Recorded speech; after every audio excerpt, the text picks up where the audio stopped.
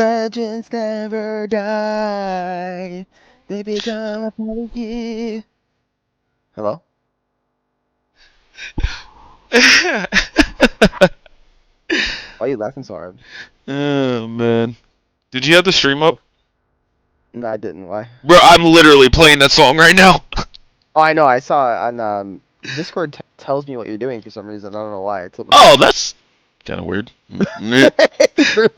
I hovered over the call to click on it while I was finishing talking to Instinct, giving them, I talked to both of you, giving the good luck speeches, and then I go to click on it and it just hovers. It says casting, and then it says Legends Never Die, CLT. I'm like, oh. You literally came in and started singing it almost word for word, and I thought you were doing like some opening ceremony shit. I was losing it. I feel like I should do the opening ceremony, shouldn't I? No. What's the song gonna be? Don't spin the wheel, see where it lands. No. That's my jam, Loki. I love that song. My favorite song from Arcane. Oh man. Poor Guillaume, he's in the chat. He's like, I've had every prediction wrong so far, so I'm not gonna bother.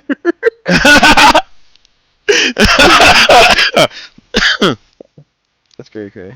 Oh man. You sound a little rough, buddy.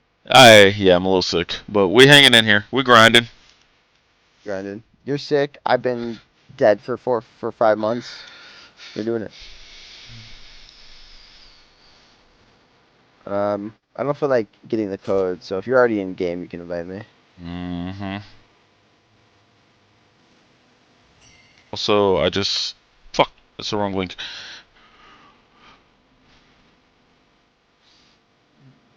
No, I got you though. You guys ready for the opening ceremony call? I got you guys. There already are in draft.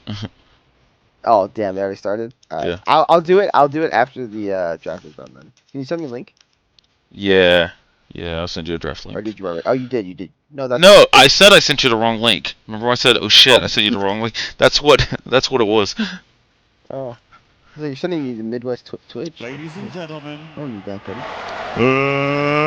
Let's get ready to rumble! Oh shit! I forgot I'm trying to make noodles. Shit. I'll be right back.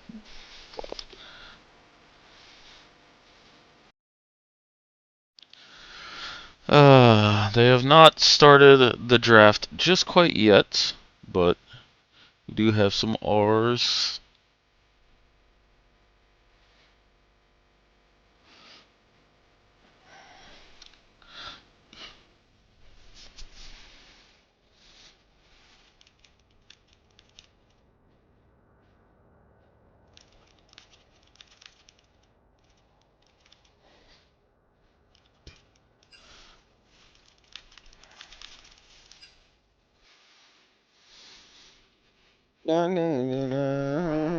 My friends, and do what you can. You got a little energy in you today. It's fake. It's coping energy. So I haven't been able to figure it out, but my washer is broken. But I don't know what's wrong with it. I have ideas, but I gotta find my. I can't even think of the name of what it's called right now.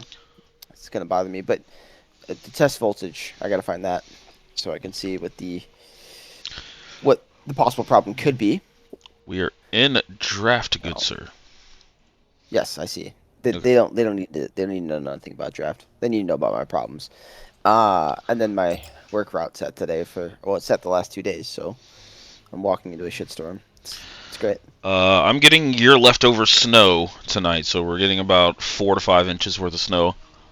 You're welcome. And my crew is going to be out there offloading a few 7.4s that are going to try and work through that. So I'm happy they did not ask me to stay over and work, which I originally told them I've got something going on, which is this. Yes. So. Water just replaces water here. Jeez, everybody's just catching L's today. Instinct. I guess we could talk a little bit about draft. Yeah, Instinct drafting Oriana first pick. I think this is a pretty solid first pickup for them. I do too. We saw what Good Boy did on it last week. I think it's a pretty good pickup here. Femboys though, they're going with the Wukong. Yeah, if you're talented at the Orianna, there's literally no matchup. She just turbo loses. So, I think it's a very good first game pick. Wukong, I think I talked about this a little bit, like maybe a week or two ago. I don't remember if it was the show. Oh. Now I did have a discussion. I did have a discussion with the players during the production meetings, and I did hear about the Sahin coming out. So I mean, this is definitely not a surprise to me. No. They're actually gonna switch it up. But they did make mentions. There's a possibility. Both teams made mentions. The possibility might come out tonight. So we're going with the Aurora though. Just a hover.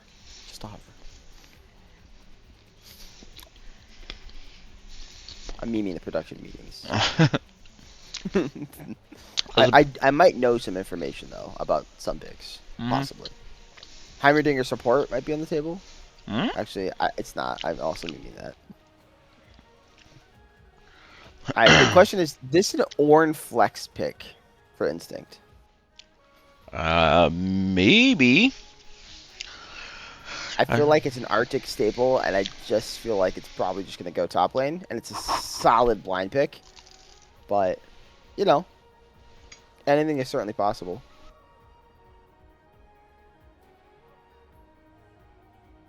Very, very beefy front line. I'm kind of wondering if we see something a little more aggressive in the jungle from Avo. I was going to say a little bit about the Wukong pick, is that I don't think it's as strong as it was. Like, I think at the beginning of playoffs and throughout, like, majority of the regular season, I think it was a high priority S+ tier jungler for competitive. But I think it's kind of fallen down a bit. A tier, maybe just sitting at S tier. So.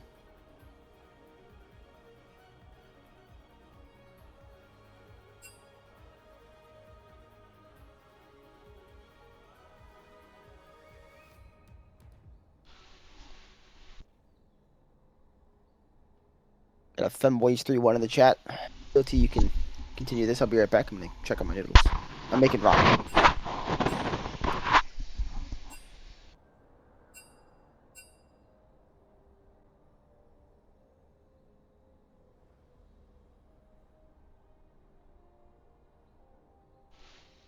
Yep.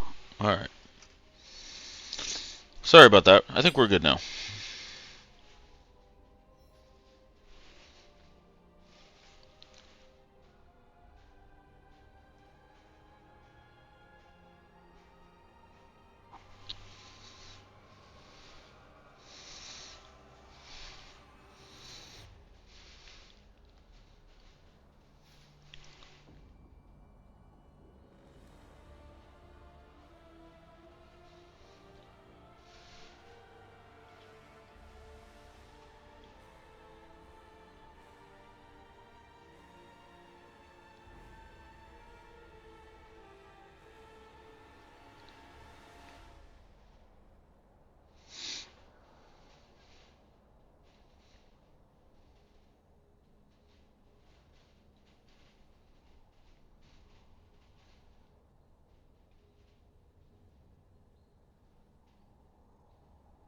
Alright. The missed pick is Rikon. And then instead of Bard, it was a Xin Zhao ban. There. What in the world is happening? The draft is bugged, huh? Is it? I mean, it looks good on my end.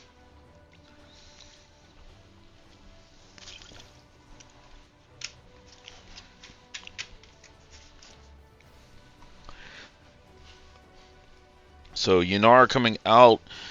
So Yanar Rakan here into Braum plus AD. I think you're okay going something like a Zaya here. Or Yeah. Okay, Orianna knock. Oh, okay. That was quick lock-ins too. Okay. So bot lane wanting to brawl against Mack and Higgins here. I was gonna say, Eric, you are allowed to gas up your friend, man. There is nothing wrong with that ever. I would never judge a person for that. That's ridiculous. Gas them up. Gas away. Let's see what Noah wants to pick here into the... Oh, it's a Vladimir. Okay. Interesting. So this could be a flex pick. Rurika can play both. Is this matchup similar to the Swain Ori matchup, or is it a little more even because Vlad is able to sustain better in lane?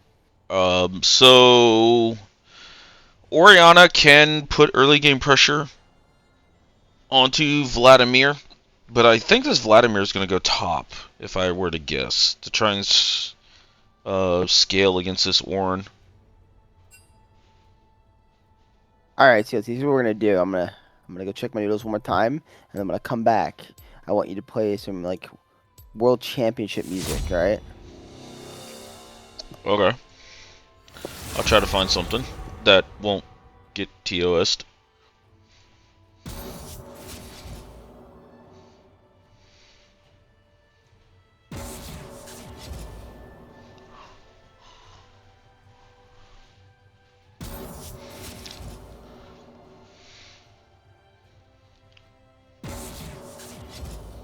Let me see.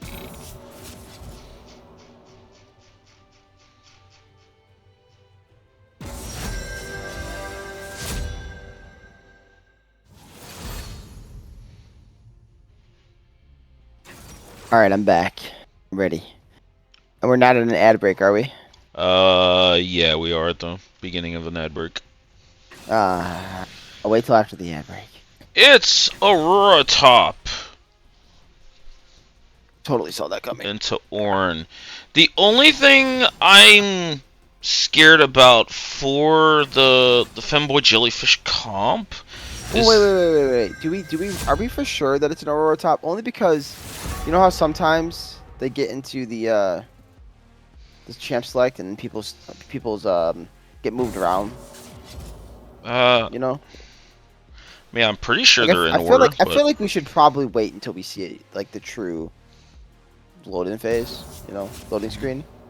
But Aurora top does make sense. I could see Noah playing that, and I could definitely see. Well, we have seen the Vlad mid from Marika, so you're probably right. But I'm just pointing that out. It's been a problem a lot lately. Well, I mean, I think the Aurora top is the only thing that's going to make sense into Ornn is trying to just bash his brains in and try to slow down the scaling. Yeah, bully him and poke him out. And yeah, but if this Ornn ever gets a chance to like scale or get into the mid game on a fairly even playing field, like he can just stack quite a bit of MR here with maybe like Frozen Heart or Randuin's Omen as his one armor item and feel okay with it, because Yunara's crits do magic damage as well.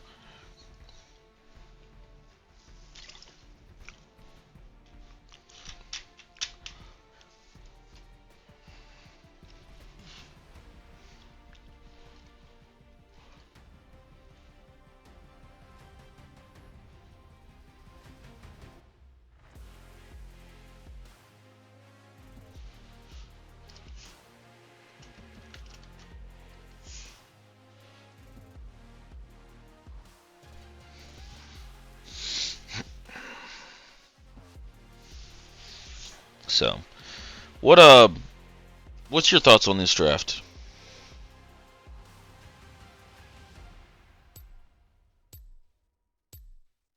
And he's gone. Well, give me thoughts in chat here. What's your guys' thoughts on these drafts? Who do you give the edge to here? Yeah, I got trolled there. All right, we're off ad. Are you ready for it? Give me the championship theme. Any of them that are on that free playlist. Well, I just got done playing one. Let's do this one. You want it turned up? Nah, I don't need to hear it. I just need to know it's playing. It's the 2019 one. All right, perfect. What's your thoughts on this draft? Oh no, that's not what I'm doing. That's not what I'm doing. Oh. Ready? Here we go. Oh no. Hello and welcome to our 2025 All Sweat League Finals.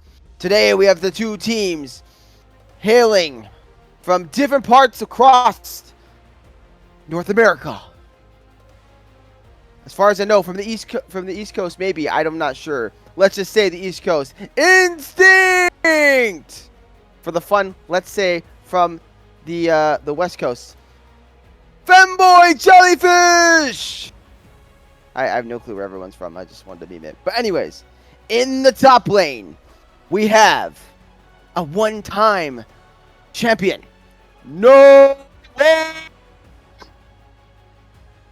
On the other side, the man, the myth, the legend himself. He'll keep you cold. Arctic. In the jungle role, we have Terrorist. On the other side, for instincts, we have Avalon. In the mid lane, two great and powerful mid laners. On one side, a man who only loses to silver players, Rarika! On the other side, he is known not to be bad because he is good boy. And then, for the bot lanes, we have two fun 80 carries. One of them, also a one-time champion. Once known as Back, today we bring you Angel Boy. On the other side, he says no need for the sun because I'm going to bring you an Eclipse. And then in the support role, we have two fun and exciting supports. Our resident hook god, Higgins. And then, as Fid would say, it's Dawn gone, but not today. He is Dawn. There you go. Opening ceremony done. Run it. Bravo. I was not ready for that at all. And you got that in with 10 seconds left on the spectator. Okay, yeah, you get a background clap there. That was something. No song today though. If it goes Silver Scrapes, maybe I'll come on and I'll sing a song. But I'm not singing Silver Scrapes. I'll sing something else. Mm-hmm.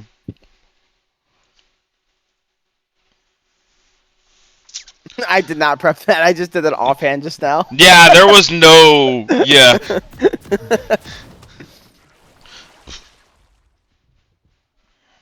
All right, I'm in. I am in as well, but we are paused.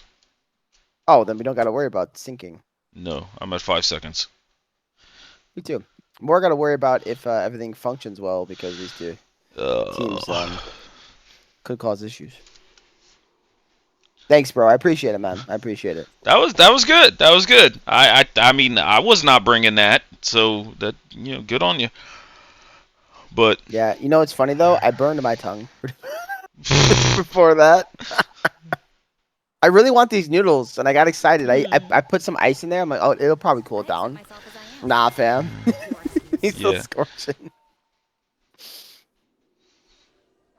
We got the Vladimir into the Orin top lane here, so no TP as well on this Vladimir. So welcome to Summoner's Rift. All right. Yeah, see, I told you there's been some weird stuff. That's why I was saying that we should wait. I don't know if they didn't swap or if they already were originally swapped up and then stuff bugged out. I have no idea. 30 seconds until minions spawn. Yep, I'm really interested to see how this mid lane matchup goes. Rika got to see this Orianna early and picking a very volatile, aggressive laner like the Aurora. I feel like that the Ori should get the advantage, right? In the lane, early on at least? Or am I wrong?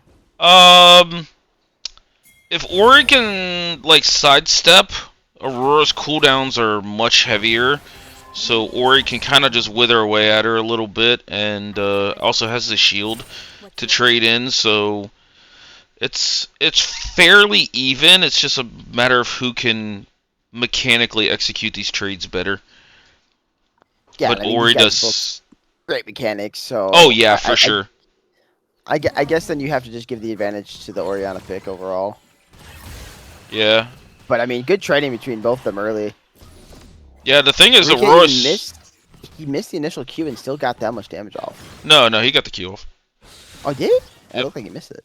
It did. It's got a weird hitbox, but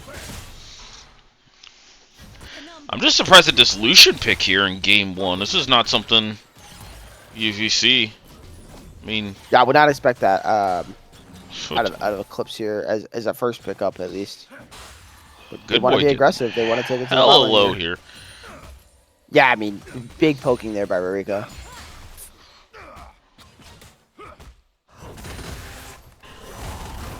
He And might. both mid laners just burned Flash as well. I don't know if your stream caught that, but I did not. I'm letting Spectator kind of take the wheel. I don't know why Spectre didn't switch over to that. But yeah, they both flashed. It looked like a little bit of a, not a true dive attempt, but an attempt at another turret to kill him while he's farming minions. Unfortunately, Good Boy was ready for it and quick with the hands. Yeah, Ori about to hit level 3. I feel I can start to really finesse back these trades.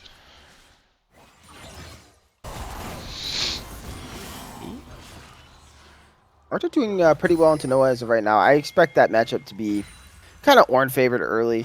Vlad's a very hard scaling champion. Yeah.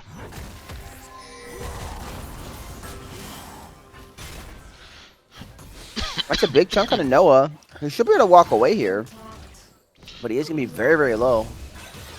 No dive potential. Oh, no flash Meanwhile, on the Rika here in lane- mid. Yeah, neither of them have flash.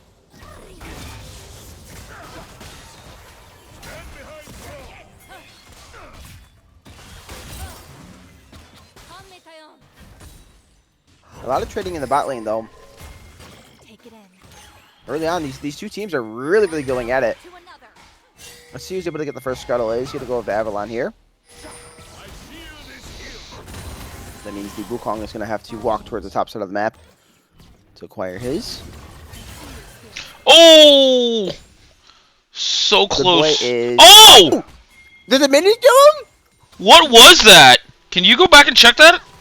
That is. Yeah, hold on. Is either a minion or Scorch? I don't think it was Scorch. I got Brandino in the chat saying 1 minion auto. I don't see the minion auto though. I can't tell what killed him. Oh no, I do see it. Oh my god. What a sad way to die. Alright, let me catch up to you. Double heals burned by the supports in bot lane here. I'm at 436, 437. That is the craziest way to die, man. Yep.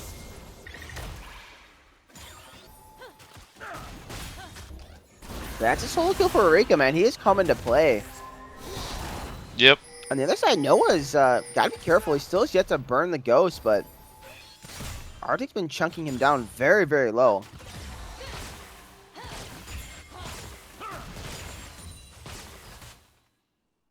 Now, I will say that the Ornn did get off his first reset. So as long as the Vlad can survive, it'll be okay. But now they know Eureka does not have his flash. He's gonna try to kite it out, but there's just nowhere to run, and the kill's gonna go over to Good Boy here. W's pop topside. Noah forced the flash away, getting punished. Oh, and wait, Arctic's gonna go in. Arctic flashing, getting the auto and the bonk, and that's a solo bolo in the top side of the map. So Rika getting himself drawing the first blood here, but Arctic getting a nice little response up top. And that's not the champion you want to see start to get ahead here, as he can start building MR, and it's going to be very hard to damage him. I mean, I think I think it's okay if the Ornn gets a little ahead. You just don't want to see a crazy massive lead, because he still is just a tank, right? And he's not a tank like I'm trying to think like a Scion tank or something. He's just Ornn. He's a super tank. I put him in that Scion area. Yeah, his damage though is interesting. It's different, and he can definitely get chunked down a little quicker than something like a Scion. At least from what I've seen here in the last 6 months of League of Legends.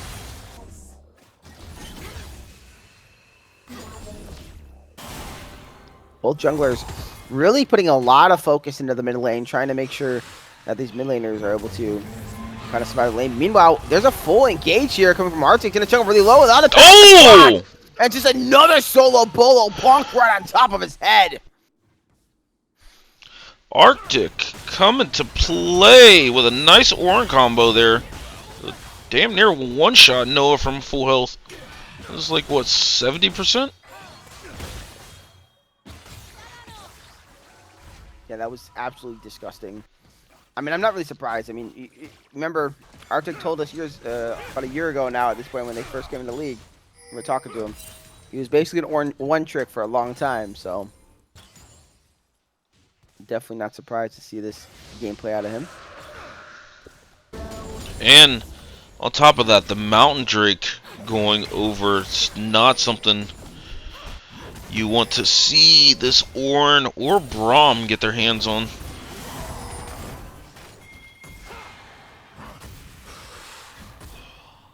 Yeah, there's no ghost, no flash on this Vlad. I mean, right now, he's kind of in an impossible lane at the moment.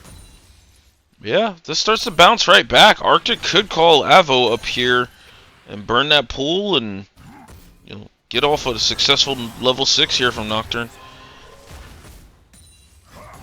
Well, this is very important.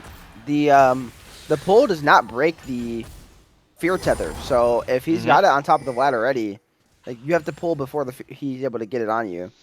So that can certainly matter a bit for top side of the map if Nocturne finds his way up there.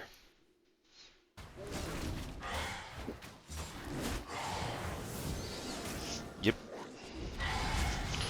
But haven't really seen outside of the Beautiful, isn't it? oh, actually, where did Avo get that assist? Was that mid? I'm completely blanking on that. Yeah, that was okay. mid. Yeah. Yeah, they ganked him, I don't know, maybe like 6-minute mark. Yeah, it just broke my brain there for a second. No, we do see terrace over here in the bottom side of the map. You have to be careful. They do. Looks like they did spot him out though. Don though is going to be on the roam. He's going to catch Rika. Gets the autos off. One more auto will do it. They do get it in, but Rika was able to portal out of there. So just going to burn the between two worlds and find his way to safety. A dive in the top lane. A lot of damage once again. Oh! Solo bolo under the turret. And Arctic really bringing it right now to Noah. Wow. What just a decisive dive. Pull that trigger on. W still been on cooldown there. And that's 3 plates and 3 kills for the Ornn. Alright, he's starting to become a little too strong. Could be very scary at this point.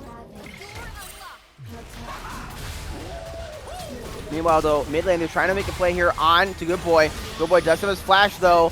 The Fear's gonna go TP off, but a coming nice out. Flash there by Terrace. TP's also gonna come in, but bot lane's also fighting while all that is happening.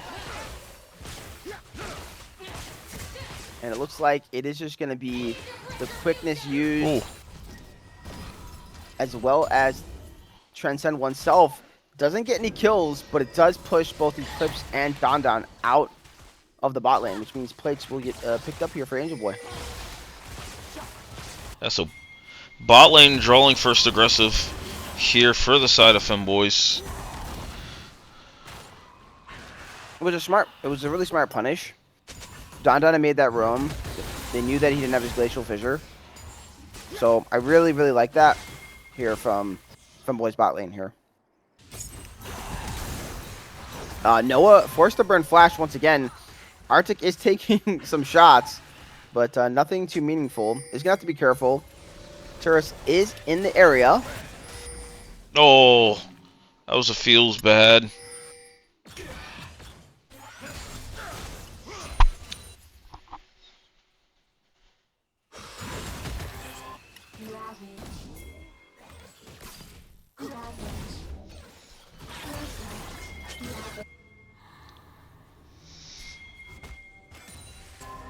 Gank attempt coming topside here, but coming up a little short. Wukong without ult needs a lot more setup to pull off these ganks. Arctic opening up a massive CS lead as well after these kills here.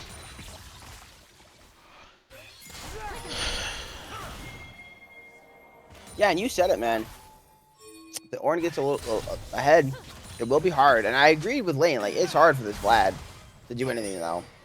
So hopefully the Wukong can get to this Triforce, and the Shinari is able to get her items on time, so they can kind of even out this Ornn's tankiness and kind of shred him a bit with their AD. Yeah, I see. This look like potentially Kraken Slayer coming out from Yunara, so I think that's going to be pretty helpful in early skirmishes and team fights here. But is this first turret gonna fall here soon? I mean, I think it might. Topside, it's got almost no HP. Now, of course, bot lane is pretty chunked as well.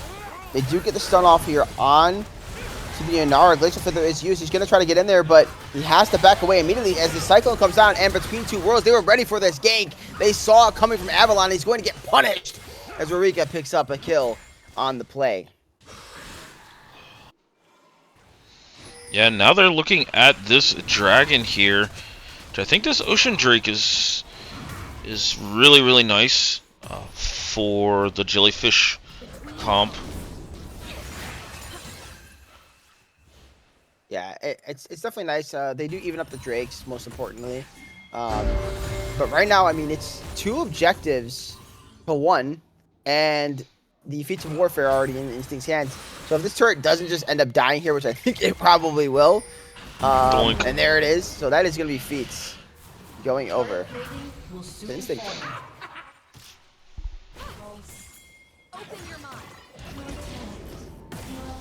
Oh, what a complete whiff there on the shockwave. Tried to predict where Rurika's pathing, but Rurika being a little bit of a trickster there and finds himself completely safe and burning a big cooldown.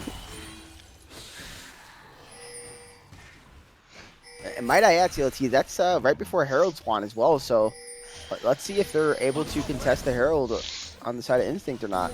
Yeah, I mean, 2K gold lead, but yeah, Shockwave is a big advantage. Yeah, if they pull the trigger on Herald at spawn, they're gonna be okay. But if they wait just about another 30 seconds or so, Orianna's ult will be up. It is not the longest cooldown. So it's already it's halfway off cooldown now as it is. That's pretty crazy. It's actually gonna be up before between two worlds? No, but they're gonna be close. Yeah. That's insane. Actually, Rurika used that ult like 2 minutes ago. So yeah.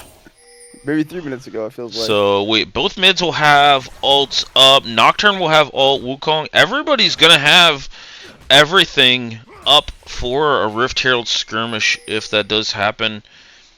Vlad now completing the Horizon Focus.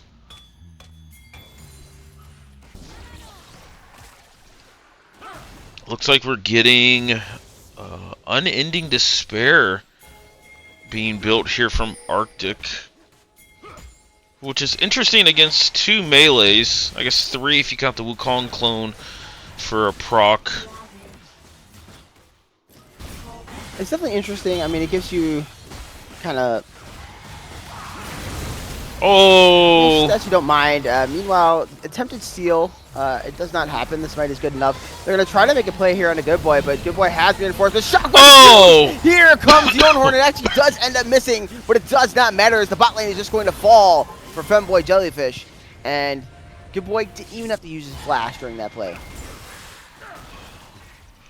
Yeah, what a interesting decision. I think the bot lane felt like they could take down Good Boy in time, but the Avalon coming in with the Nocturne ult here. Kind of turned the tides on that, and Good Boy having himself a fantastic ult to help out with that combo.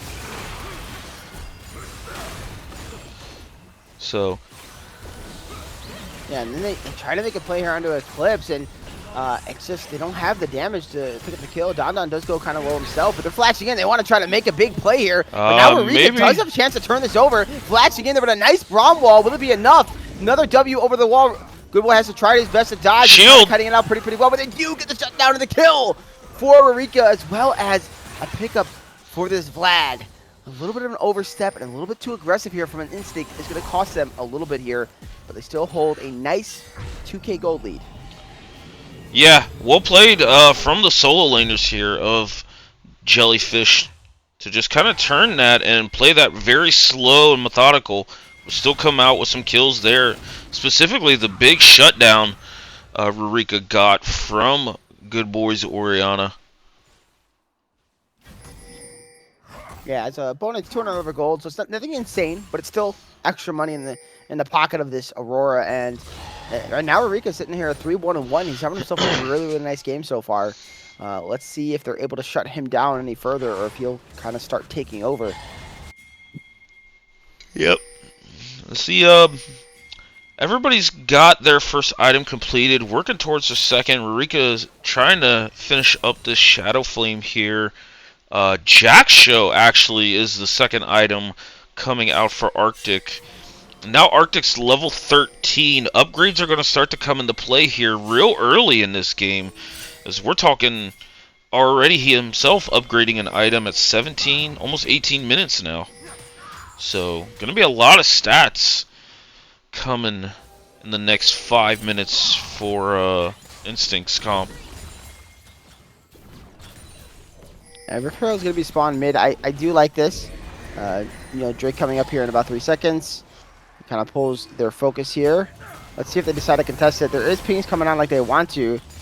The ward is going to be cleared, though, onto the banana bush. So it's not going to be easy. Importantly, mid lane does not fall.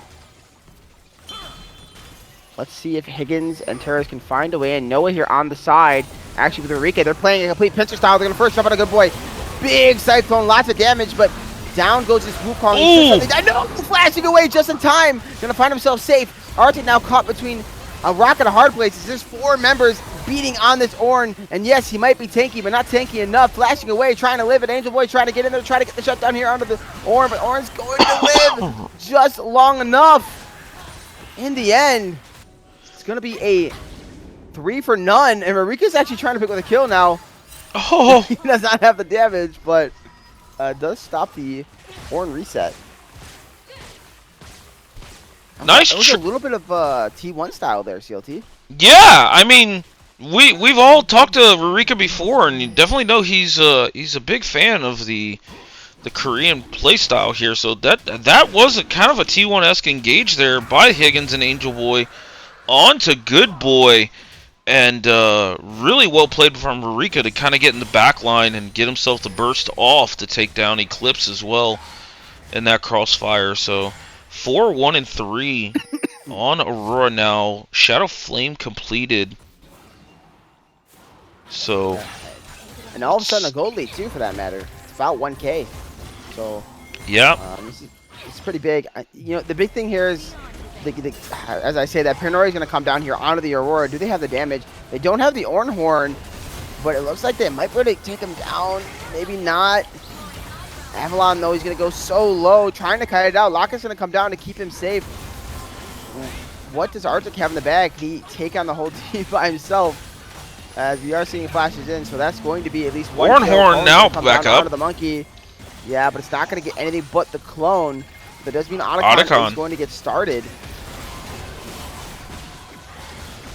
Now, Noah has potential with Eureka to do a lot of damage here, but it looks like they're going to decide to give it and just play for the mid turret as Angel Boy picks up a solo turret for himself. Though the monkey is coming in. He wants to be aggressive. He wants to look for the steal. He's chunked pretty low. They're jumping in, dropping the Hemoplate, which is not going to land on anybody. Don's going to go extremely low. Who's going to be able to get it? The monkey does fall, and this smite will be secured on the Otacon as this thing picks it up, and Arctic is just holding off 2 members all by himself.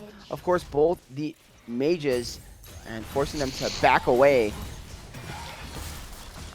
It's a nice attempt to enter into that pocket there from Femboys there, but Instinct playing that really, really well, especially Arctic, just not giving Rurika a chance to get in there. And Don having himself already a great game to start this grand finals. Spacing yeah, out. They want to chase. They want to be aggressive here. Rurika doesn't have his Between Two Worlds up just quite yet, but the rest of the team does stick around to kind of keep him safe. But actually, they're going to look here on the Good Boy. Let's see if that's a little greedy. Angel Boy going in. They want to make a nice shockwave that's going to choke him down very, very low. But do they have the damage? Arctic might fall. He's surviving for now. Angel Boy trying to put on the DPS, but he just doesn't have it. A flash over the wall. And Femboys are forced to sit down.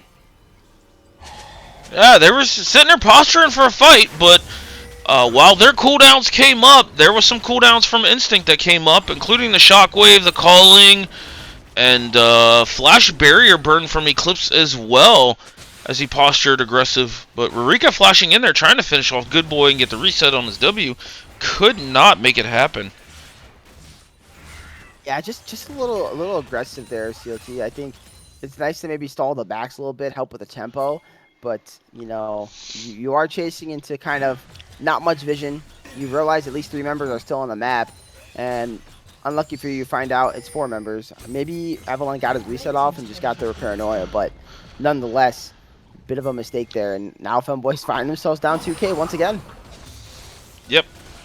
2K, though, they do have the scaling top laner that's now at 2 items. So he's slowly grinded his way back into this game, picking up 3 kills and even on CS as well.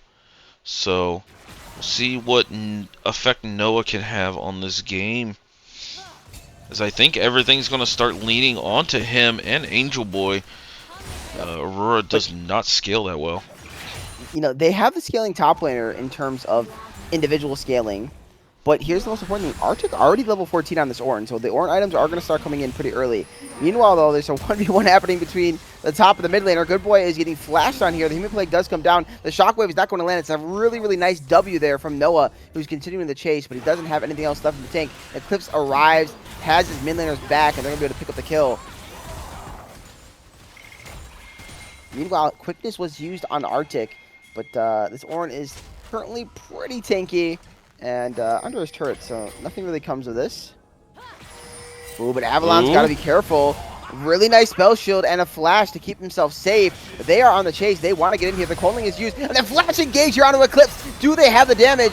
What is the call going to be? Is Avalon going to try to fight with the team? Angel Boy trying to get in there. They're trying to kite back. The Wukong is extremely low. Ornhorn is going to come out. Oh, what a turn by Instinct, though. though. To fall, but here comes the fear. The monkey will fall as well, but Avalon now trying to fight at 1v2. It's not something he's going to win. Nice shockwave, but a beautiful flash here by Angel Boy. Marika, though, does get caught, and he's going to fall for a shutdown, going over to Eclipse and a double kill as the fight finally comes to an end. That was probably one of the best Nocturne ults that I'd never seen him pull the trigger on, because you see how it forced the Femboy squad to like stay grouped, that they didn't know what was going on around, and they were trying to just stay grouped in case Nocturne came in. So Avalon, I think that Nocturne ult was the real MVP to slow down that fight until everybody got there. Yeah, no, it was really good. I think the only thing he probably did wrong was maybe just chasing a little hard to finish off the Wukong. It does end up resulting in some more positives there, but maybe you can just a little slower. You know, Drake's up, but here we are. We do have ourselves a 5v5 for this Drake, and there's not a lot of cooldowns available here. I think Shockwave's back up. Actually, Paranoia is back up, and then we got the quickness. So let's see if these teams both stall for all their major cooldowns. Yeah, if anything, now we see Ornn items are in full effect, as you mentioned here. 3 of them upgraded so far. So this 2K gold lead is going to start feeling like a 5K gold lead, as each Ornn upgrade gives you 1,000 gold stats. Yeah, and we're not even considering the flowers as well. So really, this is actually a pretty meaningful for gold lead at this point. There is I'm gonna click here and see. They have 28 spirit petals for the side of Instinct compared to only 15 bloody petals. So, um, that's a decent advantage there. I'd say about another 1,000k in stats advantage for the side of Instinct. Sorry for those on the stream. I did have to tab out. It was about to run an ad, so I had to snooze that. Oh, he got a little ad happy a little too early. No, it auto ran it. So Did you not run one during I couldn't because of the opening ad. So you got trolled. it happens. Hopefully this game ends in 31 minutes, 32 minutes, so we don't get screwed. But we will see. They are turning on a Baron now. Avalon is the only one hitting it currently. He's chunked down to half HP. I think this should push them off as the blue ward did come down. But this is interesting. Arctic's actually TPing in.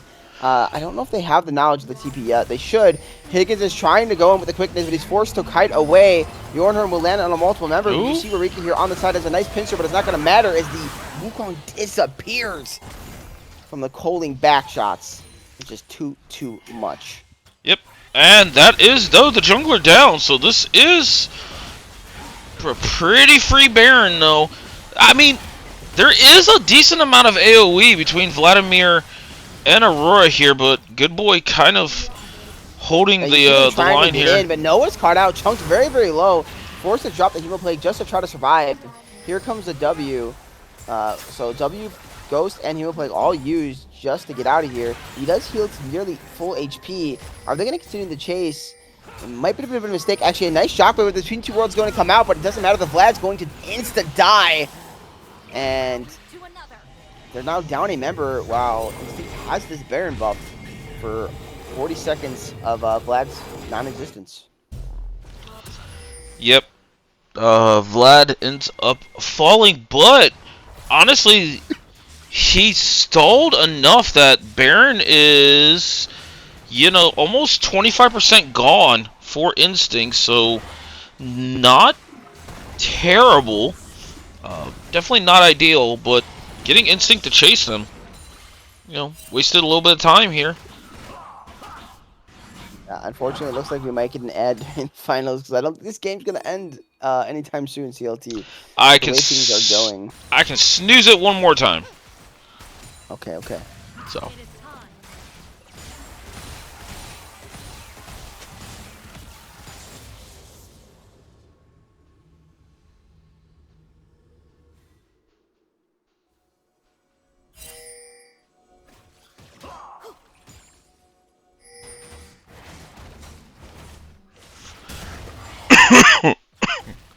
Sorry about that.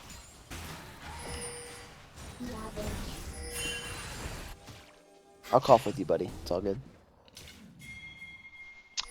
For the cough pals. I think it's actually quite interesting looking at the items and where everybody is. There's no anti-healing. Arctic finds himself in a weird spot here. He does end up picking up the turret.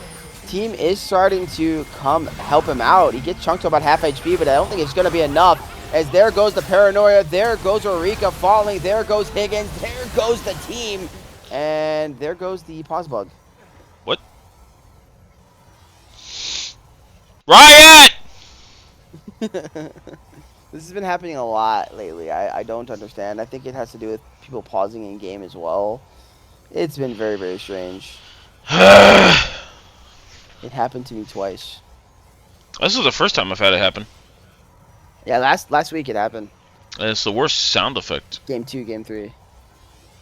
I'm gonna be honest with you, buddy. You're not gonna get back in it. What I would suggest doing, is just going back in manually and showing the end of the game. Alright. But it indicates the game was ending. We all saw what was happening there, right, folks? Well, that sucks.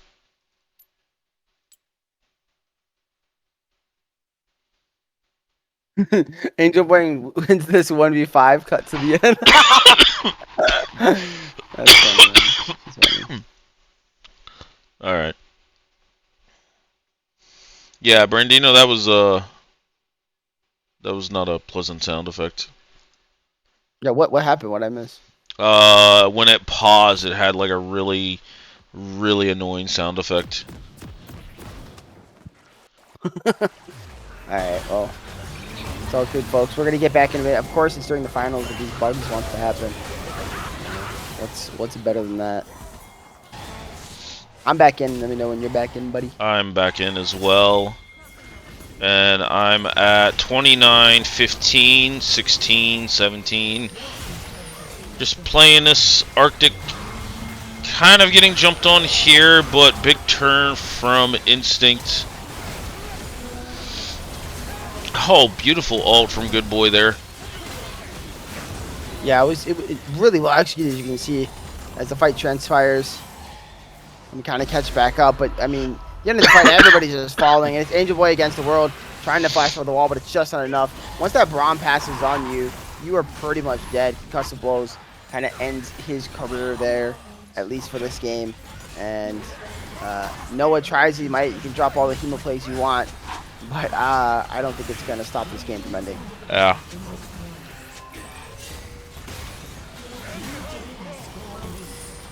Yep. So that is Instinct taking game number 1. Yeah, and pretty decisive fashion, I say. They did have a couple hiccups there, kind of in that early mid game, but they were able to kind of bring it back and definitely secure this game 1 in decisive fashion. Mm-hmm. Yeah, no, it truly was that gameplay there by Arctic was pretty insane. So, hats off to him, man. Way to start. So. And it looks like red side for With that Femboy here. said, I was gonna say, we really should, hear what Nexus has to say about that first game. I know he dropped it somewhere in the chat somewhere. Let me find it. Oh wait, he's right here, guys. Hey, Nexus, what's up, man? My gosh, phenomenal intro. Wow, CLT didn't spoil it this time either. Yay! I know, what a Game guy. 1. That was a great game 1. I was able to catch the tail end of it. Looked like some phenomenal Instinct team fighting to really just dominantly walk away with that one.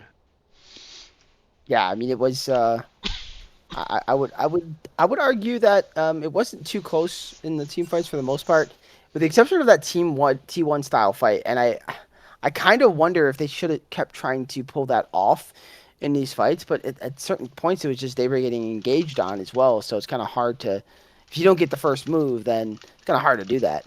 But that's the one fight that looked really, really clean from them. And it kind of forced Instinct into a situation like, where do we go? What trigger do we pull? But after that, Instinct kind of caught on, and they never let it happen again. That they did. Did you guys pick up? I had to join a little late. Did you guys pick up the Dark Seal on the Rakan? No, I did not. I did not. Yeah. He did.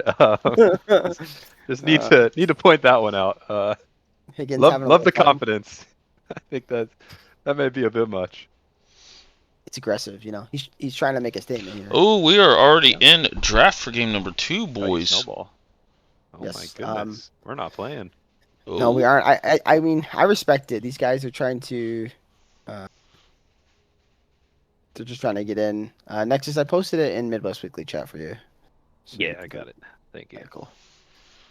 Well.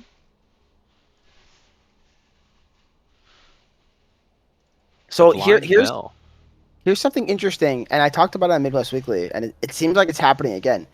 Arctic is getting his champions. He got his Ornn game 1. Now he's going to get his Yorick. Now, his Ornn's probably one of his best team fighting champions, obviously. But this is kind of I think his main play style from what I've seen of him is mostly kind of that split push type of setup. What I will say, I think the Camille is a pretty good pick into it, because I know she can hop out of the wall. But I don't think it's a hard counter into Yorick. I think it's a skill matchup, right? If I'm not mistaken. Anybody, Brandino, are you there? I don't know if you know the matchup, but I'm pretty sure it is. It should be. This came up a lot. Don't let T1 Game 5 fool you. I had a long discussion with a bunch of top lane folk.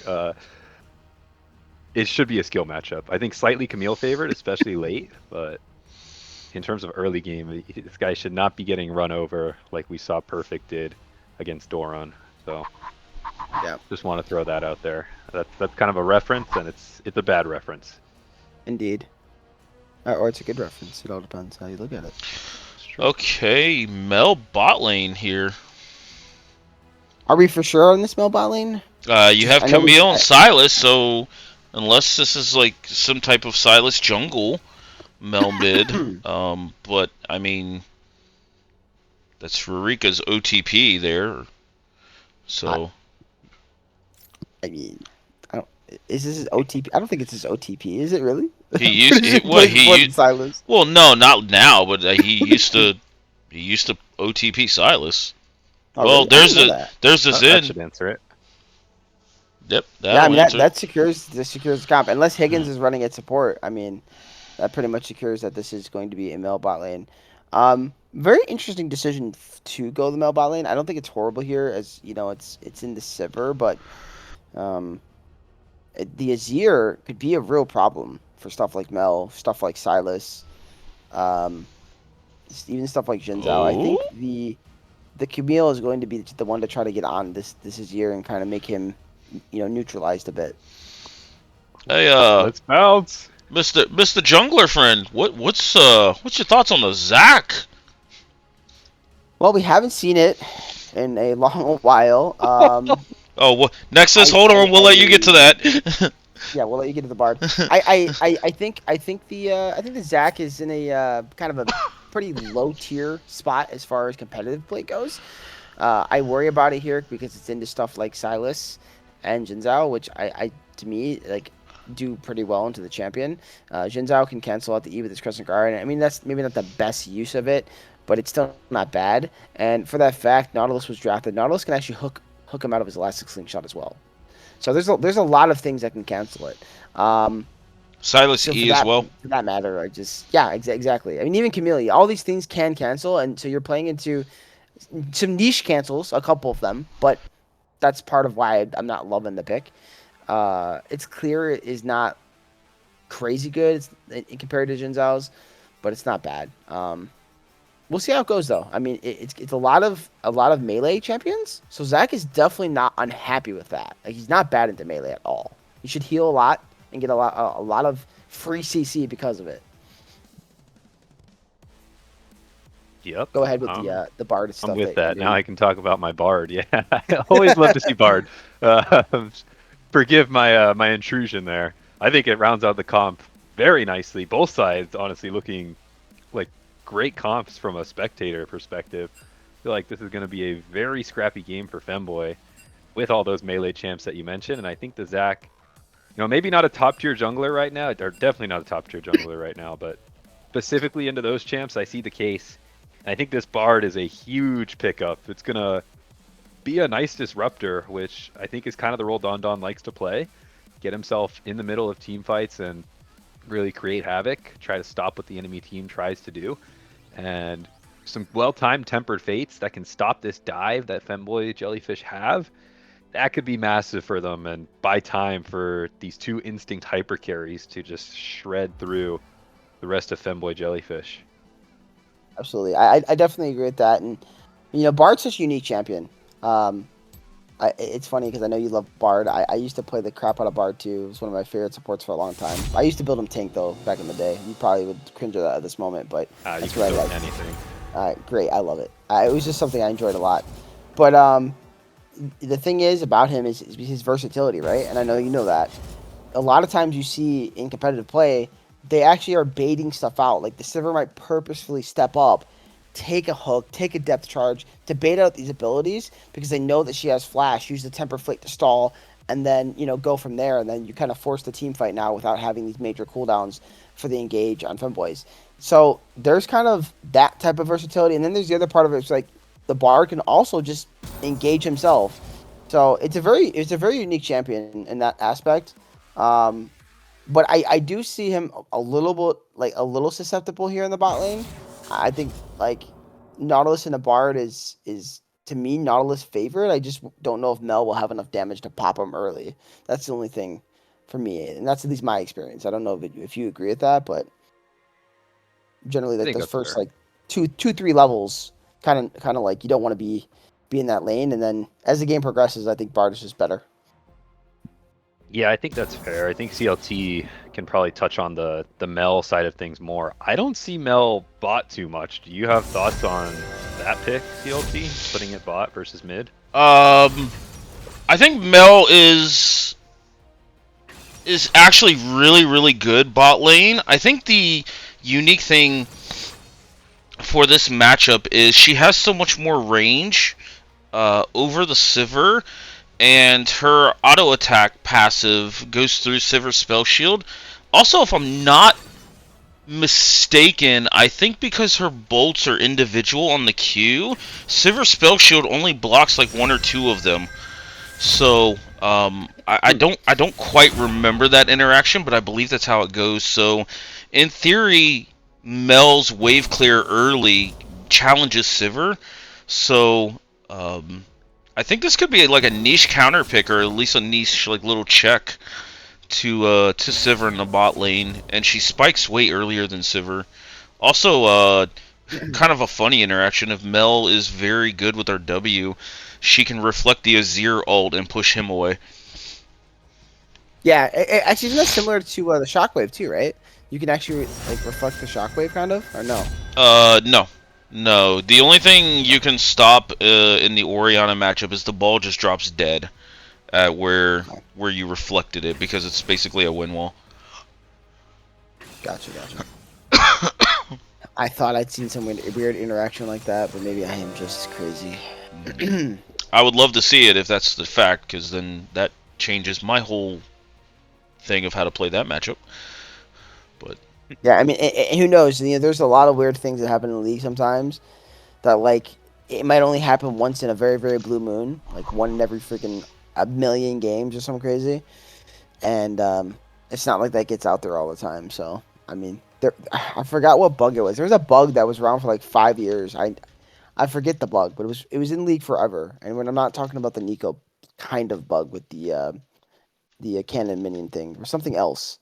And it was just in the game for the longest time. I never even heard of it. And then all of a sudden I see one day, we're finally removing this bug after 6 years. And I'm like, what the hell? Where was this bug, bro?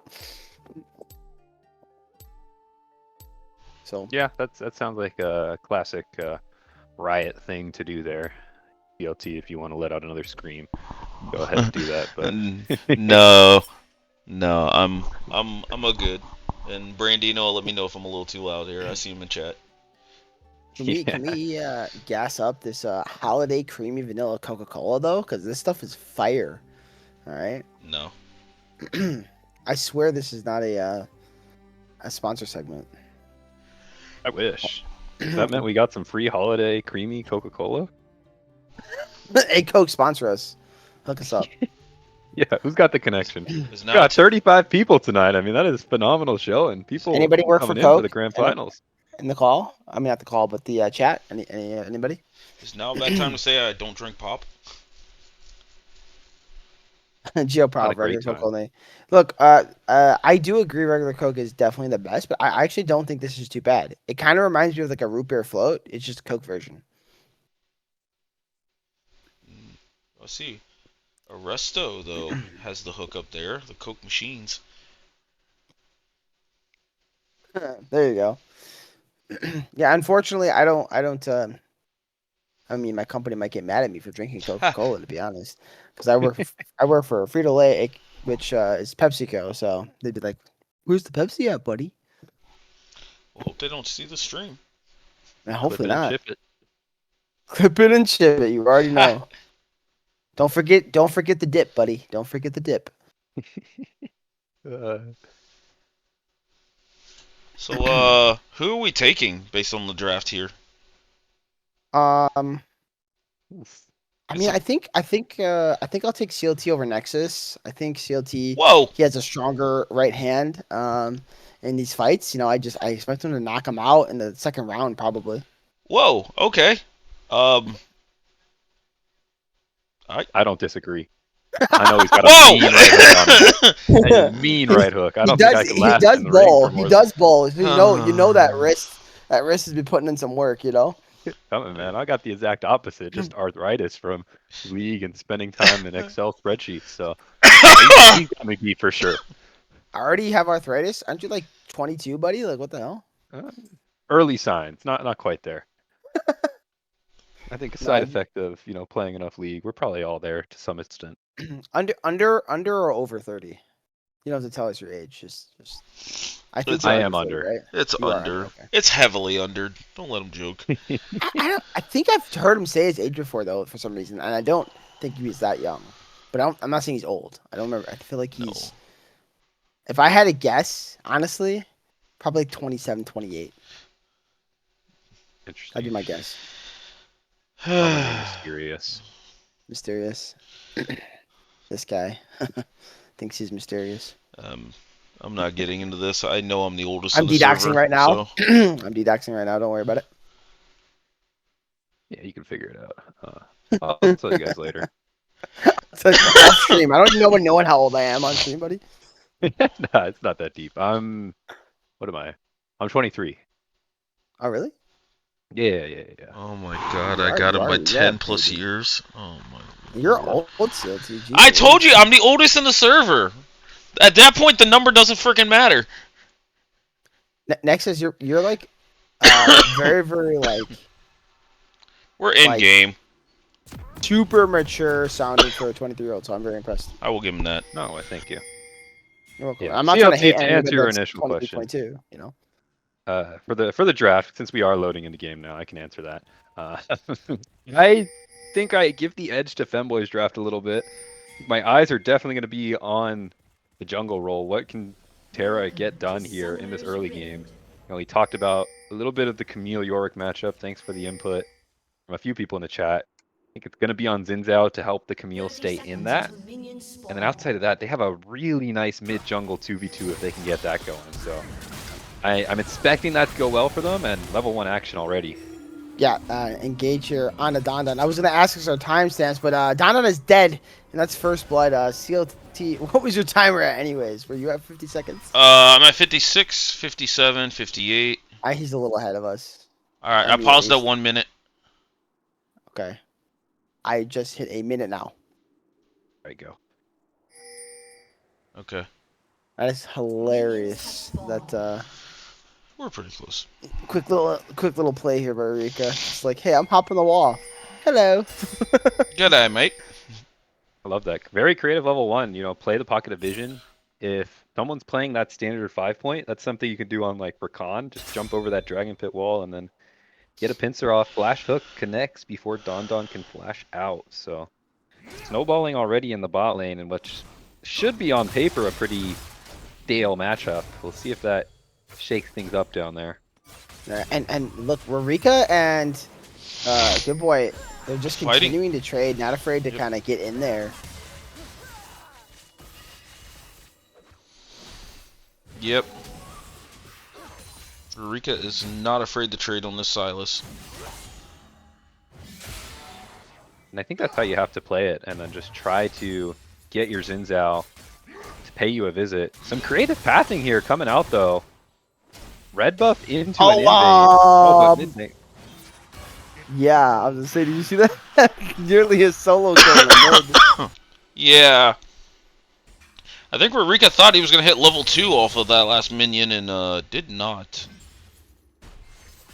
Yeah, but you're pointing out on pathing here. That means Zach is getting bullied a bit.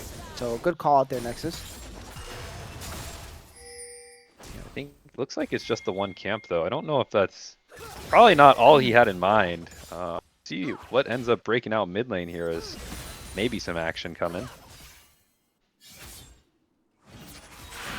I mean, they're posturing, but Avalon's there as well. Good Boy, actually, he's getting very aggressive, just going in for the trade. Something here you have to note, though, you see the Bard coming up as well, so they're going to try to bully the Jinza out a little bit, or at least slow down the pathing. Well, they got what they needed to. They're forcing Rika to burn Tifa. Oh, no, he canceled recall.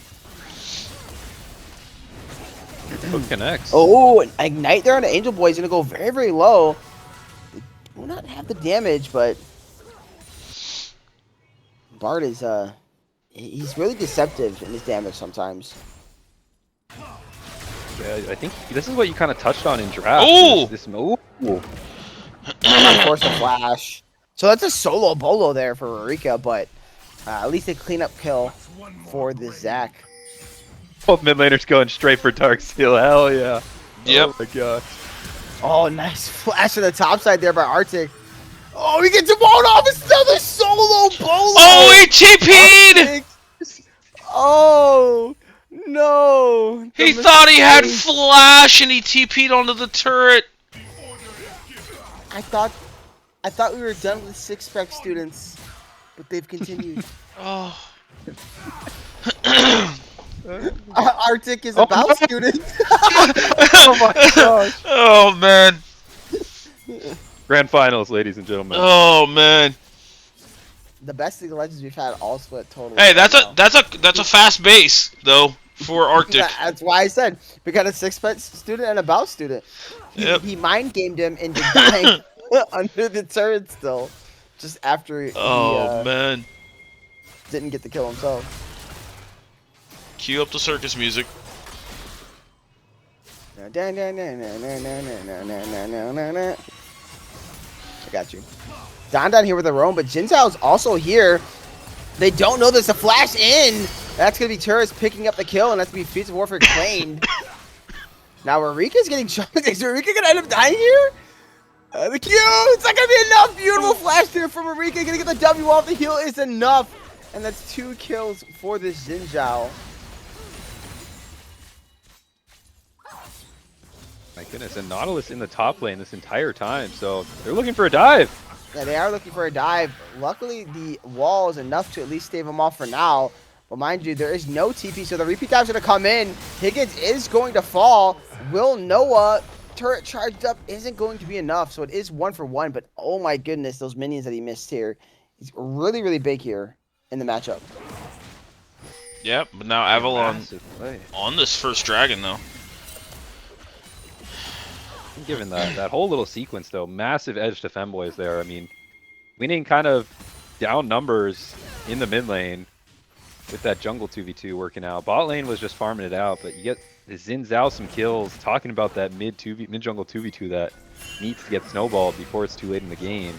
But maybe some action breaking out around this dragon pit. Yeah, and Eclipse is in a really weird spot. Nice use of the spell shield, but he's forced to flash because Higgins kind of doing his old version of hello himself, and kind of scares him off. Loving that voice. But yeah, very good for the Camille on the top side overall. And then good for the jungle side. Ooh, more fighting. Yeah, the fighting just continues. Now Eclipse finds himself in a horrible spot. That's going to be a kill for Angel Boy. And my goodness, these teams are just battling it out. We do see both uses of the Emperor's Divide there in the mid lane. As those chains by Rurika were absolutely insane. And he's going to go in again. He actually dodged out the Elastic Slingshot. But the problem is, he doesn't have any more meaningful cooldowns and no more mana. Kill will go to Sazir. Nice pickup. I mean, I'm expecting both junglers to keep visiting around this mid lane. Silas Flash is coming up soon alongside the Azir Flash, so looking to force that. But as these mid laners continue to scrap it out, you know, gonna want to make sure they can stay relatively safe, get those Darksteel stacks up. And I think just let your side lanes duke it out. That's been kind of working out for both sides respectively, maybe as you'd expect. The Yorick slightly favored, and the Mel and the Nautilus picking up a solo kill there as well. With that Lost Chapter, there's enough damage to have that burst follow up on a hook. Exhibit A there just a little under a minute ago. Xin Zhao in the top side. Yeah, he's in the top side. He's hunting. They're going to try to look for a play. I'm sure looking probably for some Heztech Ultimatum possibly here. They do get the slow off. Here comes the Heztech Ultimatum as planned. That's going to be a nice wall to keep the Jinzo off initially. Don has also arrived. Oh my goodness. The Q was so big. Really fat. The Crescent Guard comes in. Arctic lives. Oh my gosh, Arctic played that insanely well. Getting those heals off with the grass, with the Q healing, and the walls especially buying that space. I mean, there's a reason this man just blind picks the Yorick. And even with the counter pick Camille and some attention in the top side, Arctic is slamming down that shovel in superior fashion to his counterpart. Actually, he has come to play today. Kind of picking up where he left off last week.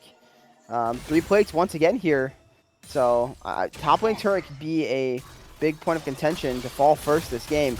Meanwhile, though, another mid lane fight here. A bit of trading. Marika has been getting the better of these trades most of the time, though. And I was going to say next is... As Rurika missed a chain lash.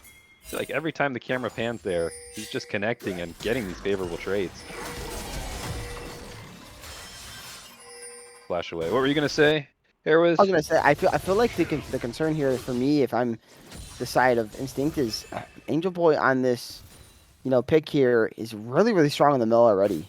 Already got 2 kills, nearing his first item completion. And she does spike pretty well on 1 item. Yeah, I mean, gold is still in favor of Femboy Jellyfish. And it's where you want it too, it's on the Mel. It's kind of spread elsewhere amongst your dive. And before this Sivir and Azir get into the late game, you are going to be favored in these mid-game fights. So I think expecting some crazy action to break out around the next dragon fight maybe. And that will be a good kind of telltale sign for how the rest of the mid-game is going to go for both these teams. Oh, a really nice binding. Really well done, and Rika's got to be careful there. Not to get caught by another one that would result in his death. We talked about this mid lane. So much attention being paid to it by both sides. I think Don Don's really just sitting there, leaving Eclipse alone in the bot lane. You can see all the wards on the red side that Higgins has placed down in the Raptor pit, making sure Rika's in a good spot to trade. And 30 seconds that what was that interaction, guys? Okay. Our mid lane expert want to weigh in on that one? Just both animations happened very close. Like during Rurika's pushback, he used the ult as well. So 1 for 1 on building walls. Just missing 2. That could have been very scary. No spell shield here for Eclipse. Yeah, Eclipse could be in a bad spot. I mean, I think he's okay. He had the wave initially cleared, but they are trying to stop him getting in. A flash in there from Angel Boy. That means Terrace does be able to get in now for free. Going to knock him up. Golden Eclipse will come down, and that's the kill. Don Don, though, also finds himself in an interesting spot. But with the Magical Journey, he finds himself out safely. But Rurika just wanted more. He's forced to flash away. Avalon trying to flash over to follow. But they are going to be walking into the bot lane here. They're going to continue the engage. Something I actually just noticed is there's no level 6 on Higgins yet. Don, though, he goes in. He's going to fall. Bit of a mistake. Zach is also going to as well. Oh. He goes into passive. There's not enough damage coming out of Good Boy. And they're going to be able to pick up everybody, even though that is unfortunately a double kill for this Nautilus. Maybe this is the game you go Darksteel Higgins. Wow, crazy fight from Femboy Jellyfish. Starting off with some creative pathing from the Xin Zhao. Getting around, getting in a spot to execute on that dive, and then the rest of the map, I'd really just call it a hands diff. I feel like, at this stage of the game, you are favored in these skirmishes, and they executed well. Rika dodging out on some stuns and some abilities with that flash, and then despite Good Boy and Avalon having these full health bars, they chase maybe a bit too far and then fall down. I think that ended up being like a 4 for 0 in favor of the Jellyfish, and now they find themselves a dragon and up about 2,500 gold. Yeah, but Don Don has found his way here into the top lane. Question is, do they have a way to stop this guy from getting away? They do not, but they do chunk him down a bit. So he is forced to reset. Should be fine to get back to lane. Meanwhile, bot lane, they're looking to just dive this poor Sivir, who will end up dying. And Nautilus does walk out with its HP. And the turret is going to be the focus. They're going to try to burn this thing down, and I think they're going to be able to.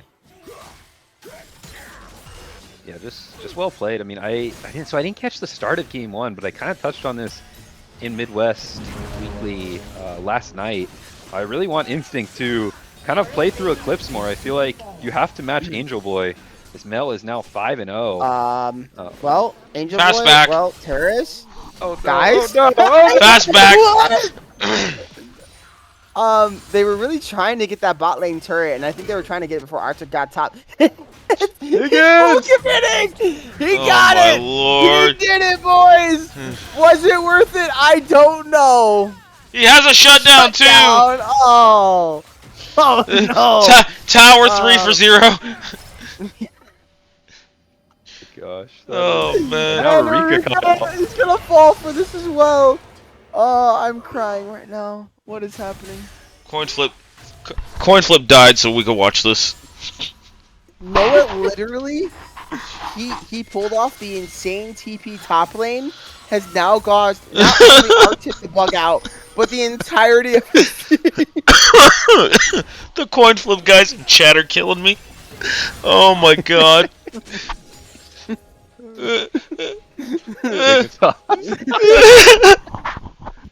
Oh my god. This is our finals, game 2. Like, what is happening? Okay, I was hyping this up. Okay. I mean, guys, they got the tower. That they did. this is I get what- it for Higgins. Like you needed that for the mental. If you lose 2 and then you don't get the tower, send everything. Like both Importantly, teams, though, hot streak for the Herald. Nothing matters, but this Herald is 4 feats. I just want to point that out. I believe, right? Or no. No, it's actually not. It's not for feats. I'm sorry. I'm incorrect. This will be just their second objective.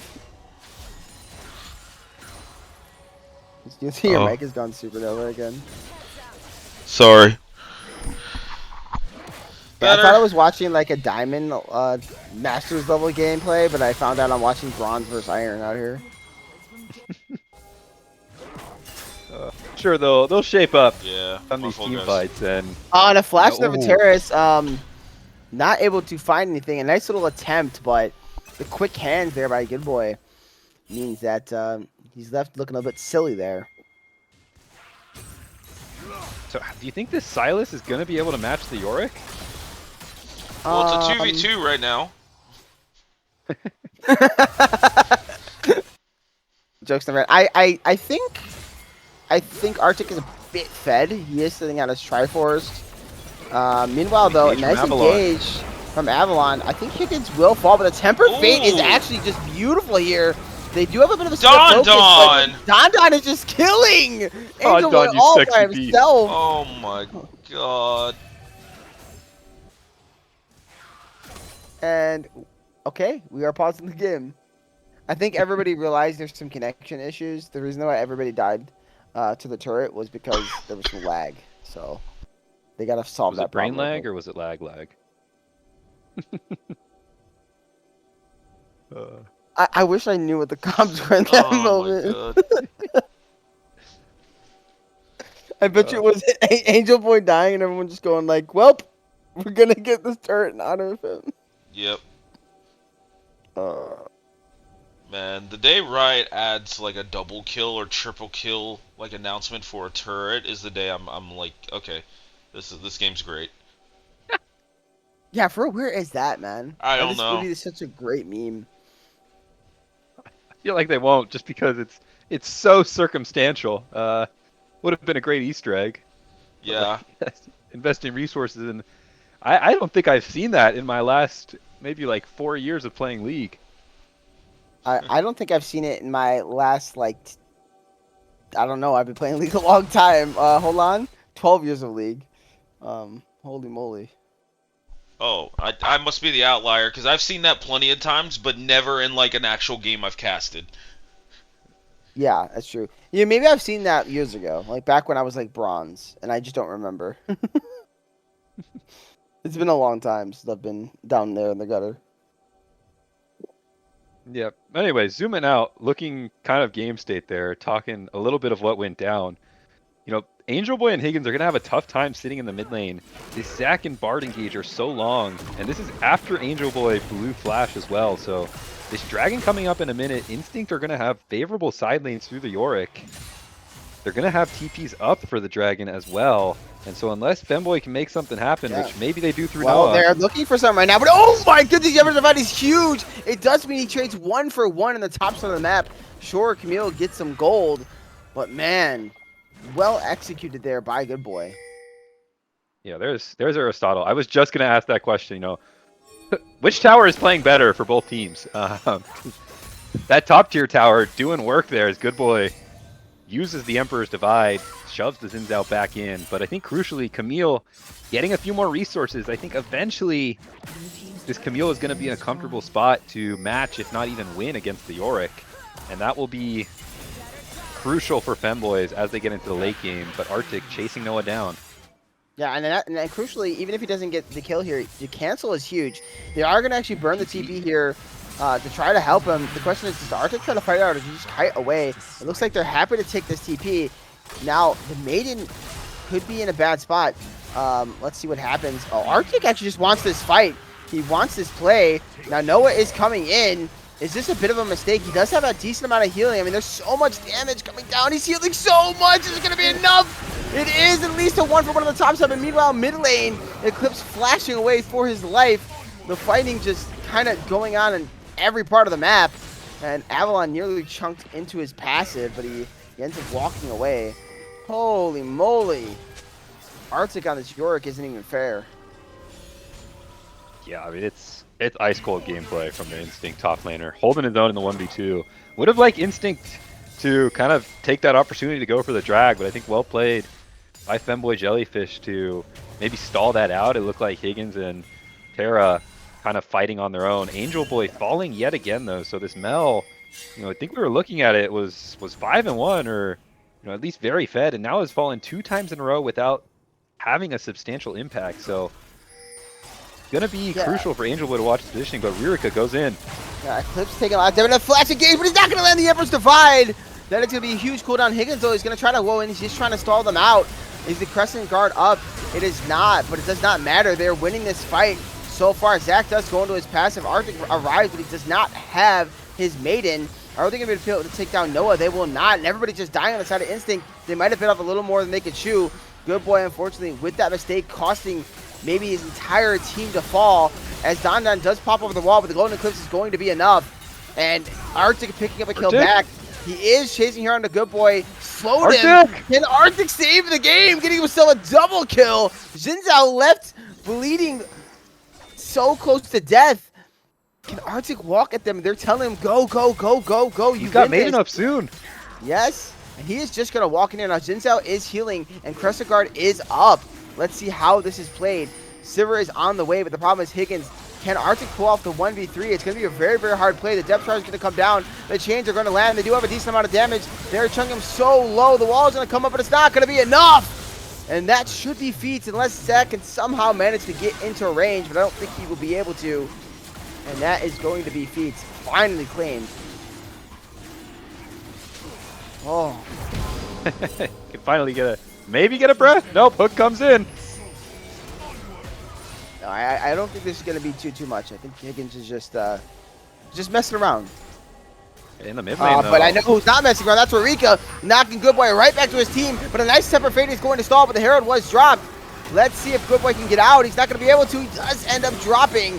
And Instinct just keep making weird play after weird play. And all of a sudden, this is nearly a 3K gold lead. And now an Otacon going over to the side of Femboys.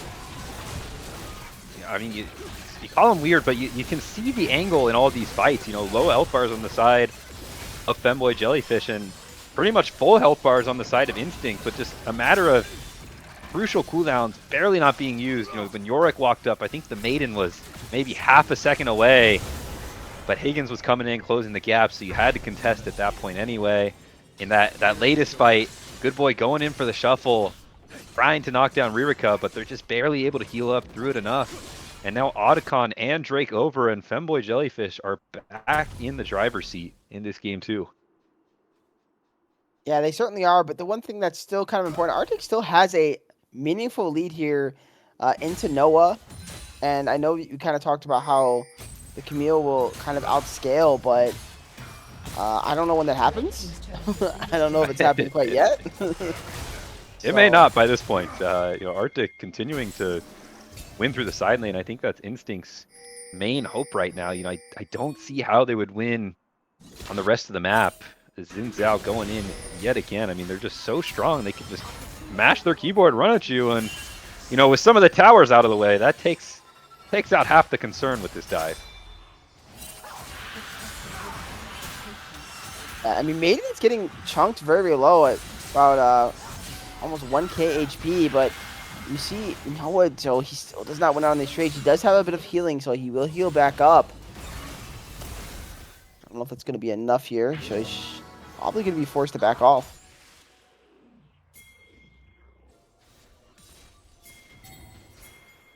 I think game will maybe stall out. Xin Zhao looking in the top lane. Good boy trying to shuffle away, but Ririka's closing the gap. Yeah, Marika here with the pincer. It doesn't look like he has the hijacked up to take Good Boy, but it doesn't matter. Just giving him no way out. And there's going to be a dead Zir. And Good Boy really not having his best game here. Yeah, I mean, it's kind of tough to navigate.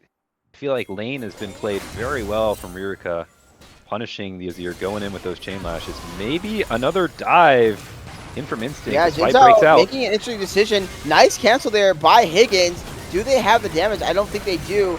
Now, depth charge is used, but Rika ends up finding himself in a bad spot. That's just shuts up our Arctic. Temperbait's going to land at least onto the Xin Zhao. Now, Baron isn't going to be up, so it's not going to matter too much if they get the kill here on to the Xin, which they will. Another shutdown for Arctic. Just going to make this Yorick even scarier in the side. Now, of course, Camille got some free time to split. Getting this turret chunked pretty low. Might be able to finish it off and just kind of walk away. So 700 gold in her pocket. Instinct is But chasing. they're chasing. Yeah, 4 versus 1. Noah just doesn't really have a way out of this one. No, but he has a decent amount of damage. I don't think Avalon has passive, so he is just going to drop. Really nicely executed there by Noah. Even if he falls, I think he's going to take that trade all day. Yeah, you get to the tower and the kill. I think you're fine in that 1-for-1. But a great fight out of Instinct, I think. Surprising me, at least. Huge tempered fate coming out there at the tail end of the fight, but it was really the start of the fight that won that for Instinct, just positioning-wise in such a better spot, with Eclipse able to hit onto Silas for free, that Yorick Maiden just doing crazy work throughout, and then the chase, Don with ulti, ultimately forcing out 3 flashes, Angel Boy and Higgins on the initial cast, and then Xin Zhao forced to flash out afterwards, still falls down. Item spikes starting to come through as well. I expect Instinct to kind of throw it all again at this next dragon. Yeah, I think the most important thing in the MVP there, and it's going to be funny what I'm about to say, the mid lane turret was the MVP. Just existing, the fact they still hadn't taken that tier 1 means that, like, when they put themselves in a bad position, they can't go forward. They're forced to go backwards. And so Xin Zhao ends up taking a lot of poke. I almost feel maybe he has to use that Crescent Guard earlier. But yeah, I mean, well executed there by the side of Instinct to punish them. This is going to be a huge dragon fight as TP comes in behind, so Arctic's going to be a little bit caught out. How is Instinct going to respond? Yeah, he's forced to flash, but he does not realize the TP is coming in. Now, Marika is going low. He's going to just try to trade back. Marika nearly falling. Will the minions be enough? They will not. He does end up going down. But now what you have to consider is the possibility of maybe the top turret falling and Baron also being up on the table. Do they have the damage? I don't think they do, and it doesn't look like they want to pull that trigger. They try for a mid lane dive, which was maybe a little too much, but I appreciate the attempt. Quick bases from Femboy Jellyfish, preventing any structures from actually falling, so just another huge net positive play for them. Noah is still in the bot lane pushing. Yeah, Good Boy actually forced the TP to cover this, so that is pretty big.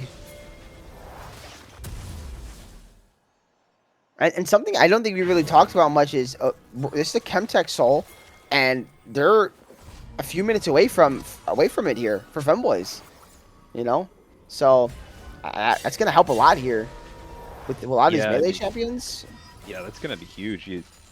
You think about the scaling of the Sivir and the Azir on Instinct side, but they're still just about 2.5 items respectively. So until they hit those 4 item breakpoints, Femboy definitely have the number here. Mel just got Rabadons, and so she is going to be shredding as well. Silas picking up the Seeker's Arm Guard. These are great power spikes coming in for the AP damage on the side of Femboy Jellyfish.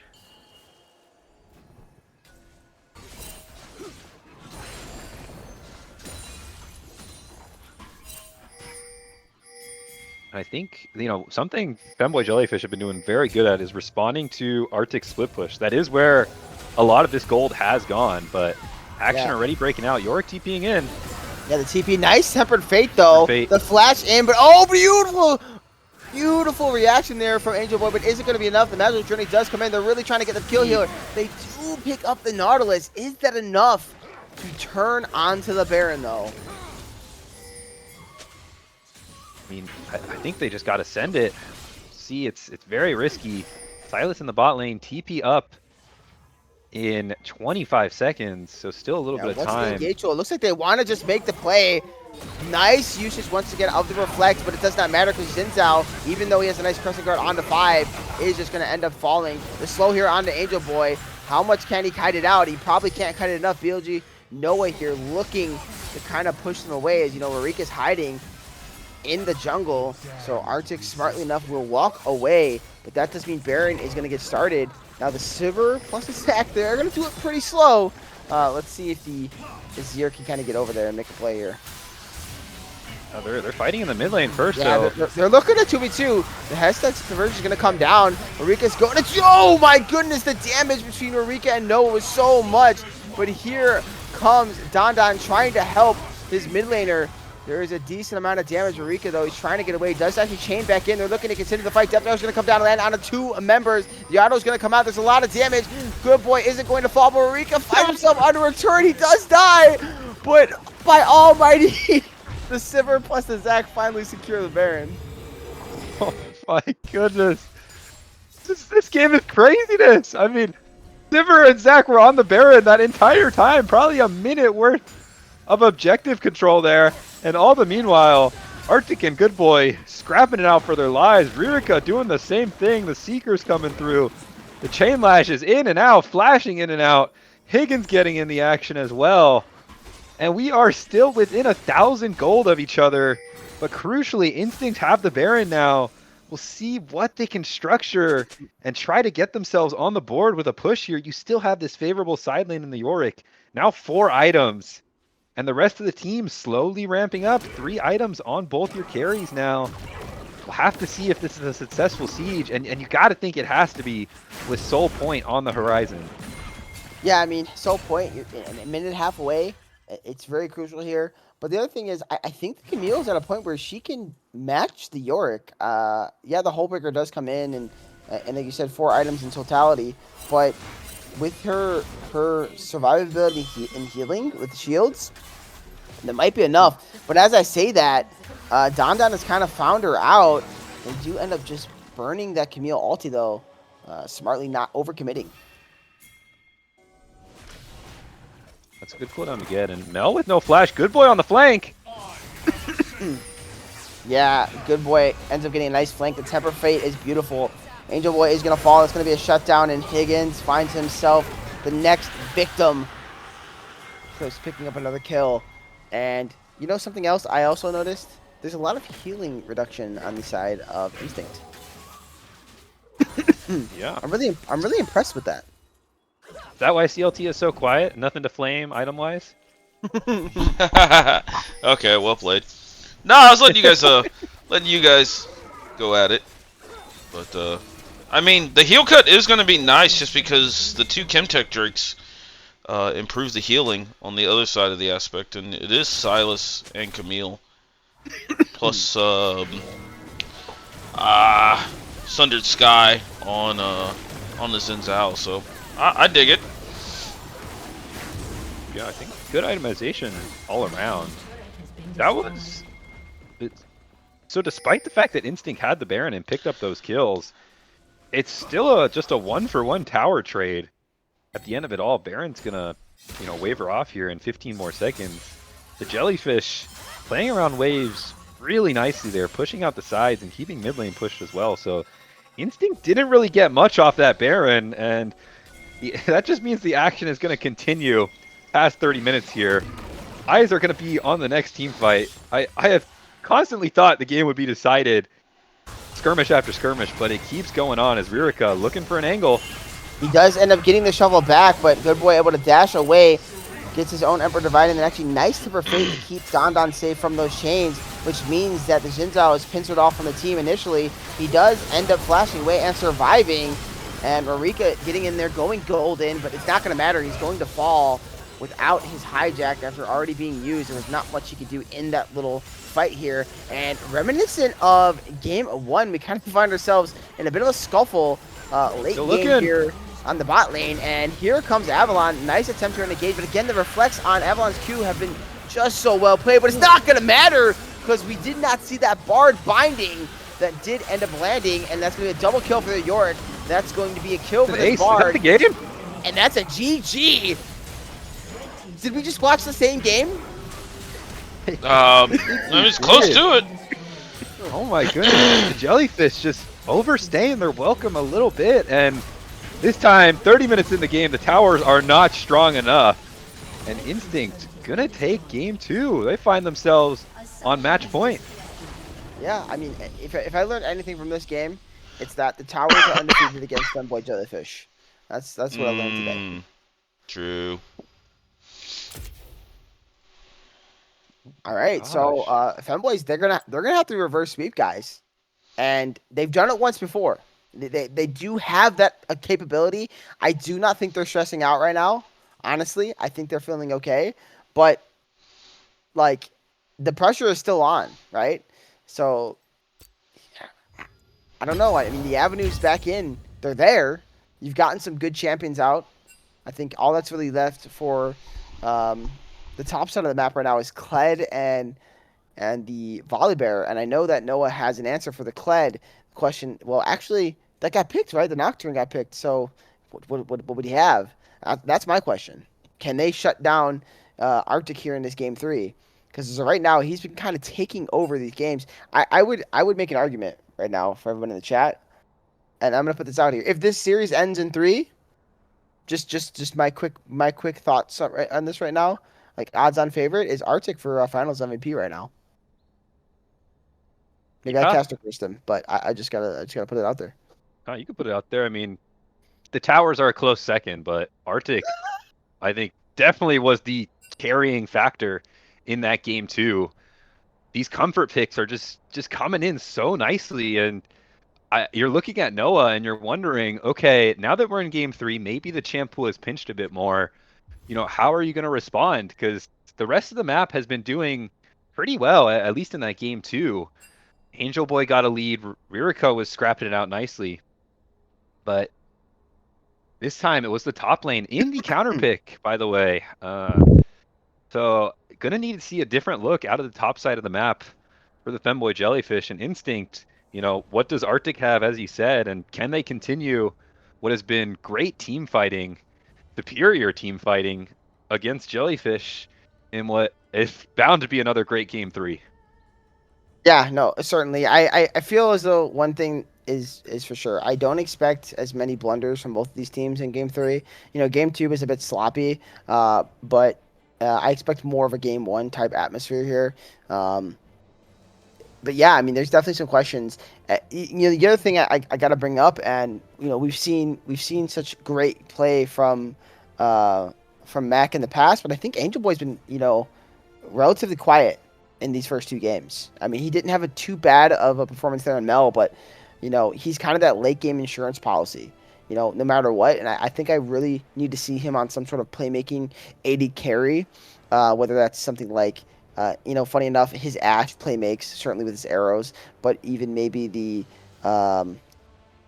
something like, I can't even think of champions right now. Help me out. I feel like you could send a Kaisa. Thank you, Kaisa. Yeah, more not necessarily playmaking, but just more agency. Yeah, that's a good.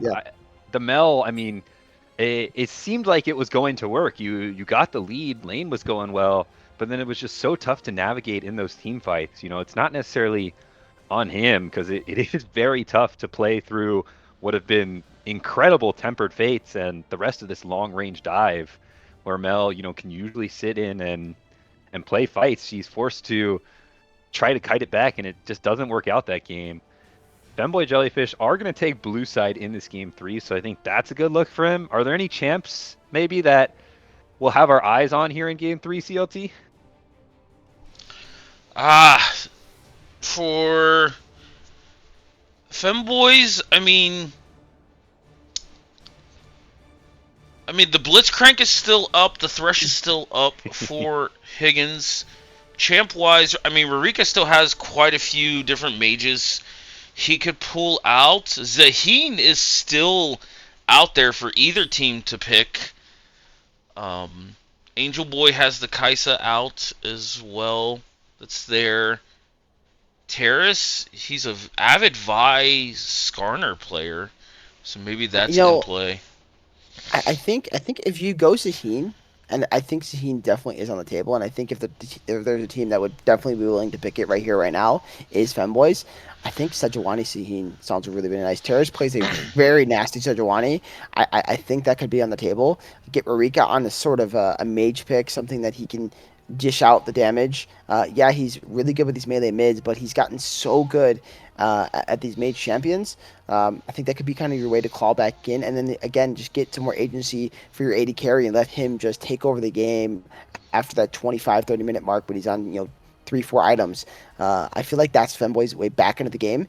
The other thing, and I think this is kind of exploitable a bit, is I think Good Boy has been having maybe not the most crazy series so far, but maybe exploit the mid lane a bit. I think Good Boy is looking, he's looking a little bit like, Rurika's got a hold of that mid lane. Even in that first matchup, I think he was playing extremely well into that Orianna early. So maybe look to try to punish more there, even if that's just simply getting them to get the aggressive push in and then helping move around the map together with his jungler.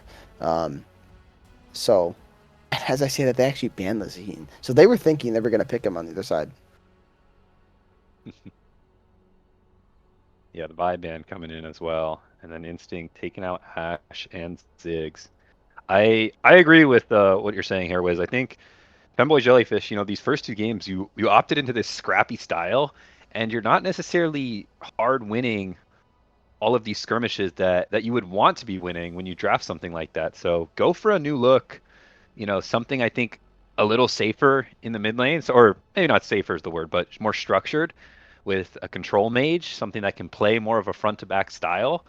Just to throw something new out there, because when you are down 2-0, you need to switch something up. And, yes, it's Fearless, so that's going to help out with that. And already it looks like a Caitlyn is the hover on B1, but switch to Cassante last second. Ooh, Cassante. Okay. I'm not against this. They hover the Kate to. Are they both just trying to mess with each other? What's going on? Yeah, I'm thinking it's going to be Eclipse Corki. That's kind of champ pool wise, I think a good pick for him, and decent blind as well. Something that, and I think Instinct is feeling like maybe they should take this away, but this might just be them trying to bait it out. Like they're trying to bait out the Kate, because I do know that Angel Boy plays an extremely good Caitlyn, and yeah, I like this. Don't take the bait. He's probably got something set up for that. Opt into your champions. So I think Poppy pickup here is pretty nice. Arctic plays it pretty well on the top side, so technically it can go up there to counter the Cassante. The real question here is what do they think in R2? Yeah, the Poppy's going to be nice because it is a flex pick. You can throw it. I feel like top, jungle, and support are going to be comfortable taking that. It's going to be an Ezreal pick, so just a very safe play here for the Instinct bot lane. You can draft the Ezreal. This kind of signals to me that Don is probably looking to play the map again, and with how it's been working in the first 2 games, I think go for it. Arctic has been on a tear. He's got a decent chance to do the same here with a game 3 counter pick into the Cassante. Maybe that's the Poppy, maybe that's something else. Yes. Kaisa is the answer, and it's a great answer into Ezreal too. I do love it. And yes, it is still available. The Galio. Yeah, it's a good answer, but the factor is this: the Poppy does exist. It can Not that it's impossible to play into at all for Kai'Sa. It's not, but it can certainly be something you have to consider when that W is up. And I think we've even seen it in Worlds prior where there's been some nasty, nasty Poppy Ws that have canceled out Kai'Sa ulting in. So that does kind of still exist out there. But otherwise, I agree with you. Perfect pick, and is something Mac is just so good at. Trundle on 3 here. That pick's a little interesting to me. How do you feel about the Trundle? You know, not necessarily seeing a beefy tank on the side of Instinct, but still going for it anyway. It's a soft counter into a Poppy pick. I don't know if they're feeling like it was going to be a Poppy jungle here. But with that said, I mean, the Lilia is something that I am not a fan of, and I'm going to say it right off the bat. The existence of this champion already kind of gives Femboys to me the favorable draft already. I'm already off of Instinct's draft. The Poppy pick is the only thing I truly love. I don't hate Ezreal, but man, I don't know. I'm not a fan of the Lilia pick. I love this Lilia pick. I know you're gonna suck the Lilia pick. You're gonna suck it all up. Hold up now. Only if it's the bowling skin, but I digress. No, there's not much hard CC here at all for Femboy Jellyfish. There's not much lockdown to contain this Lilia. Camille's off the table. Pantheon's off the table from the ban list. Vi's off the table. Like, what is Femboy Jellyfish gonna bring here? Maybe Rise as like a pseudo lockdown. This Lilia pick, I think this is a fantastic spot for it. Yeah, I mean, I could see it working. I still don't like it. I just don't. It might work, and you can prove me wrong. I will always say that, but I don't. This like is some like Vex level hatred here. No, I've seen enough of it this split that I'm so unenthused with the pick, and there's a reason why she's like not even generally picked in game 4, game 5 competitively, where like you think she would be viable because she's still so much lower on that tier list, man. Like at best she's a game 5 like spicy, I'm pulling her out of nowhere pick. That's just what I kind of feel like about it at this point. But we'll see. I mean, I know Avo plays the Lilia well, so that's not the problem I'm having. I just don't like the champ. Yeah. Well, What? jungle aside, looking at the support here, That would be a interesting bans not. coming through from the Jellyfish. Leona and Alistar, I feel like, yes, those are good bans, but you think Don Don, there's a few champs that come to mind. There's the Nico that's been banned already, and the Rel is right up there, and so they're giving that over. Maybe looking for this counter pick with the Janna, but I am not a fan of this. I was actually sitting here Versus gonna Janna. let you finish here, but it is a fairly short range team comp. This Nivea does not look bad, but it's also Rurika on Lanivia, so I don't like it automatically. Okay, Yeah, that's maybe my he bad. heard He you. heard you. He heard you. Yeah, you shouted out the Rise earlier. That's still keeping it very short range. I think both sides are pretty short range. Higgins Janna is an interesting look. When I think Higgins, we've talked about this guy as this hook master. He's not afraid to pull the trigger. Janna is the exact opposite. I have a tough time playing Janna as someone sure, who plays buddy? mostly engaged because it's very tough to kind of switch the mindset there. But it is a great counter pick. You know, Lilia Rel are going to have a tough time entering the fight. But the rest of the I don't know, range that man. Instinct have Flash drafted, I Monsoon. don't know. Flash Monsoon. That's all I gotta say. It's You know just he's a different going for version it. of Hook. Yeah, it's a different Yeah. version of a hook. Like, it's the same thing. It's the same thing. Totally. No, I was gonna say about the Janna though. At least it's picked in a spot where it kind of makes sense. There isn't really a true 380 champions. Cassante really isn't that, but it's okay here, I guess is what I'm saying. But I don't overall love it. I think Kai'Sa is a champion that would prefer something else for sure. I was actually thinking maybe his Pike this game, but Pike into Poppy is miserable. Yeah, it's hard- This it's would hard. be an It's angle hard. maybe for the Thresh. I Yeah. feel like it's decently playable, and the Janna pick's fine, right? This is a pick that can work out well. It's just a very different look, which sometimes is what you need when you're down 2-0. So I'll be interested to see how Higgins pilots that, because in theory that should be a good lane for them, but it can be a very risky lane if you ever do get caught out and are mispositioning, not using your monsoons and your tornadoes properly. But the rest of the map, this Talia into Rise, how do we feel about that matchup, CLT? It's just ends up being just a farm lane. Both of them just basically handshake, very minimal trades, and it just comes down to jungler intervention or just mismanagement of the mana pools. But Rise can kind of follow Talia, especially like level 2 ults. He has similar range to her ult, if you can see her coming. But I mean, Rise just gets tanky enough that he can see Talia in side lane and push her back late game. But my concern for the Talia is there's not much diving, like dashing into her, so I don't know how much zone control she's gonna have. Yeah. I think my key champion this game, honestly, I'll go to both sides. The key champion for Instinct is going to be the Ezreal here. I actually think, though Kaisa is technically good into Ezreal, it's just like for the isolation part of it. But when you look at the Ezreal and what he's able to do here, there's nothing that can truly get on top of him except for the Kaisa. And you really don't want your Kaisa dashing into the other team, so she has to play this really, really well. So the Ezreal kind of sticks out of that champion here that's been do fine. He should be with a free hit. Three item Ezreal is going to do a lot of work. The other side, it's this Rise. I think this Rise is going to have to be kind of taking over and kind of carrying this game for a while to kind of set up the Kaisa to start dishing out the damage, because there's really nowhere for Mac to like play off of, really, like to get in there. It's going to be difficult is what I'm kind of saying. Like, this Kaisa should not have a free game. So the Rise is kind of the key factor for me. And so when I talked about focusing the mid lane a bit here, I want to see them get this Rise ahead. I want to see them get good boy as far out of this game as possible and make this Rise a menace. Yeah, 100% agree on the Ezreal point. This kind of expanding on that, these are two pretty interesting comps in terms of how they're going to play into each other. I feel like both sides kind of lean towards more of a disengaged style comp. You have Talia Poppy on one side and the Janna on the other side. I think both teams are going to be staring at each other from an arm's length. Not necessarily super strong engage, other than maybe the Rel, but you got to think that's going to be relatively nullified.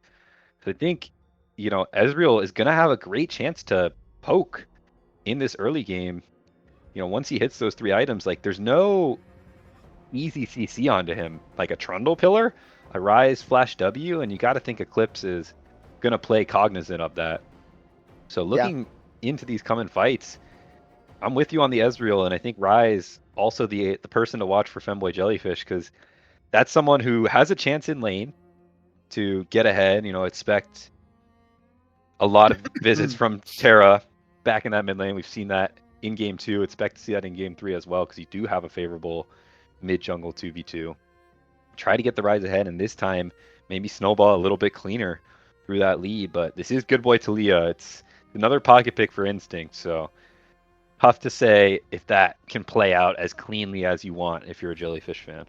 Yeah, I mean, good boy is a factor here. I have not, and I know there's after the ad, I will also restate this, but for certain, good boy and Talia has been something that's been outstanding this playoffs. Like, if there's one pick, like if I were to say you need to have a skin on this champion, this split type thing, if this was the world, the world finals, and the good boy was winning it all, he'd have to pick Talia, right? This has been his champion throughout this playoff run.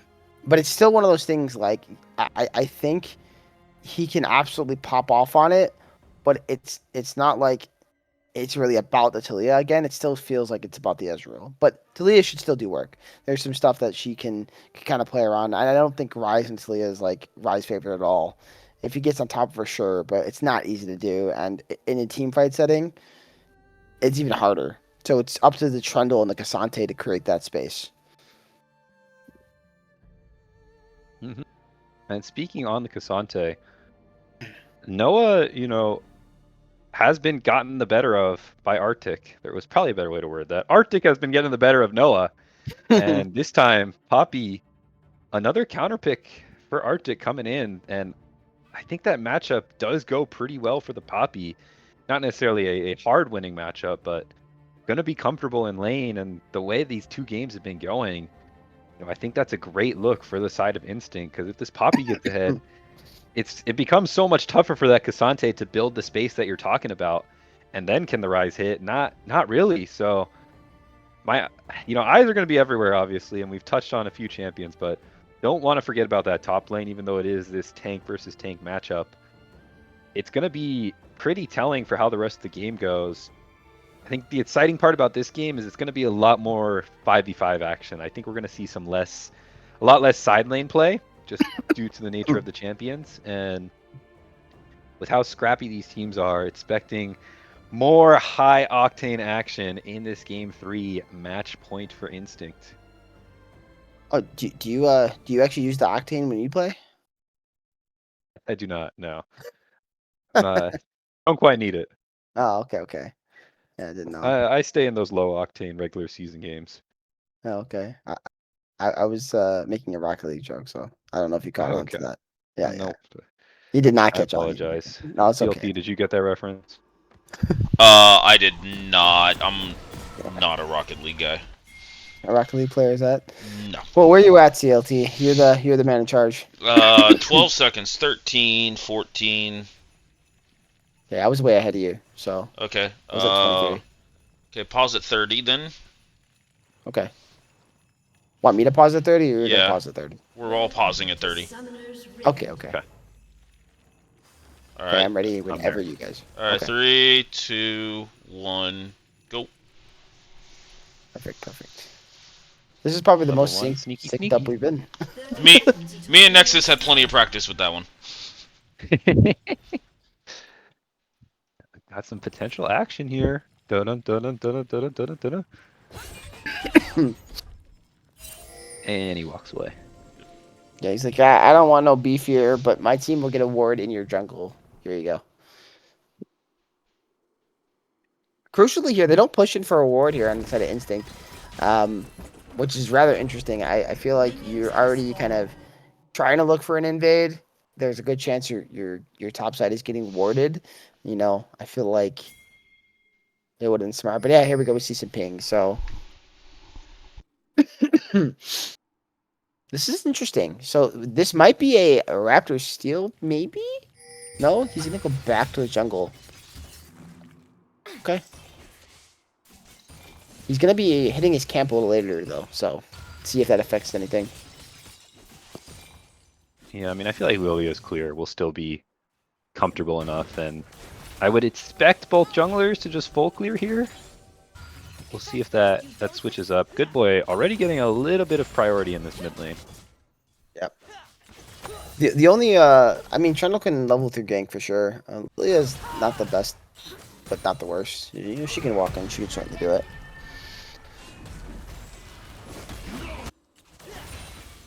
Yeah, bot lane, pretty standard there. Both members can just tick over to level 2. It's always tough going from crazy and game. Look at top side of the map. Arctic just getting the better of Noah here early on. Once again. Yeah, nice trade. I mean, that's the power of the Poppy. Just get the easy lane shove with that Q, the camera shock, easy wave prio, and then a few grasp autos to boot are gonna help. I mean, another great trade, and Trundle's pathing away, so Lilia pathing top as well. Noah could be in trouble here in a few minutes. I mean, there's a potential of a solo dive angle now. I do think it's pretty risky, but there's a timer if Noah doesn't hit level 3. He doesn't get the wall stun, so he's actually forced to flash away here, but that does mean now Noah does get the chase. He's got the Q proc up. He doesn't land it. And luckily for Arctic, not hitting that level 3 makes a difference, but he does hit level 3 here. W is going to come down. These two are really going at it. He cannot get back to his wave and gets punished for the aggression. And that ward, not even letting He him may just do have to anything. execute. The tower does it again! Oh! Arctic making a crucial mistake to start this game 3. Is Caster Curse in full effect? It might be. Yeah, but Avalon in the area. Noah does have the flash, but gotta imagine he just gives this one up. No, does flash out, dodges the E. I don't think there's enough damage from Avalon. I could be wrong. One more auto maybe does it? It will be. So at least the jungler for Instinct will get some gold back. Let's kind of see if they look for a repeat gank. There's certainly a possibility. Rika is going to put down that ward. I mean, Wave's in a tough spot here for Noah, so Yeah, Lilia stays on the top side. I That think looks good Lilia's for coming Instinct. up. They want to punish this Cassante. He's going to come down. He's way not going to wide. end up landing. He kind of felt something was off. Should be broken up into little pieces. But Trundle's coming mid. Flash. Nicely done there by Rika. And oh my goodness, Turris flashing to keep Good Boy from any exit path. And that's going to be 2 kills for the side of Femboys now, who are getting off to a nice quick start here. Yeah, and now flashless on the Talia. I mean, CLT, that lane without flash cannot be fun to play. Yeah. Yeah, Rise, when you burn Flash early in the Rise and he has push into you, like, the EWs are just guaranteed gank setup. Look at this bot lane vision that Higgins has been able to get here for the side of Femboy Jellyfish. They have the bot shove. That bot lane matchup has been working very well for them. Now with a freeze, Kite is going to have like a roughly 10 to 15 CS lead, so Trundle able to steal the Grom. And now they have control. They know Lilia's on these Raptors. We'll see if they go for the fight. Oh, nice nice stun on the stun. top side of the map. But what's going to happen here? Now, there is not a lot of CC. Oh, Good Boy missed the push. Trundle should be able to walk away. Trundle's going to do so much damage. The kill does go over to Janna, unfortunately so, but here comes Angel Boy. Let's see if they get the kill off. They do. And now, this is level 6 here for Noah. Arctic's got to be very, very careful. He is in a weird spot. Without his W, Noah could get the kill, but... See, I mean, the spacing is everything here. I think I've seen this before. This looks very familiar. I don't know if you guys... There's a Tom Kench... Tom Kench streamer. He's like, I'm gonna punish them in the alcove. Anyways, here's the engage. They're both gonna try to battle it out here, but not enough mana here on Arctic. But oh, the Q comes down, and redemption kill here for Arctic in the top side. Yeah, in the midst of all that, he is able to stick around in range of those minions to hit level 6, and that was the difference maker. Stun into the wall, Keeper's Verdict, and one last hammer shock. Definitely shocking me there as he finds himself the solo kill. But this bot lane, 61 to 40 CS for Angel Boy. This is exactly what you want out of your Kaisa, out of your star 80 carry. You know, down 2-0. They have a 2,000 gold lead, and most of that is through bot lane and mid.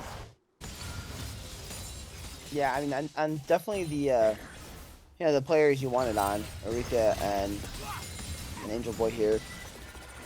The question is, can this Poppy somehow find a way to get a big enough lead to kind of make that gold lead on the bot side of the map not matter as much? That's the real question. It's like some mid 2v2 action breaking out. They walk it off. Take this. Gear items for both mid laners as well, so still not too much damage on either side. Most of them are going to be relying on their junglers for any, I think, full-on kills. Bot lane is just going to slowly bleed out. Angel Boy and Higgins have control over the wave. Expecting Femboys to maybe make a move towards the Drake. Still waiting for that first big skirmish of the game. What both teams kind of have drafted for. And in the meantime, you know, Femboy is going to want to continue to try to extend the lead before that happens. And Instinct, you know, try to keep it close, pick up the CS that they can. Lilia's doing that right now. Has the Faded Ashes. That's going to help with the clear. And Grubs are up with Trundle on the top side of the map. Maybe he's looking top lane first.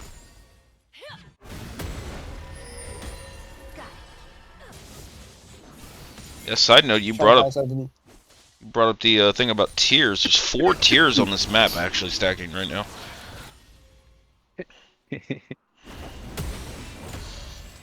Yeah, I mean, makes sense, right? You have Ezreal, obviously, Ryze and Talia, that's going to be good. And I like the tier Sundered Poppy build. I'm a fan of what Arctic is doing. It gives you a little more dueling potential. You don't need to be this mega tank, especially into a Trundle where that would just get sapped away anyway. So go for a little bit of dueling potential. It worked out for you with 1 solo kill.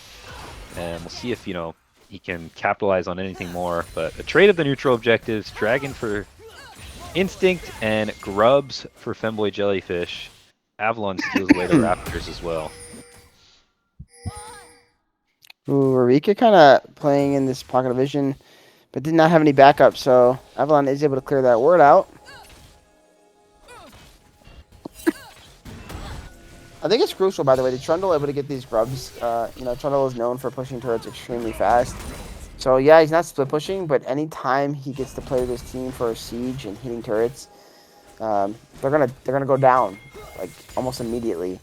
That might matter here as we start to play split map a bit.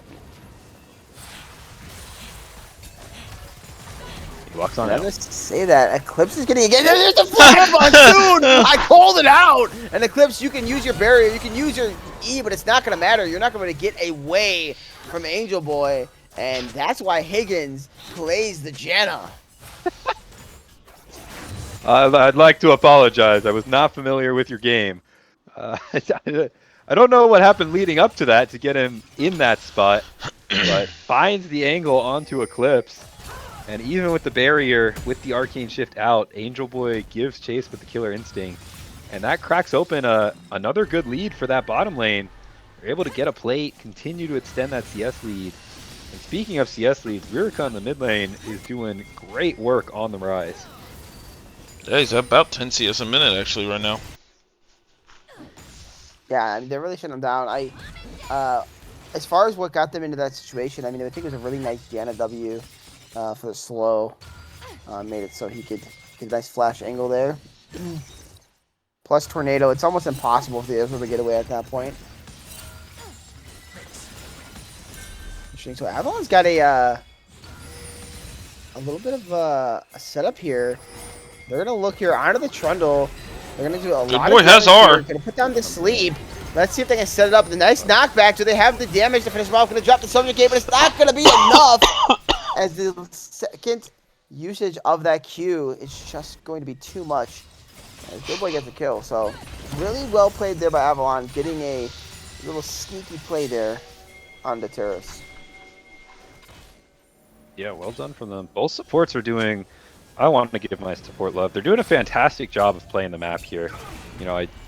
Especially on the Janna, it can be tough to match roams, but Don and Higgins have been in the right spot when these fights break out. This time, Avalon getting the better of the Trundle was just able to sneak into the bush first, and that's what makes the difference. Trundle did blow the flash there as well, so just something to keep in the back of my mind. But Angel Boy is absolutely destroying this bot lane. Eclipse 90 CS to 111, and he finds himself with just a few hundred health. Angel Boy is gonna push all in for the top side. Full health. Yeah, here's an engage. It's gonna be ulti for ulti used as All Out and Keeper Verdict were used to try to, keep the top laners having some fun. Noah still wants to smoke. Yeah, I mean he's got that item there. And he's got the Iceborne Gauntlet. I think that kind of is a bit of a spike for him. It's also Noah. He always wants to smoke. True. He's definitely not afraid to play the game. Oh! A flash in goes engage is Avalon. actually well executed, but the Monsoon might be just even better. Follow up with a nice Tornado. Now, I don't know if Angel Boy has enough mana. He does not for that ult. And here's the flash in the triangle. Here comes Rurika. But it's not going to be enough, and Rika coming in here. Oh, we seen... Trying to look for a quick little kill, but there's just nothing there. Meanwhile, we missed the top side, but Good Boy roamed up, and they were able to pick off Noah. Doing all that. Yeah, with Rurika showing bot side, Good Boy decided to jet his way up top with the ult and pick up Noah. TP. They spotted out though. Oh, okay, it's just Don. Alright. Turret plating Unsealed spellbook on the rail. So both mid laners using their ults as well. I mean, that's the Realm Warp and the Weaver's Wall down as Drake is spawning. That doesn't matter too much, but it matters a bit. But no, it does matter. Is Don might possibly getting caught out on a nice pillar, which means I believe Drake should go over without any contest from the side of Instinct. This Raptor area has been the downfall of Instinct in this game 3. They're just constantly looking to evade and getting punished for it. Trundle this time first on the play, Rurika with the easy move as well. You know, I kind of see what Don is going for with the TP. You have the rest of your team loosely in the area, but that time Femboy Jellyfish get the pounce in. They're going to be rewarded nicely with the dragon. These dragons are going to be crucial to stack up because of how even these teams play. And it looks like soul-wise we are going to have a Mountain Soul, so that would be very nice to kind of withstand poke of both AD carries on either side. Yeah, and the poke of the mid laners as well. Good Boy is starting to really put out that damage there, making it kind of hard for the Rise to play. Yeah, he outspaced the Rurika there quite a bit with those Q volleys. So, but Arctic with some proxying as well, but Jellyfish are collapsing here. You see Angel Boy and Higgins on the map on the way up. Arctic needs to get out. Can he do so though? Yeah, he does have to keep his vertigo. He's going to drop it. He knocks the Janna out, but I don't think that's the key target you need to knock out of the fight. And Noah ends up picking up the kill. Here comes a sleep here onto the Trundle. Do they have the damage? It looks like they probably do, but it is going to end up being a 1-for-1 with the junglers. And oh no, what a nice knockback there coming off of the exhaust, which kind of allowed that to happen. And now Arika flashing in. He wants to get it back for his AD carry. And Good Boy says, I'm going to go this way. He's got it. It's up. He's going to try to get away. The W is not going to be there. And he is just gone. Is there a Realm Warp to follow? It's coming off cooldown here soon. It's coming up cooldown soon. First tower to Eclipse this whole time. That's huge for the Ezreal. Gonna find himself a little bit back in the game off that. Oh, there's the Realm Warp he Realm wants Warp. to play. He's gonna go for the spacing is there. Oh, he's really trying to make the play. He does have the blast cone though. He's gonna find himself in a pretty good spot. Eclipse did reset though. Oh my goodness, look at Rico the moves! Oh. He's gonna find himself running for his life and escaping. Fancy feet there. Don kind of dizzy. It is a crazy spacing game between both these mid laners. Herald is started up. TP's coming in. The action is not stopping. Instinct looking towards the top side. Fight breaking out. This killer instinct though, and Arctic was tagged there. They're gonna find a play onto him. He's trying to dash away, but he's not gonna be able to run. He's gonna fall. TP coming out for Rurika as well. But Turris is forced to flash away. They're gonna find a nice flank. Oh, but a beautiful engage from Don. Is it going to be enough? Do they have the damage? You know, this team wants to cut this to be a double kill. Oh, but Eclipse is pushing out the deep triple kill. Oh, but the Lily is popping off. Penta! Back to your ultimate. Get the sleep. Can Avalon get the Penta kill? Does he have it in him? Nice ulti there from Noah. The all-out is going to come in, but here comes Don for the save. Does he have the damage? He does get the Quadra. Trundle is now running for his life. Give this man the unofficial Penta. Avalon, though, is going to get knocked up with the No, he misses it! He does it twice slow! Yes. Unofficial pentakill for Avalon. And then Lilia absolutely pops off in this fight. How about that Lilia CLT? Bro, that was insane. It looked like everything was going Femboy's way. Like, they picked off Good Boy at the beginning of the fight. Eclipse put in a lot of work in the top half of that fight, but Avalon becomes the big beneficiary. Now 7-2-1 in this game here, and we're even in gold, boys. Wow, exactly how you want it on match point. I mean, that was a crazy fight. You said it looked like it was going Femboy's way. I could not tell at all. I mean, it looked like Femboy's had the initial jump, but then Don found himself a 3-man Magnet Storm to help buy the time. And then Eclipse finding the damage alongside Avalon. And this Lilia is going to be huge off of the base. Oh, but they If get they a can cancel get here there, on though. Avalon, and that's gonna be pretty big. I'm kind of curious. Does anybody know if this is feats or not? Can we I, find I out don't feats yet? remember Oh my who goodness. got feats of warfare. I think it It was would be feats. It Femboys. looks like. Yes, Yeah. yes. Feats of Warfare went to Yep. Femboy, so this would be full feats of strength, yeah. Yeah, they're trying to pick off Noah. The redemption is going to come down. Higgins is trying to help his boy, but I don't think it's gonna matter. They do get the pick off. Interesting giving over flash. feats and the Herald. So Yeah, I think the flash just came out. He was trying to spam it, but the stun came through from the Cassante W, so probably ended up with that weird interaction. Not getting out, but Herald going over to the Jellyfish. They're getting something back, and they have the inside track to mid right now.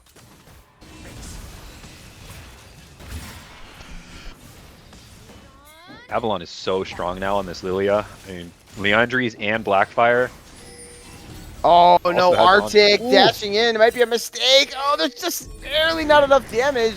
Arctic edging it out a little bit, but that just means Q was blocked by the top lane turret's minions. gonna be hit onto, but the mid lane turret's going to fall due to the Herald. Do they have any way to get in? Nice redemption coming in. Oh! An Ooh. attempted engagement, a beautiful monsoon is going to stop that. And unfortunately, somehow Angel Boy is able to survive it there as well. Oh, but the pillar's going to come in Avalon now, trying to kite it back, but it's going to fall here to Angel Boy. They still want to continue the fight. The all-out's going to come out here onto Don Don. Don Don's going to fall for another kill over to Angel Boy, making a double kill. Arctic is coming, using the Keeper's Verdict, trying to kite it out. But oh, Angel Boy is looking crazy, going for the killer instinct, but it's not going to be enough. Now can Good Boy carry over this fight? He's using the Weaver's Wall, and there's a little bit of a cancel here by Noah, and the fight is going to stagnate there with 2 for 2 for both these teams. That was a 2-for-1 actually with that initial pick. I'm surprised Instinct played that out, and I think Ririko was probably thinking the same thing because they were outnumbered and it didn't really look good. The Rise just sitting in the top lane that entire time, had the Realm Warp available, so could have made his way down, but Angel Boy going for some heroics, doesn't quite get the kill on Eclipse, who just barely gets out of there and gets the kill on his counterpart. And now, looking ahead to this dragon fight, no sums on the Kaisa, who is the bulk of the damage for Femboys. And Lilia is up and well, still has the Lullaby available, so Instinct are going to be on this drag, and I think it's going to be theirs for the taking. Yeah, and I think it's the right decision just to give it over. I mean, maybe they're going to move over here for a contest. It looks like they want to maybe play a bit of a pincer method here. They know that Good Boy is in the top lane. So actually, I think they might just get the Drake for themselves. It doesn't get a full reset, and Marika gets On the rise. slept. Here comes the True Shot Barrage, going to go through 2 members as the Trundle Arctic on the takes enough flank! damage, but a nice engage. Manastorm is huge, TP in, and everybody is just dying. And Noah kind of was like, wait a second, what happened to my teammates? And that's going to be Drake going over to Instinct. Instinct pulled the trigger first, and this time the Janna is not alive to stop the engage. Just so much damage coming through from the side of Instinct when they're able to get the poke. Don, I think he found 2 there. And like I said, the Janna was not around to prevent that engage from happening. So Femboy, they thought they were pincering Instinct, but they found themselves pincered as they walked on in there. And Noah's TP just a little too late. And so Gold staying dead even 20 minutes in, but it's looking better and better for Instinct the way these fights have been going. Yeah, Yep. I mean, the poke was huge there. The True Shot Barrage, like I said, going through both the Trundle and the Rise to start off the fight. And Rise gets his shield pretty much popped for free.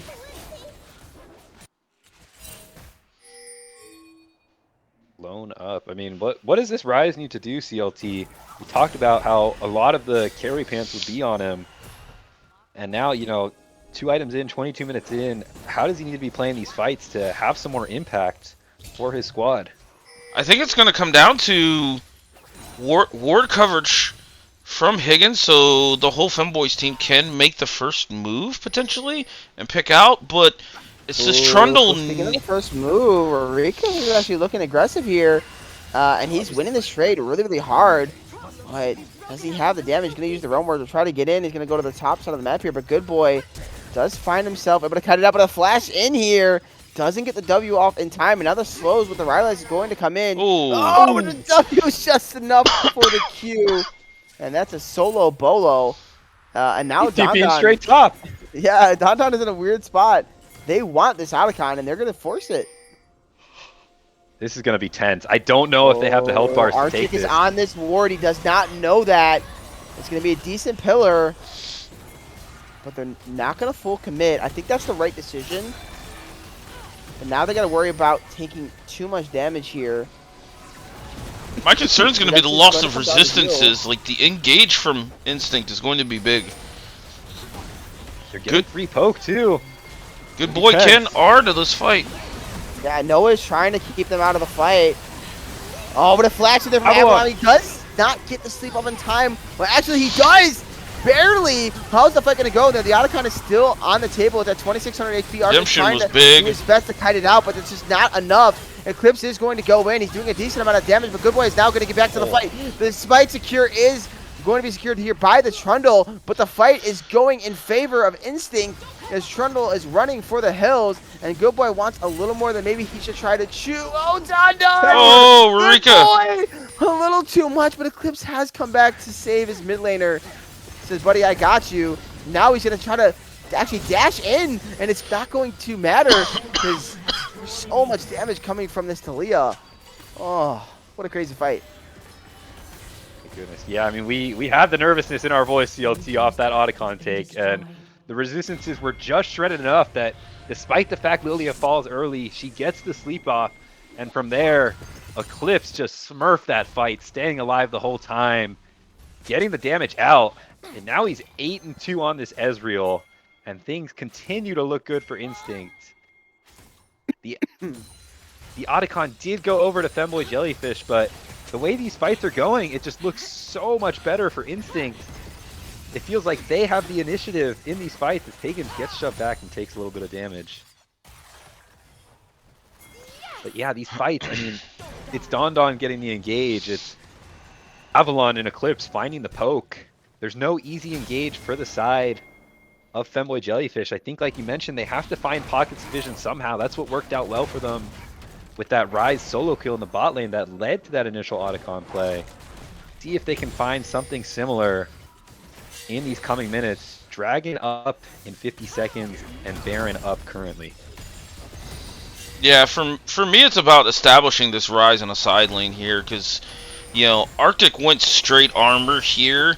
Yeah, he does have, what's it, the Femboy Winter tier item. Oh, hey, got that right. You know, he's able to withstand some of the punishment, but honestly, like, this Ryze should be able to just split and create opportunities with pressure that way. Oh my lord, Eclipse. Insane. Yeah, half HP right there. That 3-item Ezreal you were talking about way back in Champ Select.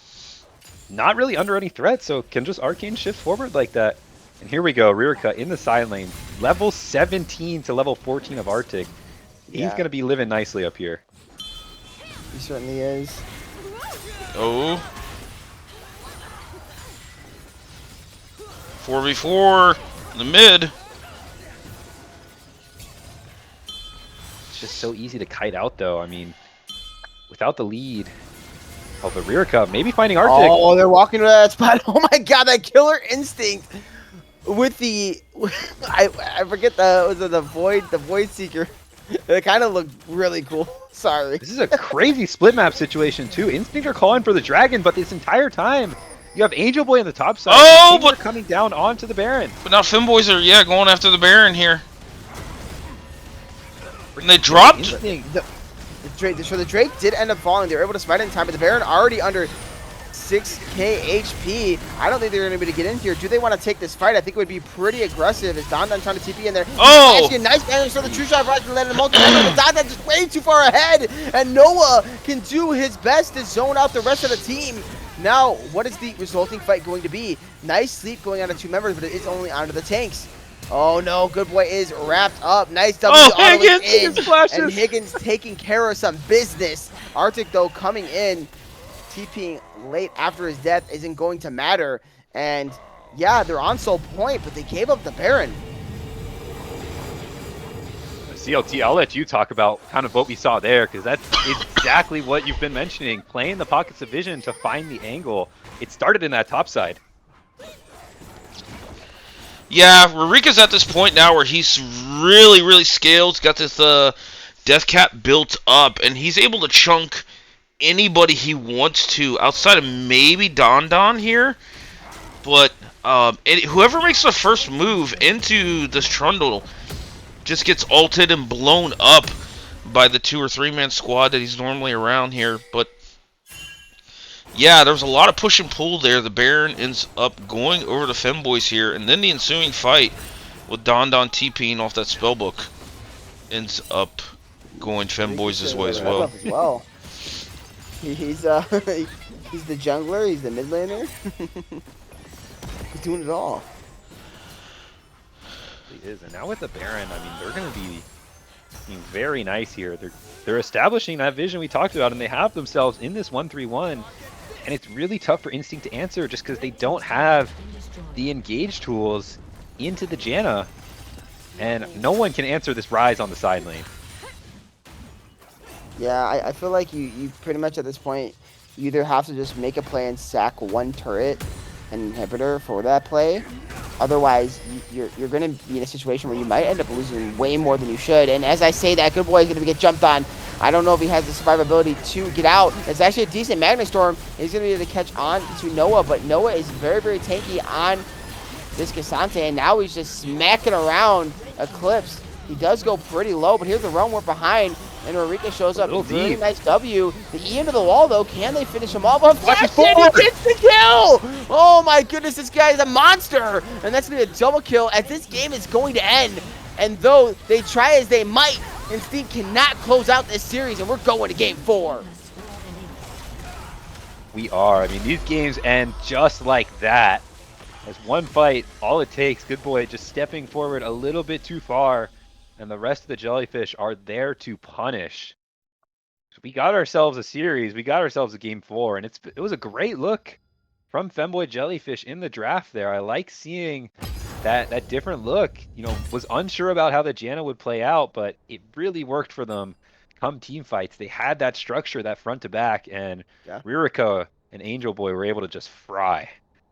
Yeah, and you know, I talked about it in the in the Champ Select, and I'm gonna say it again. I think the Lilia was part of why it wasn't that great. I mean, yeah, it had a nice fight, and I get it. I really do. Everyone's gonna be like, yeah, but it had that really nice fight. It was basically a pentakill.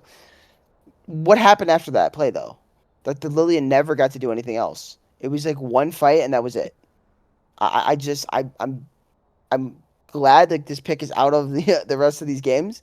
But yeah, I'll never understand it. I think there's far better champions on the board there for Evo, and we'll kind of see what they do here on Instinct to recover for Game 4.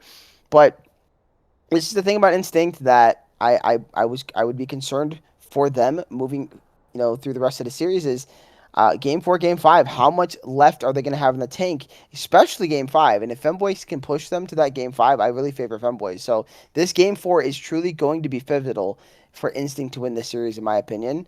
So that's kind of what I'm leaning. What about you two? 100% agree. I mean, momentum is a very real thing, I think, especially for the Femboy Jellyfish squad, knowing what I know about the personalities on that team.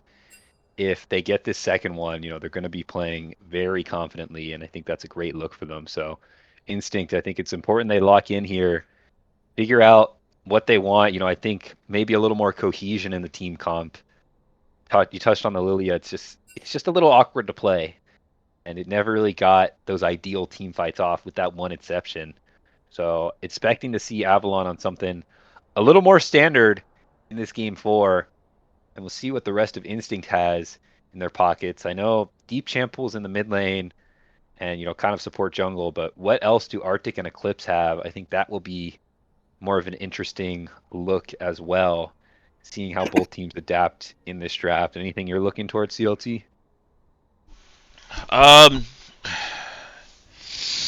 In the draft, I think there's still a couple of picks out there.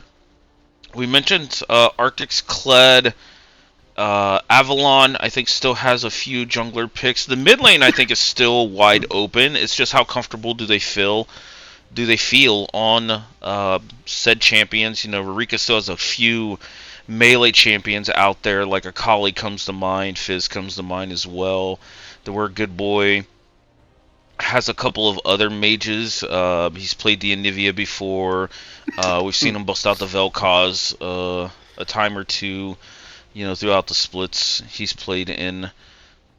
For me, it comes down to more of the bot lane pulls. We start to see a lot of these champions taken away. Maybe Angel Boy has another mage or two pick up his sleeve, but for me, like, Higgins may be the one whose champ pool could come under some fire and some threat here. Yeah. I was actually going to say, and I'm glad they banned it here on Instinct, but the Ziggs would be available here for specifically Angel Boy. With that pick gone, the Sejuani plus something like a God, I can't even think of the champion right now. Give me a second, guys. My mind sometimes be blanking. I don't know what to say. The Yon plus Sejuani, which I was thinking could be on the table with the Ziggs, does kind of maybe disappear, but it's still a viable comp here for Femboys. The other thing is, I think Sejuani should get a lot of priority here in this game 4. Sejuani is played by both these junglers. I think it's probably one of the best junglers left. There's a few others like J4 as well. I don't know if these two junglers favor the pick. I do think it's very strong though.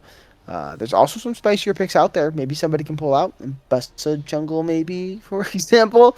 Make it a little different here. Mundo is certainly on the table, something that can be picked into the Sejuani.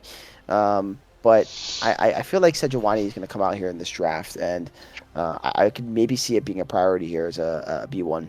Sejuani. I'm looking at Jarvan and Vi also, depending on what this third ban is for the side. Don getting target banned, and the Alistar ban kind of tells me Thresh. Bot lane just getting target banned across both teams. Yeah, I like those bans. We talked about Angel Boy's champ pool, the Caitlyn and the Ashe up there, especially in this game 4 fearless situation. And there's the Vi. Yeah, there is the Vi. What the response is. You could J4 into Vi. It's actually a pretty good matchup. It just depends on what you draft around the J4. I think that matters the most. You have to deny the Ari pick here, I think. Yeah, I think Rurika's Ari is definitely something you don't want to give for free. But does Good Boy really want to play it? It would be the question. So. All right, so we're actually going to go for the Ivern. I can see it. I can certainly see it. It's not bad into Vi either.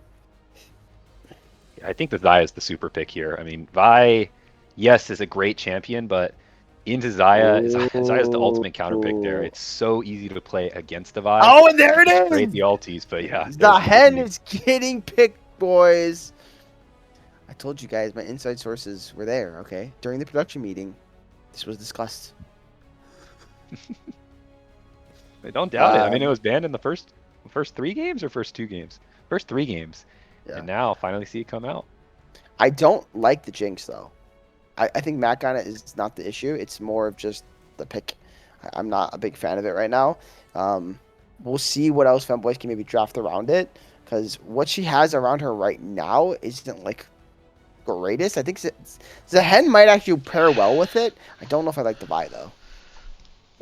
Darken matchup top lane, anybody? Yeah, that'll be fun. I'm with Sizzle here. I think he's making it very known. The Vi, meta-wise, yes, it's kind of one of the top junglers you have left, but B1 is playing it very risky. I know it's a comfort pick for Terra, but then you're opting yourself into what is a tough game, as Instinct is drafting around it nicely. The Xayah's going to be very comfortable. Lane into Jinx is pretty comfortable as well. See the Melio ban come through. I'd be curious to see if Higgins wants to Thresh this game. It's a decent angle so far. Other than that, would expect just an Enchanter to help pair up with the Jinx and get yourself ready for these longer team fights. I mean, and what more support bans. enchanter would be the angle here for Jinx? Like, what are you kind of feeling? Because I don't know if that's what she wants this game based on the first two picks. I do agree that maybe there's like an enchanter that would pair well with Zaheen and Vi. That's possible. Maybe a Nami, No, but I got one. I don't know. Like, I'm not really loving it, to be honest. I'm not gonna lie. I want to see what Femboys or what Instinct drafts are for, but Femboys actually Taric goes pretty hard here.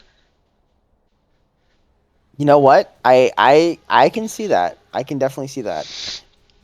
And another pick that would be a little more oddbally, but I think would pair like well to keeping the Jinx safe at least, is maybe something like a TK.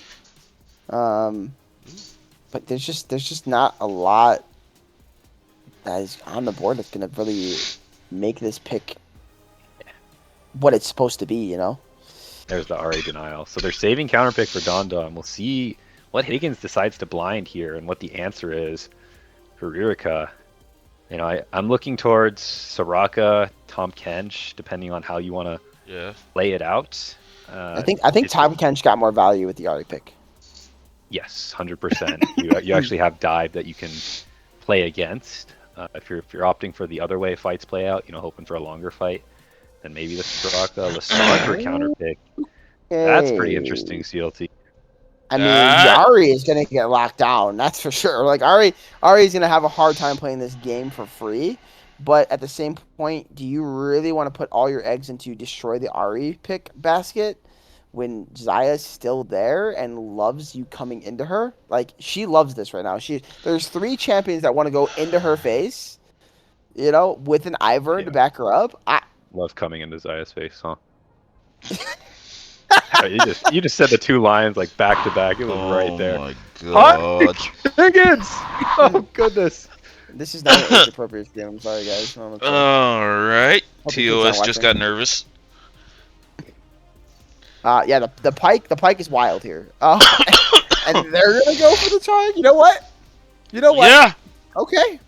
Great pick. I called it, but for the wrong team. I really thought such. You know what's funny though? I actually think if Femboys drafted Sejuani here, their comp is just so OP. I'm not gonna lie to you. Agreed. I am. The Jinx would have loved that. That was kind of the point I was trying to make earlier too. Like Jinx likes beefier, let her front to back a bit. Not necessarily having to engage, but can engage. Vi like has to. Like she doesn't really want to peel. So what is her usage here, and how does she set up the Jinx well? That is my big concern. I think Vi, Zaheen, and Lissandra might pair well together. So maybe the Jinx just gets to pop off because of that. But man, if you blow up a target and your Jinx gets blown up, what are your tools afterwards? That's my concern. Yeah, I mean, looking at the Femboy comp, you need this Jinx to get a reset. You're playing a hard reset comp. That's really it. You have the Pyke, the Lissandra. So if you can get a kill, then it looks great. But the answers from Instinct are phenomenal. You have such great peel and anti-dive. Zaya, Ivern sustain, and then this Taric on R5. As long as we get some well-timed Cosmic Radiances that can prevent that initial reset from coming over, you got to imagine in these prolonged fights that Instinct will take the cake. Because, I don't know, this Pyke pick is really throwing down the gauntlet. They'll take the cake and they'll eat it too, right, bud? And they will, yeah. Throw it back there. The Zaheen pick, though, I don't know too much about this champ. How does it match up into the Aatrox in the top lane? Because Arctic has still been getting the better of Noah in these early games. It's just basically Aatrox versus Aatrox. I honestly think Zaheen actually should win early. 100%. Like, we all know Aatrox is known for that, like, I think level 9 spike when he gets his Qs to be off a... Right? Is that level 9? Is that what it is? Or am I incorrect? I think so. Someone let me know in the chat. But Right, anyways, they know. He spikes when his Qs are not on like a 1,000-year cooldown. So it's like level 9, maybe it's level 10, who knows. But until then, Zaheen's like happy playing the early game. I've seen enough of this champion to know like his first like after his first couple levels, 3 through like 6, he's pretty strong in duels and 1v1s. Yeah, okay, consensus sounds like there is no consensus. Sizzle saying Zaheen, Brandino favoring the Aatrox a little bit. So it should be pretty even. We'll see how that plays out because, you know, Arctic has been getting the better, so that's why I wanted to draw attention towards that top lane. The rest of the map, I think bot lane is going to go very well for Instinct unless Higgins can make some magic happen. This Taric into Pyke, in theory, should be a very comfortable matchup for Don Don. Yeah. You know what I will say, too, is you kind of highlighted the top matchup. The top matchup has actually been crucial in all 3 games. The first 3 games, because top lane was won so hard there by Arctic, it allowed for the rest of the team to kind of play off of that. And even if Rurika found advantages, even if Angel Boy found advantages, they were nullified a bit. In that game 3, because top lane was stabilized, you saw what ended up happening is that Rurika's leads that he was able to eventually create for himself, and Angel Boy just getting strong off of some of these skirmishes and fights, meant that they were able to shine, and there was no one on their team to nullify and stop them from doing what they wanted to do. So I do think top lane is really, really crucial here. If the Aatrox gets ahead, like early, I imagine this game going similarly to game 1 and 2.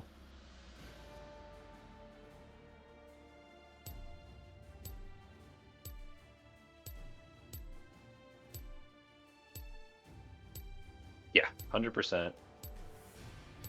We just had to step out for a sec. So It'll be interesting. Like if you're saying anyone gets a 100% lead- to anything, you're just like, oh, 100%, whatever you said. It's cool. Yeah, that's kind of my signature. I got wireless headphones, so I heard it. You know, get first 3 games because of the leads. Can the Aatrox do it again? You got to think no, but time will tell. And I think the mid jungle again for Terraris Rurica is looking good. You know, this mid 2v2 should play out well into the Ivern Ari. The Ivern Ari just are not going to have much damage.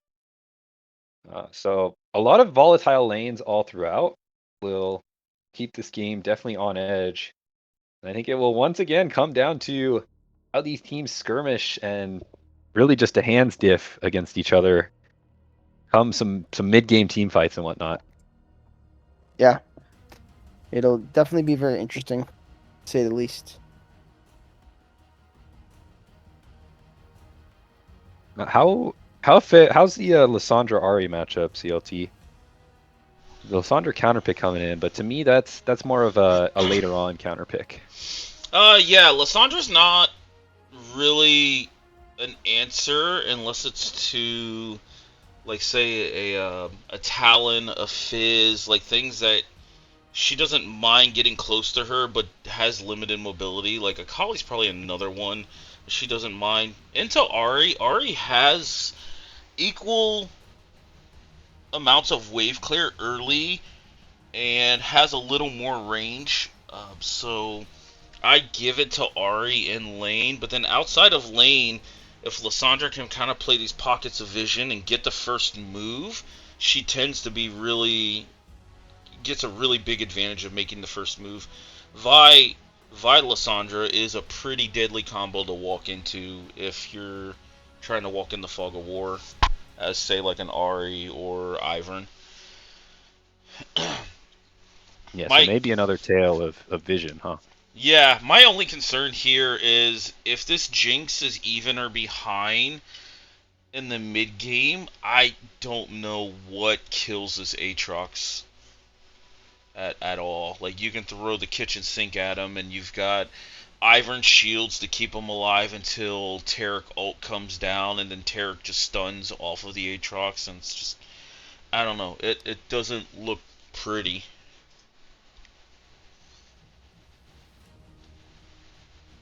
That's what I'm thinking. Like, much prettier team comp on the side of Instinct. You have Taric for one, and then just in terms of the gameplay itself, this Taric throwing down that Cosmic Radiance, if he gets that off well timed, that is just 2 seconds where all this go button that Femboy Jellyfish have should be nullified.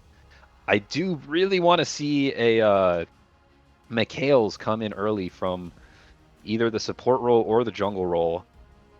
I think a lot of the engage from Femboy Jellyfish is on the Lissandra, because the Vi should be able to be kited out relatively safely with either an Ahri Spirit Rush Away or a Zyre Featherstorm.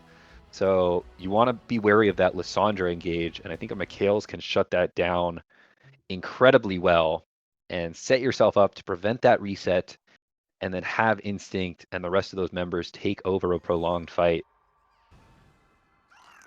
I think that's what's going to happen. We're going to have some long fights, and if there's no reset over for the Jellyfish, then Instinct should be able to win out just because of all the sustain and healing they have through Taric and Ivern. But where are we at timestamp-wise, gentlemen? Oh, we are in a pause. I am at 12 seconds. Yeah, me too. I'm at 12 seconds as well. I am as well, but I don't know. Would that just be all of us? We're all- because of the pause? Yeah. Yeah, that's why I was memeing. Yeah, why did they pause? What did the chat say? Noah got nervous in DC. First time Zahid. That's crazy. Has reconnected. Way to call him out like that, man. No, that's what they said in chat. Oh. Way to call out the chat. Yeah. I'm pause bugged, currently at 16 seconds. Same. Same. Yep. Sounds like we're going to be synced up. I may or may this not is- have to leave during this game. If I do, I'm sorry. No worries. I know it's already a pretty late night, East Coast wise, and Yep. shaping up to be another close one. To Summoner's Higgins went Rift. Glacial, Augment, and Heal. I don't think he changed his runes from the Janna game. Huh? 30 Huh? seconds until minions GG. spawn. How can win? No, I mean he probably meant to do that, right? I mean, it's not the worst. Especially, I guess the thought would be you wouldn't need Hail of Blades into Taric since you're not really going to have a kill threat there anyway. So this just sets you up with more utility later on. Excuse me. I mean, But- brought bone plating font of life. They brought cash back too. That's something you don't see that often. Yeah, I mean, I still think going something like Hail of Blades or even an Electrocute would be safer. You're already, well, not even safer. You're playing this Pike. You're not looking for safe. You're looking to throw the gauntlet down. I think the heal is the biggest thing. I don't see the angle where you would go heal on Pike here. So probably a mistake in the runes. Will it matter much for how this lane plays out? Probably not. Xayah and Taric are favored in it anyway. And I don't think, a small switch up of an Ignite instead of a heal would make that difference. But now even more so, it's going to be very favored for Eclipse and Don to probably have their way in these early levels. Stun connects already.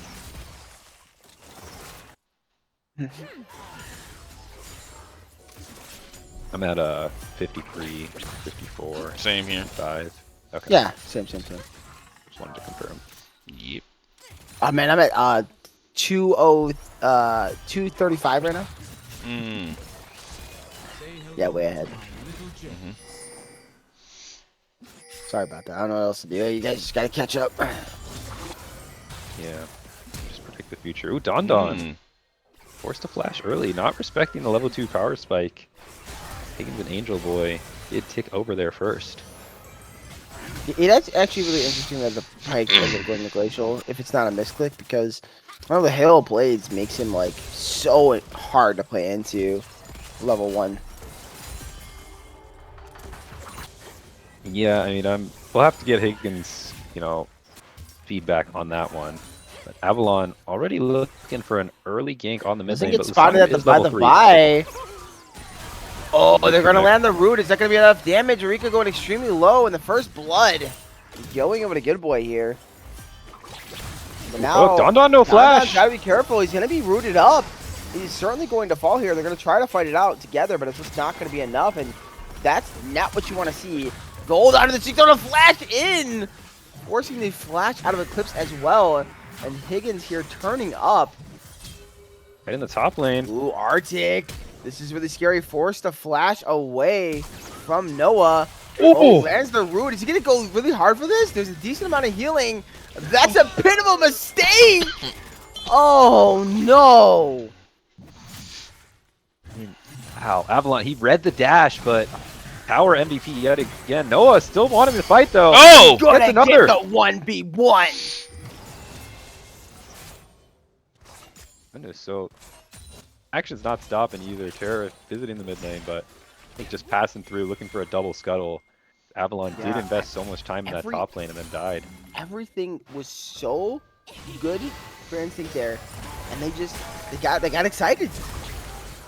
Oh. I think Arctic was thinking maybe he could turn it back, but I mean the red buff is always gonna win out in that fight. In level 4, level 3 as well. So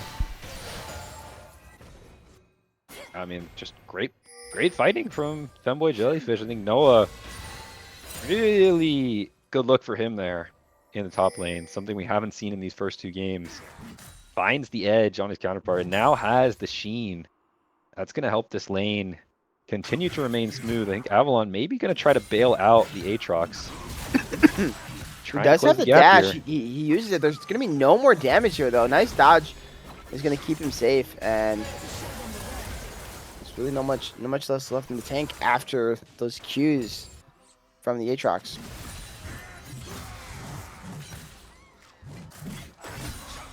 And Zehen will be able to just heal that all back up with the red buff. So going to be sitting comfortably. And bot lane was going pretty well for Femboy Jellyfish as well. I wasn't really expecting that. I think a few missed positions from Don Don, but trading in the top lane, very aggressive. Stun connects onto Angel Boy. Follow up route. Yeah, I mean that's a lot of damage with the pull into the traps. Kind of looking pretty synergistic there. Heal from Higgins coming out. That's the tech, I guess. Kept the Jinx alive that time. And this should get Eclipse and Don Don a little bit back in the game. Catch up CS lead-wise and maybe make a play for early Drake as Avalon is in the area and the bot lane and mid lane do have the shove to rotate to help. Yeah, and it's going to be off this time around Grubs as well, so that's going to matter. We'll see if we end up getting ourselves a big fight on the top side of the map there at that 8-minute mark. Though Vi is coming in, is Jared's going to look for a cheeky steal. He doesn't hit this. It's down to 1,000. Marika flashing in. It's going to be stolen there by Turris. A nice engage there from Marika as well. Now Good Boy trying to do his best to kite it out. He does not have the ult there. No Spirit Rush. And now Don Don without his flash. He's going to have to try to walk away. It is coming off cooldown here shortly, but here comes in the cease and desist engage from Terrace, and he's going on a ride, knocked right back into Angel Boy, and that's going to be another kill for this Jinx. Meanwhile, top side, Noah look for a dive, and the tower stays undefeated. My goodness, so that initial skirmish, just a difference of levels. Rurika, he had level 6, so can confidently just flash forward, buy space with the Frozen Tomb. And that's the difference maker in that fight. You saw some low health bars. Good Boy, you know, without level 6 on that Ahri, no Spirit Rush available, it's so tough to navigate early team fights. And then Avalon gets picked off for the first reset. That gives Era level 6 on the Vi, who just vault breakers forward, and it's an easy 2 kills along with the Dragon Steel. So this early game is coming up Femboy Jellyfish. Yeah, I think the Drake, it was like a good idea in the theory, I guess. The problem is the levels, right? I think you have to play for the level ups, and as you see, the Ivern really far behind now. He was already level 4 to the Vi's level 5, and Charis wasn't that far off 6 before the fight started. So that's kind of making the difference. I feel like it's better for the Ivern to just rush to level 6. Maybe I'm wrong, but it always feels better for him as a champion overall. Angel Boy popping ghosts. We have some action. Yeah, he's looking to try to get in there. It's going to be a nice route, but there's Ignite there on Don Don. He's trying to just heal up, flashing in there onto Higgins. They know that Angel Boy does not have the ghost, but he does have the flash. The shield's going to come in. Is it going to be enough? It's so much! And shut down. Oh my goodness. Keep the Tark alive. That was the minigame. Meanwhile, though, top lane, it's going to be a solo bolo for Noah. He said, it's not that fair when it's a 2v1. This time it's a 1v1, as the turret has about 0 impact on that play. Yeah, so on the side lane, breaking that down. Great play coming out from Instinct. Higgins, this is the tough part about the Pyke matchup, is you can't ever use that E going forward. And, you know, he does it, and without connecting the stun, you just leave yourself so vulnerable. Didn't have the flash up at the time. And so Instinct bot lane giving the chase there, getting the kill, and then Angel Boy sticking around to play the fight.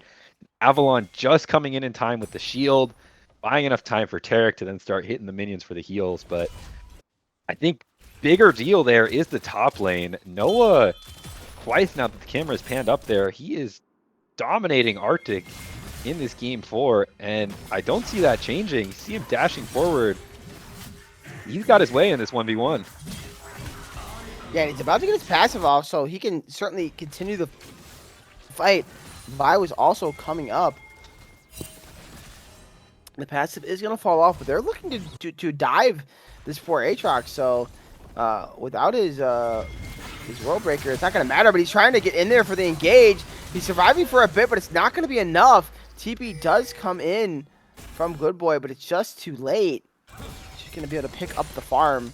But we do see Avalon with some really, really nice pathing. There is no flash on this Jinx. Eclipse does get pulled in, but he's going to get flashed on here by, oh, and beautiful setup here from the Taric. TP coming in. I think, Eureka, you need to run. He's going to get stunned up himself. Is that going to be his death? He does have his E. He gets away initially, but they don't have a ward, so they can track him. Slow is going to come down, but oh, but a beautiful, beautiful E there from the Ivern, and all of a sudden this game is flipped on its head a bit. The action continues, and Eclipse is now 3-0. This Xayah that was behind early, and Angel Boy had a nice lead. You know, we find that, as you mentioned, the script's getting flipped a little bit here, and the Xayah's, it's so comfortable for this Xayah to play. You know, even gets hooked on the onset of the play there, but just can stand the ground comfortably because you have this Ivern and Taric giving you those heals and shields. And then come these later team fights, you're going to have the Featherstorm available to use defensively into the Vi Vault Breaker. And still waiting on that Mikhail's to come through. There it is, yeah. Ivern with the Mikhail's first item is going to nullify any Lissandra engage. So good looks for the Instinct bot lane. And I think it's going to be a lot on Arctic to continue to stabilize in this top lane matchup before Noah, who already has Triforce, gets too far ahead. Dragon really, is really up, want though. to try to contest this Drake. I don't know if they can. They're missing some cooldowns here. There's no Featherstorm. They go with the Spirit Rush, and then Flash in there from Marika. He's going to get the Spirit Rush off in time, though, and that's going to be a big cooldown used by both mid laners, but it might be bigger from the Lissandra. Higgins now walking in. He's going to get a nice E, but the Vi's found something TP canceled. Really hot. And yeah, the TP getting canceled is really massive. The cease and desist here onto Eclipse, but the Radiance is up, so they're going to keep him just fine. So they're forced to stop the engage, and that's going to be a big win here for Instinct, who should be able to turn onto this Drake, I don't think, without much issue. Yeah, I mean, Noah's the bulk of the lead for Femboy Jellyfish. You can see he's dominating this top lane. Yeah, I mean, 2 levels up. Okay, now 1 level up, but he's just hitting this nearly able tower to for dive free. here. The turret's probably going to fall, though. And once the turret falls, that is going to be feats, by the way. It will be, yeah. It's going to be very easily secured. Rurika roaming up in the top lane just to make sure that happens. Does drop a wave mid to do so, but I think you're okay with that play. You're giving the Drake anyway, so make the cross map play. Angel Boy did blow the Ghost in the bottom lane. Yeah, but the Ghost got used, but the Flash is coming back up. And with Herald being the next objective, and you gotta wonder, are both teams going to try to fight for it? Jinx having her Flash back up is certainly going to help.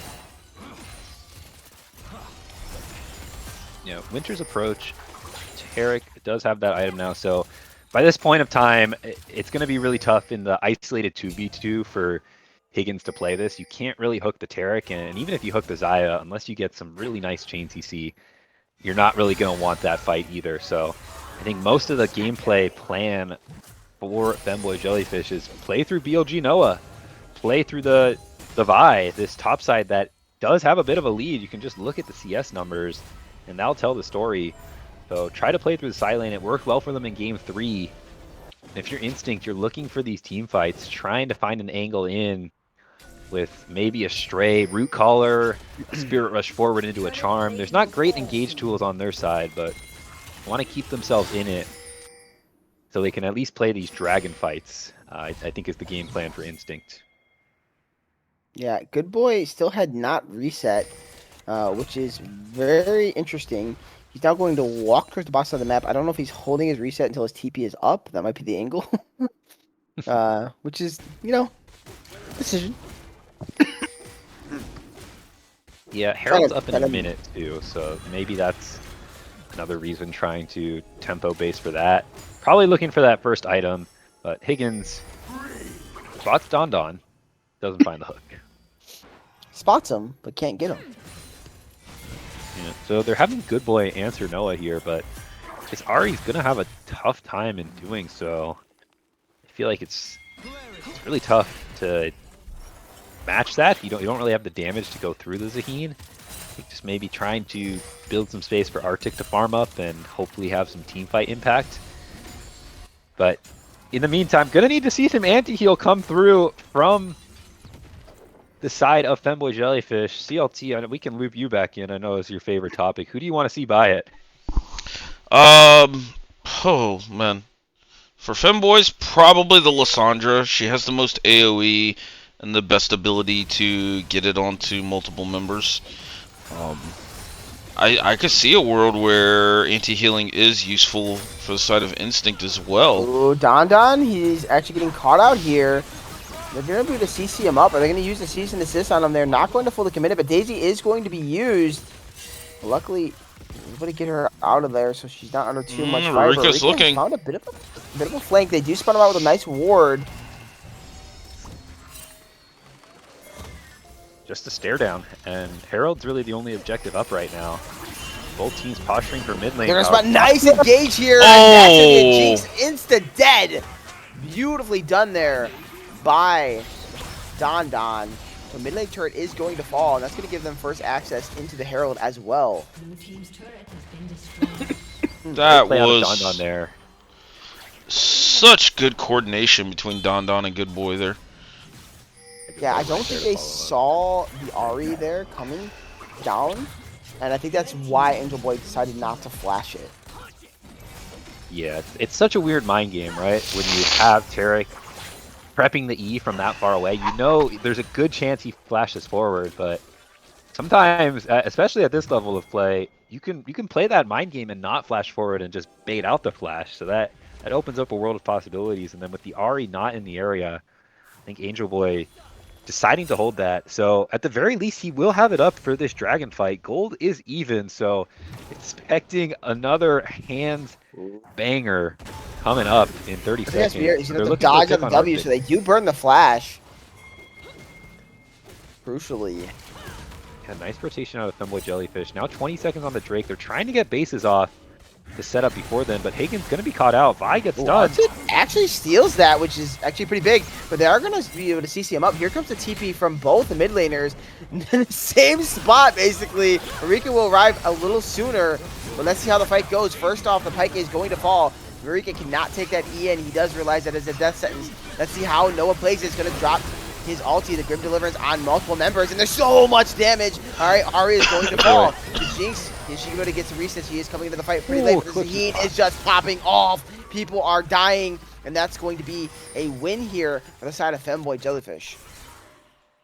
The big win, too. I don't know how that exactly happened. I mean, they just found the angle. It looked really good for Instinct at first. You had this structured setup with Don in front, but Instinct maybe just sticking around a little too far, and Femboy Jellyfish playing the fight. They don't even have healing reduction at this point.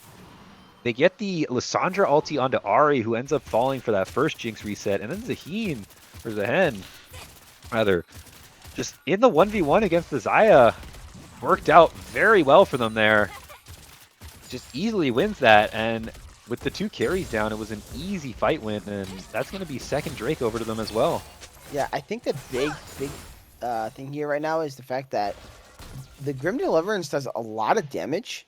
It's kind of unexpected, and when he's ahead, it's also pretty terrifying. Also, and as well as this other fact that he does a lot of healing there too. So You talking about needing healing cut on the side of Femboys. They need healing cut on the side of Instinct probably just as much, especially now that he's got that Sundered Sky. Yeah, I agree. Yeah. Who's building a CLT? Oh man, that's a good one. Boy, I It think has to be the Zaya.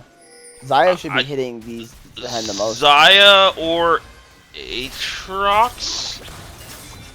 Aatrox because of the AoE, but I see the double Yeah, cloth here's the armor. cease and desist. They're going to try to focus on Avalon. Avalon is going to pop almost instantaneously. Marika has a nice flank. He's going to find a nice... Oh, they're on a good boy, but it's just not enough damage to pick him off right away.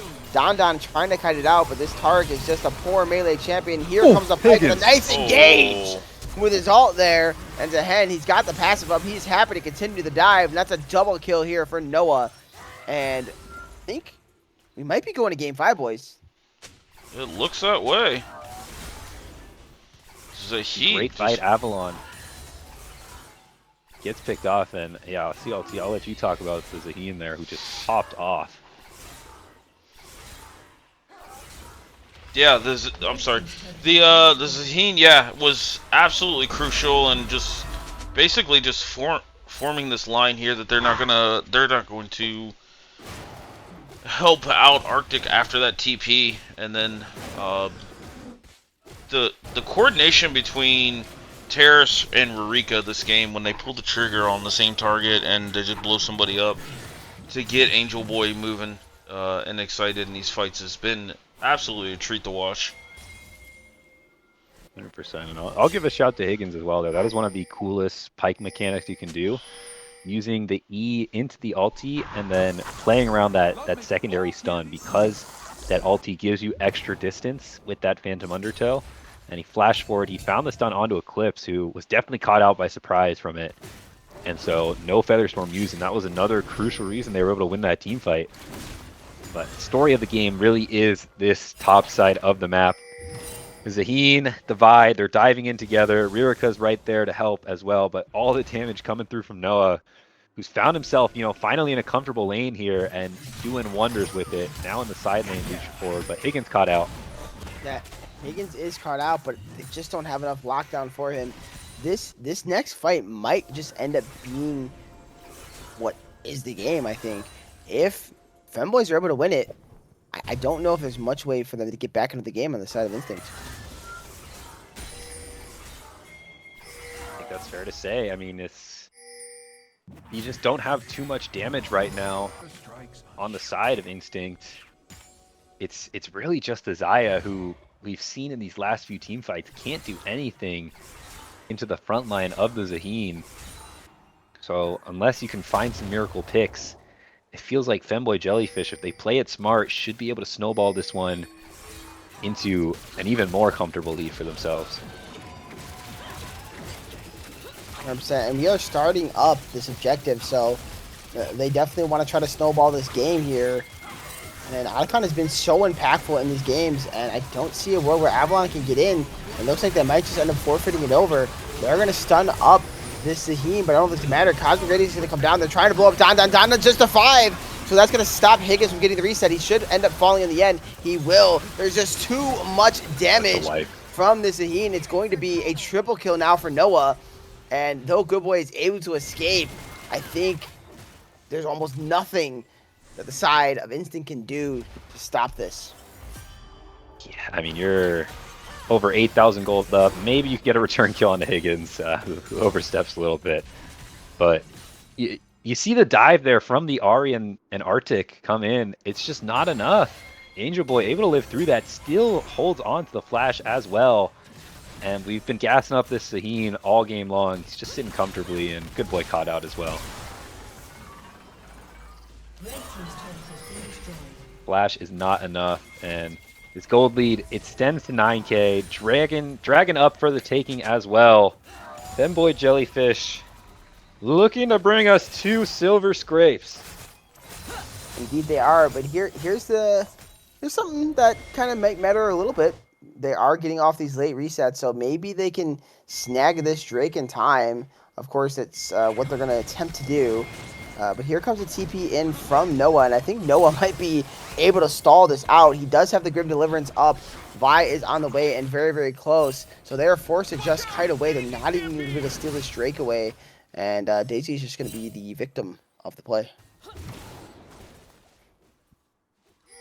Game's gonna fall as well. Yeah, just good TP in. You're just not in a spot to fight there. And Instinct, they want to draw the line somewhere else, extend the game a little longer. You see Oblivion Orb coming through on the Ivern, maybe waiting for a few more items elsewhere before trying to throw another Hail Mary. We'll see how Femboy Jellyfish decide to play it. It looks like they're gonna play this. Play it as 5 so far. I think they could play a 4-1 as well, just because this Saheen has such a comfortable lead. But sticking together, just textbook snowball gameplay. You have this massive lead. Push into the enemy jungle, get some deep vision, and then start laying siege to the towers.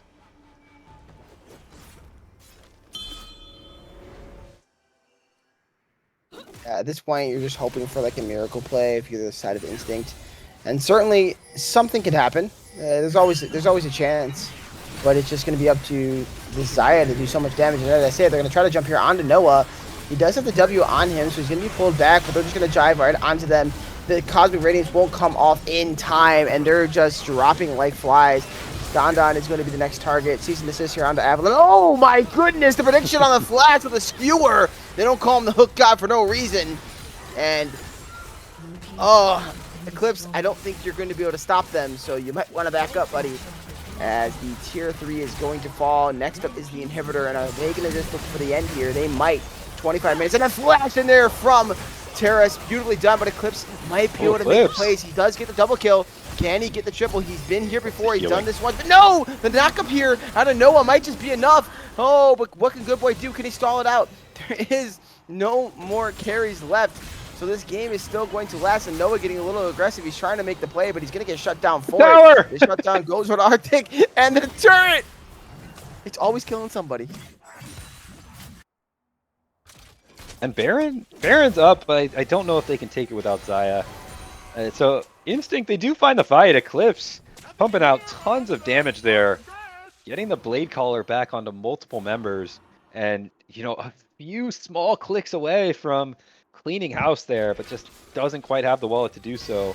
Now has the IE, so if we see another opportunity like that, you know, you see the miracle angle if Eclipse is able to stay alive in these team fights, but it's going to be a very uphill battle for them going forward, as Femboy Jellyfish are going to have control over this Baron once everyone gets back on the map.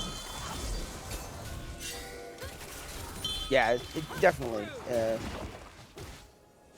At a point where it's very difficult, I would argue nigh, maybe even impossible to come back at this point, but it's still there. There's still a chance.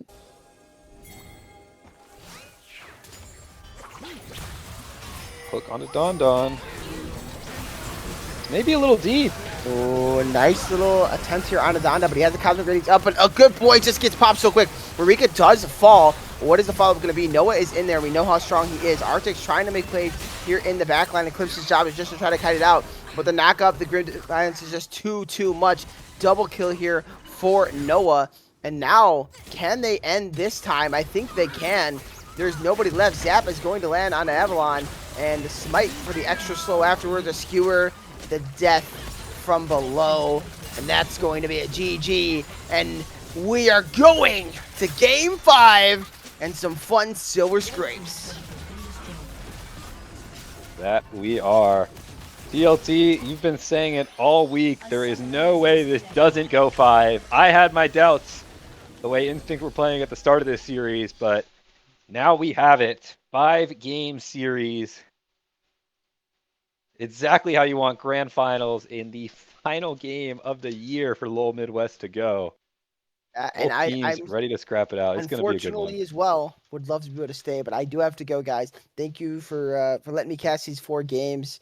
You won't be able to get my banger cast call for the winner, but to whoever wins, Nexus will do his best impression. I'll do my darndest for sure. Thanks for jumping in here, Wiz. That hyped those first 4 games. Only you could deliver it like that. For real. Appreciate you. man. You're the man, dude. You're the man. You and CLT are about to go off here in this game 5. So thank you guys for coming out to watch as always. Of course, it's not over. I'm just saying for the sake of me leaving. And I'll see you guys sometime during the week. We will still have a show, so you'll hear me talking with CLT and hopefully Nexus. So good luck to both teams, though, and may it be a banger game 5. Goes. Goodbye, my sweet prince.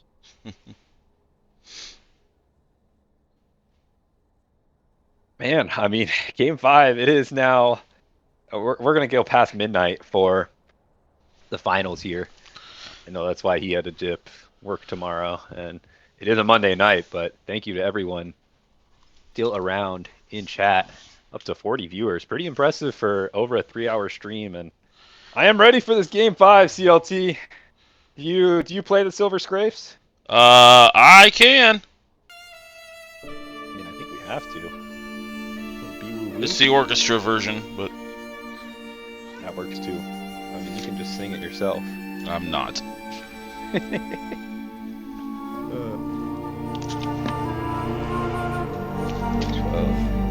I'm gonna go grab a quick sip of water. Stash has run out. Alright. I'll be right back and leave you with them.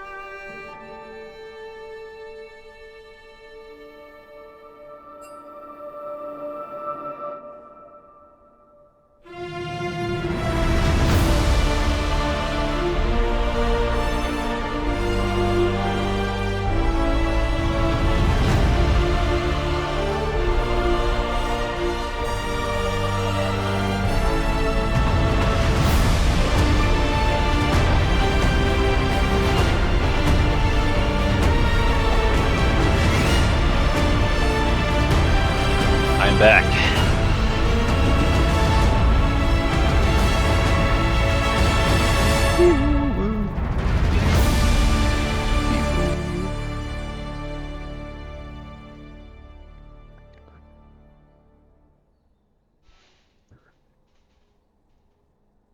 Five-game Fearless as well. Instinct taking red side. Femboy Jellyfish on the blue side. I think. Has there been a favored side in this series so far? I'm trying to look back. I think blue side has won every game, if I'm not mistaken.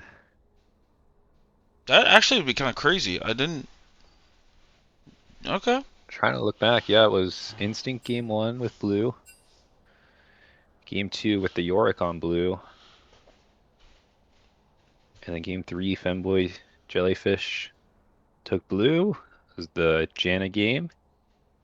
And most recently, that game 4. Yeah, so blue side, 100% win rate this series. I feel like that's a bit of a rare occasion. We typically expect red side to be maybe a little more favored, at least in my experience. And Instinct are going for the red side, so saving counterpick. We'll see what they have up their sleeves as bands coming on through. Looks like Don Don getting targeted again. Nico, Alistar, Leona. And on the side of Instinct, Caitlyn, Pantheon, and expecting maybe an Ashe or a Ziggs ban on 3 here. Yeah, I think it's for me. It's got to be Ziggs, because if it's not, you can be one Ziggs here. He's flexible between Rurika and Higgins, and then you have the AD picks unlocked for Rurika as well.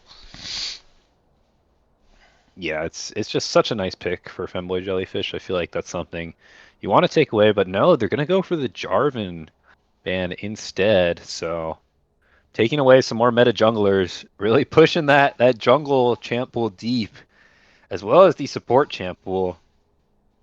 Going to be interesting to see what gets pulled out in those two roles. You know, we still have Thresh and Blitzcrank open if Higgins wants to go for something crazy. Oh, And Smolder locked in instantly. I mean, there's not many, if any, dive champs left. I mean, Vi's off the table. I think the only thing that stands out for me is maybe Arctics and Bessa here. As far as like a dive champion. But Ashe left open as well here. Yeah, that's a comfort pick for Eclipse, so I'm okay with that. I feel like you go for the Smolder just to give you that late game insurance. You know it's game 5, so nerves are probably gonna be kind of tense for everyone. So that Smolder will give you that insurance policy in the late game. Force Instinct to have some sort of answer, and they're gonna take away the Ziggs themselves. That's a early Ziggs pick for Good Boy here. I mean, that almost feels like more of a denial pick. Yeah.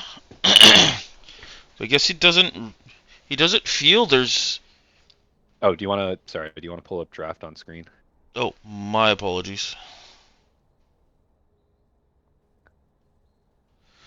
We're getting there. Yone. Okay, Yone is a really nice answer into the Ziggs mid. I mean, Ziggs can kind of just keep himself from pushing in. Oh man, is the Blitzcrank. 2 immobile carries shown by Instinct, and the Blitzcrank just gets snapped, locked in. I think it's a great pick. I mean, we know Higgins is comfortable on these champs. The Pike worked out well for them last game in a very tough game to play. This time around, you have a comfortable Blitzcrank matchup. See what the answer is for Don Don. Tahm Kench is interesting. I think it lets you play this very safe backline sort of game, and that could be going top as well. But traditionally, Blitzcrank plays well into Tahm Kench. It used to be like an old school counter pick. I don't think that's the case anymore. And I don't think there's any pick here that would really win into Blitzcrank without screwing over the rest of your game. So Tahm Kench going to help those 2 immobile carries kite things back. And phase 2 of bans, looks like Instinct getting rid of the Ambessa. I mean, what else stands out here as far as a power pick? I mean, Seraphine, I guess further into the draft, yeah. Jax, Renekton for the top laners. I'm looking at AP junglers. I want to throw a shout out before it gets too late. Fiddlesticks is open, very spicy, but there's an angle there. And then on the side of Instinct, you want some sort of engage to pair up with Ziggs traditionally. So I'm looking at something like an Amumu. That combo, Curse the Sad Mummy into the Super Mega Inferno Bomb. That could be huge, but Still tons of picks left open. A lot of these players have deep champion pools, so that's not too much of a concern as you would maybe otherwise have it be in a 5th game of Fearless. Yeah, the Fiddlesticks is left open, and I believe Terrace does play it. Yeah, that's why I threw it out there. I know it's a comfort pick. You think game 5, you start to lean on comfort, get yourself, on something you can pilot even in the high pressure situations. This pick on 4 should give us an answer as to where maybe the Tom Kench will be going. It's going to be a Maokai, so that'll be some nice, easy engage for Instinct. I think that's very crucial for them, this ease of execution comp that they've drafted. This Maokai R is going to pair up well with the Zigzar. A Mundo pick would be super here. Yeah. I really like just Mundo if this gets locked in. You can just run straight through the Maokai ult. And yes, gap closing may be a little tough, but you gotta imagine you're just tanky enough to run through them. Few seconds left to confirm it, and here it is. I mean, that's a super pick. Mm-hmm. Who's killing the Mundo? Is it Ashe? I mean, Ashe doesn't do that much damage. Ziggs, maybe can keep range, but he's just gonna get run down. No, And a with the Gragas Gragas to boot top as well. Yep. Alright, what does Instinct got here? Don't know if there's a clear answer. I love the Gragas pick here from Femboy Jellyfish. It gives you some more beefy frontline. It gives you some AP damage spread, but I think most crucially, shuts down any sort of Mundo killer pick that you would want out of Arctic. Or, yeah, Arctic on 5 here. I mean, the Kleds may be the best option there. I know it's an Arctic champ, but not necessarily great in the lane. I think you're just hoping that these team fights can go your way with that charge. Does Kled still have grievous wounds? Negative. On his W? That's negative. Okay, so that's not going to help into the Mundo either.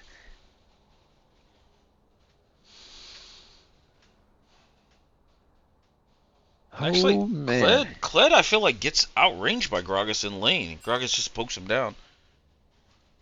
Yeah, I mean, I think so too. I feel like you can play the range really comfortably, and from there, you're already going to be pretty tanky and be able to just kite out any potential Kled engage. I mean, let's see how it plays out, but I don't know if that was the pick to answer what Femboy Jellyfish. I think there's not too much of a debate here. It looks like they have so much more of a stronger comp on paper. This Mundo seems unkillable. You have great initiation tools with Blitzcrank and Gragas building space, and then this late game insurance of Smolder on top of it all. If this game goes past 30, which every game so far has been doing, Femboy Jellyfish are poised to take this series. Yeah, I think this is kind of what I said in Midwest Weekly, where I felt like once we got to this Game 4, Game 5 situation, Femboy Jellyfish just overall have access to more champions, more different styles of comps, to where I feel like this Kled R5, unless he just knows something I don't know, which is very possible, I'm not a top laner at all, but it just feels like maybe Instinct ran out of champs here. I think that's fair to say. I don't think it'd be a reach to say they would agree as well, specifically with the Kled. I feel like the rest of the picks are fine. And Ashe into Smolder is going to be an okay pick. Lane's going to go okay for you. It's a strong comfort pick for Eclipse. The Ziggs Denial, Good Boy on Control Mages is a classic as well. And then Tom Kench to help peel that out. The Maokai rounds out that first 4 nicely because it gives you more frontline to play behind. It gives you this very easy to execute CC. If you can catch out the Smolder or the Yone with this Twisted Advance into a Crystal Arrow, into this Ziggs Bomb, all over top from, screen away, it looks great. But then this Mundo pick came in, and he's just going to be able to soak that all up. So I don't want to hype it up too much because it maybe the terrorist falls behind and it doesn't look as good as it should. But man, I mean, it looks like such a nice draft for Femboy Jellyfish. I think Instinct are going to have a crazy good early game for themselves in all 3 lanes somehow to set themselves up in a spot to at least fight against Femboy Jellyfish early on. Yeah, I honestly feel like showing the Ashe Ziggs early was just not the best idea here. I mean, even if you go like Ziggs Maokai, Ziggs Tom Kench, thinking, or even Ziggs plus a top laner. I mean, you still had stuff like Mordekaiser up, and Gnar, I think, was still up. And you also were forced to ban the Mbessa, so you could have taken Arctic's Mbessa early as well, and then just tried to see what Noah had to answer it. But I mean, hell, Scion was still up too. Scion, Volibear. There's still some decent top lane options here. Maybe it's just a comfort thing. You go to game 5, you just lost the last 2. You want to play something you just know no matter what you're going to be successful on. I can respect it. Yeah, and this is the fascinating part about Game 5 Fearless is you get pushed to the edge here with champion pools, and it becomes really easy to bring up that question of like, okay, is this, why was this decision made? Is it a comfort pick? Is it for, team cohesion? Is it just the only thing you have left? There's so many factors that could go into that decision making, and this theory will only take us so far, obviously, but Game 5 wrapping up shortly. Are you gonna run an ad before we get in? Yep, already did. Just confirming. Yep. Oh, this is gonna be a good one.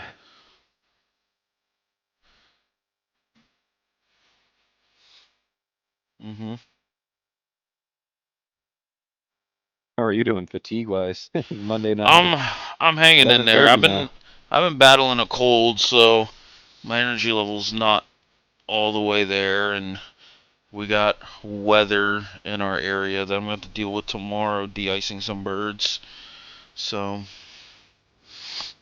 Boy.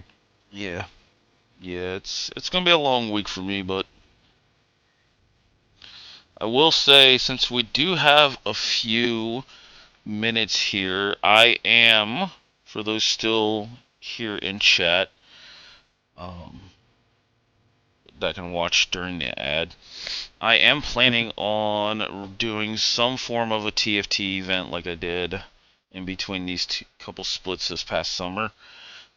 New set comes out actually this week when the new patch hits, so we'll run something. I'll get all the details and everything out here hopefully at the end of this week. The 3rd week in December I do have completely off, so we might run something, keep the stream going, have some fun inside the server, and maybe allow Minus to actually participate in something. So, but yeah, Nexus, you a Tia fan? Not too much. I played a little bit in the first few sets that came out, and then just kind of dropped it. I'm mostly just spending time on the Rift nowadays. I don't really get around to much else gaming wise. You had a chance to look at the season changes for next split? I did. I mean, that's gonna be exciting stuff. I think I don't know if I made the joke, but it came to my mind the top lane thing when we had that mind control 6-pack TP. Yeah. Maybe he was reading the season 16 changes and thought he had yeah. the flash, ignite, and TP. Yeah. There's a lot of changes. I think not too much is happening support. It sounds like in terms of gameplay. Yep. But bot lane sounds like it's going to be getting a pretty decent damage buff. You're going to be allowed to play through bot lane more. I don't think it's going to be like crazy overblown. They do this every year where they throw out buffs for bot lane and people think it's going to be OP, and then it kind of evens itself out. it's just a lot of changes. That's the biggest thing. I was surprised by the volume of changes that they've put forth. Agreed. I think every rule has something that, in my opinion, almost breaks the game, like something you're not used to. So with top lanes now being able to go to level 20 and having 3 summoners, bot lane having a 7th item slot, mid lane all we get is boots. But it'll be interesting for sure. That it will be. I am in good. Where are sir. you at? 20 seconds, 21, 22. Oh, 1 sec. Pause at 30. Welcome to Summoner's Okay. Rift. Oh my gosh, that is a crazy pause time. Oh my lord. 3, All right. 2, 1. Flash hook from Higgins. Flashed out of. 30 Woo. seconds until minions spawn. We are in it. Game 5. Higgins bringing the action already. Signature crank pick. That is a very nice trade for them. The Hex Blast will be available for the Blitzcrank. And Ziggs already this a mobile mage. Not going to have that up for himself. Level 1 continuing to be played. Higgins going to be out of range for the angle. There's another thing coming with those changes next season is I don't know what level 1s are going to look like. That's Minions something have spawned. that's always fun to watch in games. And the fact that they're moving up minion spawn timers, I don't know if you're going to have the angle to sit around and try to make stuff happen early like this, but that's all in the future. We're here in the now. It is game 5. The score is up on your screen, 2-2. And Oh, we yeah, by the are way, I going added to that. get in it. Completely forgot I had Yeah, that. it looks nice. I'm a fan. Keeps people updated. As someone who doesn't necessarily watch the whole stream and just has to tune in usually midway through the series, it's nice because you can see where things are at. In this case, they're dead even. I wonder. Ooh, okay. Little newer tech coming out of Good Boy with the first strike and cashback. Oh, Higgins with the hook bot side though. Doesn't look like much came out of it. What's your thoughts on this glacial augment on the Blitzcrank? I like it. I think it makes sense. There's not, too much reason to go anything else. You could go Guardian Good trade out of Arctic in the top lane, so that Kled working out at least very early on here, but doesn't have too much CS, so maybe not that well, despite that good trade. The Glacial Augment, I think it's the pick. We talked about maybe the Pike misclick, but in this case, it's 100% what you go. Guardian's not going to get too much value into an Ashe Tom Kench lane. You're not preventing much all in. Aftershock, I think, is relatively worthless. You're not that tanky to begin with. So might as well go the Glacial Augment. It gives you more playmaking potential, which we know Higgins is going to love. As Hook connects onto Don Don. Level 2 on a Tom Kench, but going to be able to walk that one out with the Grey Health. Arctic dashing in for another trade. Going to be under tower, though. Okay. So I guess this Kled matchup is working out very well. He is down CS, though, so unless he can get this kill early, I feel like Gragas is going to reach a point where he's just going to be able to sustain himself through the 1v1. No problem. He's going to be on Arctic to maybe play on the nice edge there. Try to push a lead for himself. Both junglers are in the bottom side of the map. Full clear down. Avalon going through lane. Terra coming through Tribush. Maokai is a level down. He skipped the Wolves, so a bit behind on the clear. And I think that's going to mean Scuttle should be able to go the way of the Mundo. Arctic with the remount here, so his lane's looking better already. I think Noah's just going to back, get a tier, and TP back. As that's a pause. Eclipse has some lag.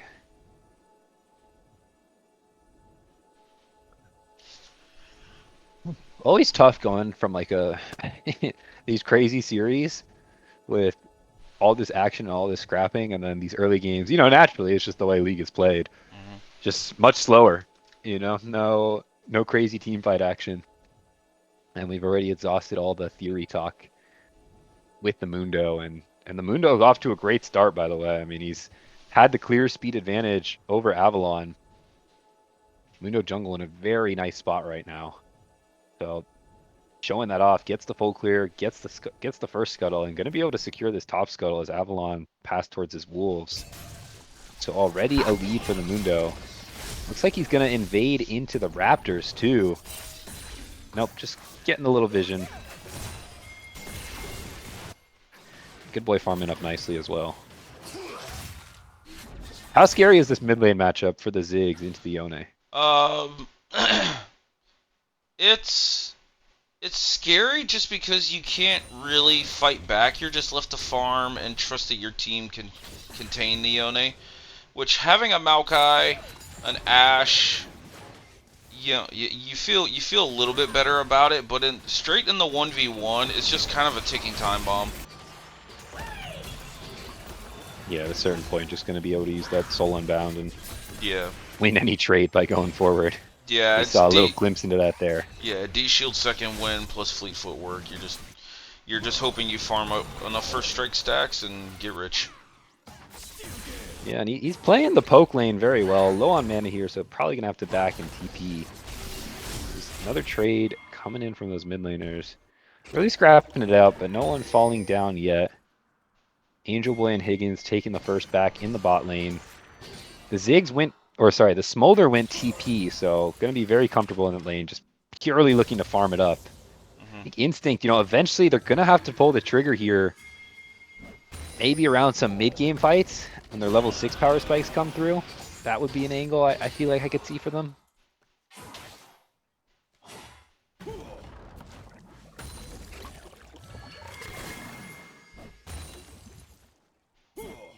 Higgins in the river. Arctic's taking some damage, but does have the remount available. Always tense, those Kled moments.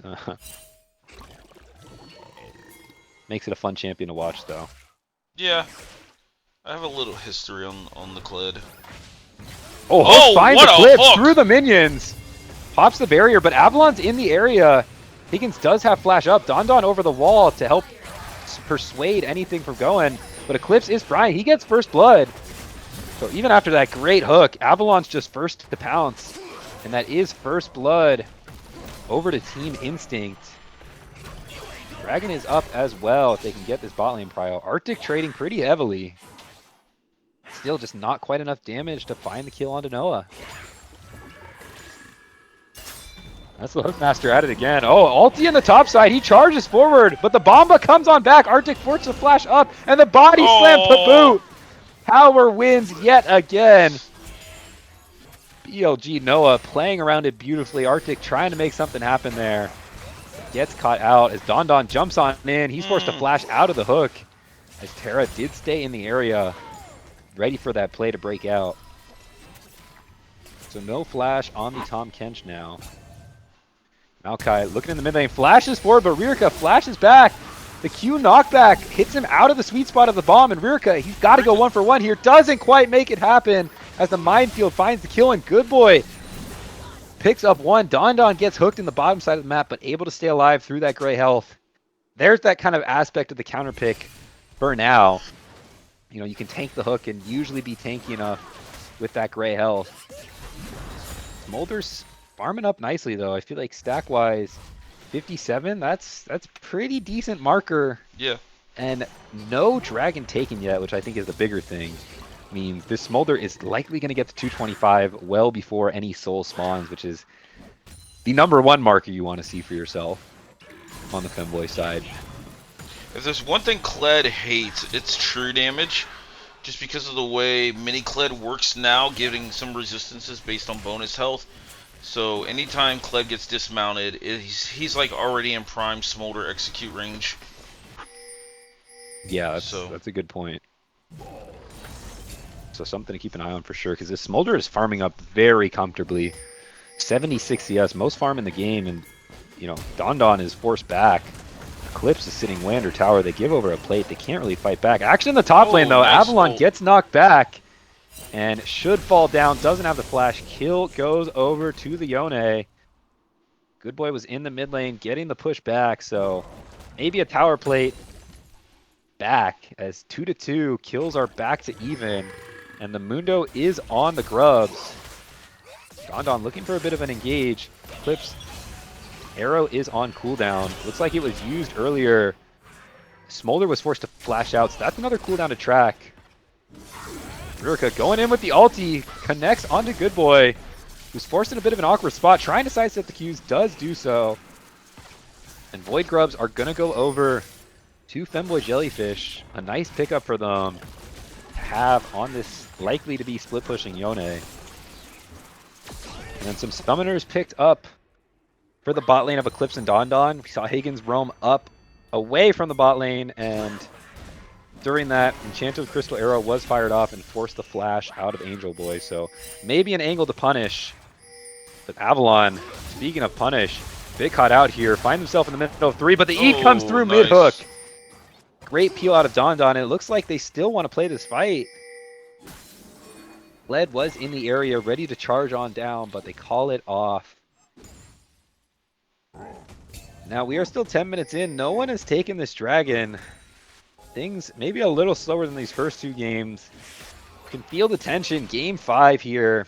Femboy Jellyfish going to be happy to scale, and Instinct is just so tough for them to find the angles. But it is a ticking time bomb almost everywhere.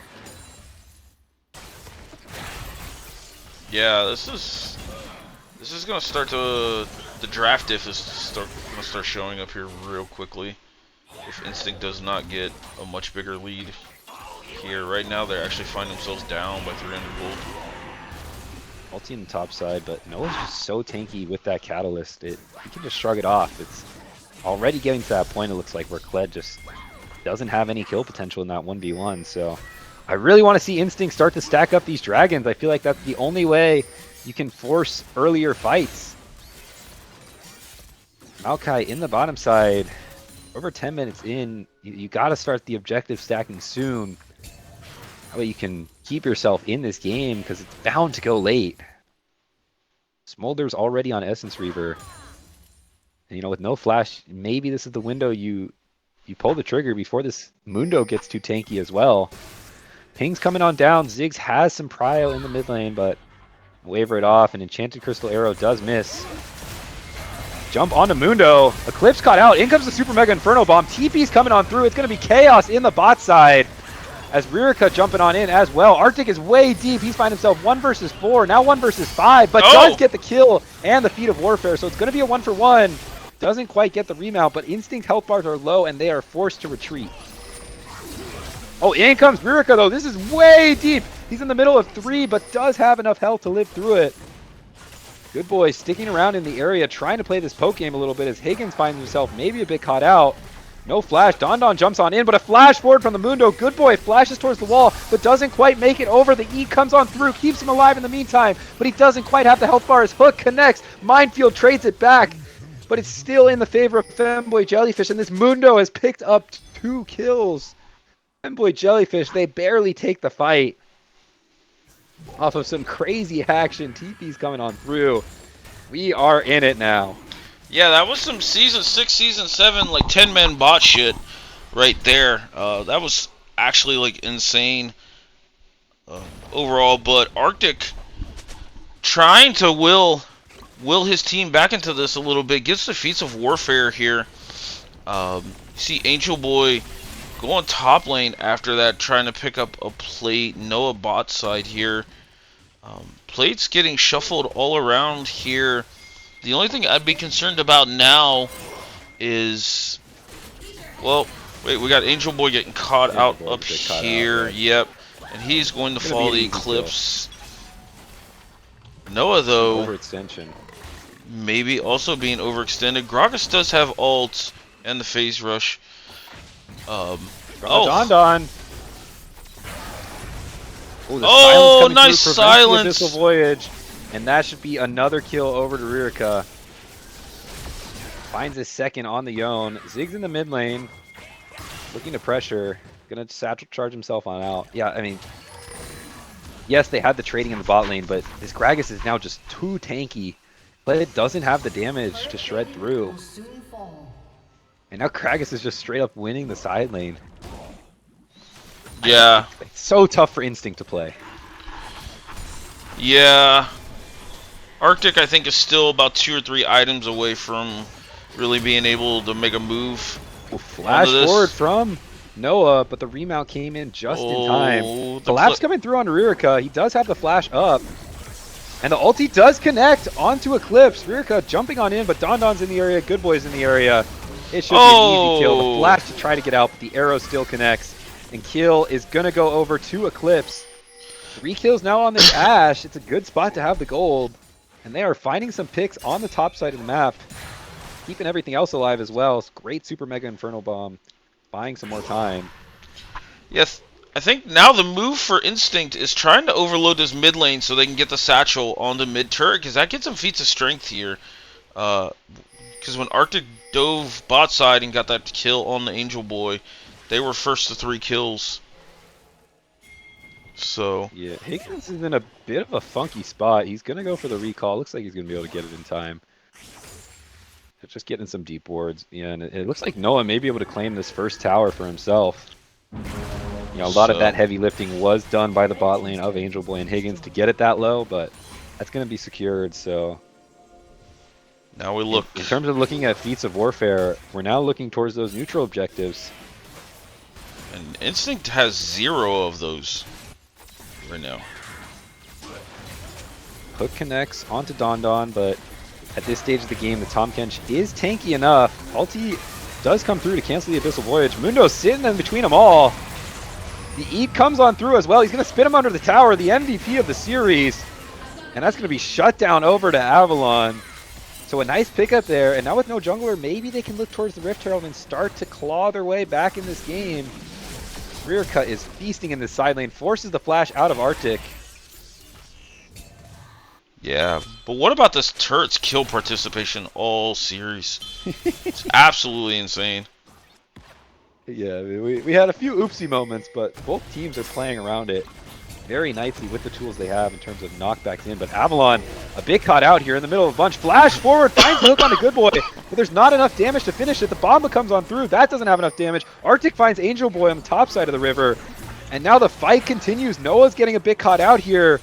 Don Don finds the knockup. Eclipse is giving chase to Higgins. One more auto will do it. On the other side, Ririka slays Avalon. And now Noah falling low. A few more autos. Shut down over to Kled. Ririka forced to retreat. So Instinct find another 2. And it looks like they're going to look for the Herald themselves. It doesn't quite fully reset. Pings are still coming through. Everybody knows where it's at. So Arctic gets off the Herald. But another good fight for Instinct. Avalon was caught out on the onset there, but the rest of Instinct finding some caught out members of Jellyfish to turn that in their favor.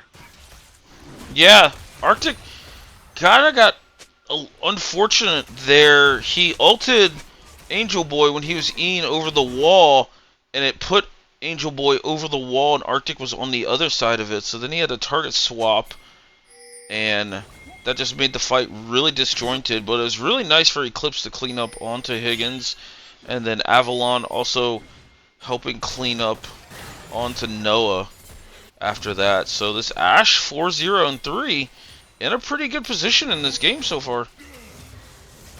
Dragon up in 10. Both teams around the bot side of the map here. Looks like they're ready to fight for it. Some ultis are coming up on the side of Instinct. Most ultis are up already for Femboy Jellyfish. Jellyfish, they do have control over the area for now. Instinct are marching on forward. They have a nice range advantage for themselves if they can execute on it safely. You know, it's always so dangerous with Ririka always looking for angles, Higgins looking for angles with the hook. And speaking of Higgins, he gets himself caught out. The ulti comes on through from Don Don to secure it. So a few ultis used for that pick, but it is one member down of the Jellyfish. And now they're looking into the mid lane. With Angel Boy, he's kiting towards his Gragas, but Don Don jumps on in. They're looking to collapse here. Angel Boy, he doesn't get over the wall. He gets pulled on back. The twisted advance for good measure. So picks on the bottom lane of Femboy Jellyfish mean this dragon should be Instincts for the taking. Ririka gonna TP to the top side, try to pressure the other side of the map. Expect that to be responded to by Good Boy. Maybe he just opts to sit in the mid lane. Yeah, But for now, this top side of Instinct is going to have to carry the weight. Yeah, I felt like this is kind of what I've seen out of Femboys when they kind of fall apart in some of these games, is where they're just disjointed, they're getting caught out and picked off before they can really establish what they want to do in the next minute or two. Avalon's going to be jumped on, gets hooked back, and with no Tom Kenchel, you got to think this Maokai falls, but he's phase rushing on out. The Bomba knocks him towards Ririka. Ririka finds the carry. Oh, He what an comes out ult! with a two-man body slam. Good Boy and Eclipse are forced back, leaving Don Don and Arctic alone, but the artillery support over top may be enough. It's a bit of a disjointed fight here as Arctic finds himself separated, trying to kite it out. In goes Ririka, flash forward onto one. Tower is ticking though, and it finds another. This mid lane tower picking up his second. Arctic can get the remount. Oh, the Mundo remount! He jumps on in. Mundo forced to flash out. In comes Don Don. Low health bars everywhere. Angel Boy trying to get in range to clean it up. Doesn't quite have the splash to do so. And more chaos around this mid lane. Both teams continuing to scrap it out. It ends up, looks like a 2 for 2 when all is said and done, but blinking health bars on both sides. Yeah, these fights are just so close between both of these teams here. It's so insane. I mean, it is neck and neck. I mean, it looked like Ririka had almost a game-winning play there with that two-man ult, but the flashes were up for Good Boy and Eclipse, so they have to blow them, lose half their health bars, and Ririka does flash forward to find one. Don Don barely dodging out of that hook. And there is still a lot of damage from this Ashe and this Ziggs if they can get the spacing to free fire. You know, the Smolder, until he hits that 225 marker, he's over stack check. He's 196 right now. So in another maybe 2 minutes, flash forward from Higgins, finds Eclipse. And with no flash, Eclipse, no, he finds his way out, but Angel Boy flashes forward, doesn't have the damage. And so 2 flashes from the bot lane of Femboy. Jellyfish not going to yield anything but an Ashar. Looking for a pick around that mid lane, barely not finding it. Right. Yeah, I mean, these fights they're so close. Right, I need a damage chart for turrets amongst this whole series, please. It is crazy. Yeah, I mean, that's what dissuaded Angel Boy from giving chase further. That tower still up. Eclipse able to retreat under it. And now, I think Instinct are going to try to hold on until this next dragon fight. Maybe look to punish a now flashless Femboy Jellyfish bottom lane.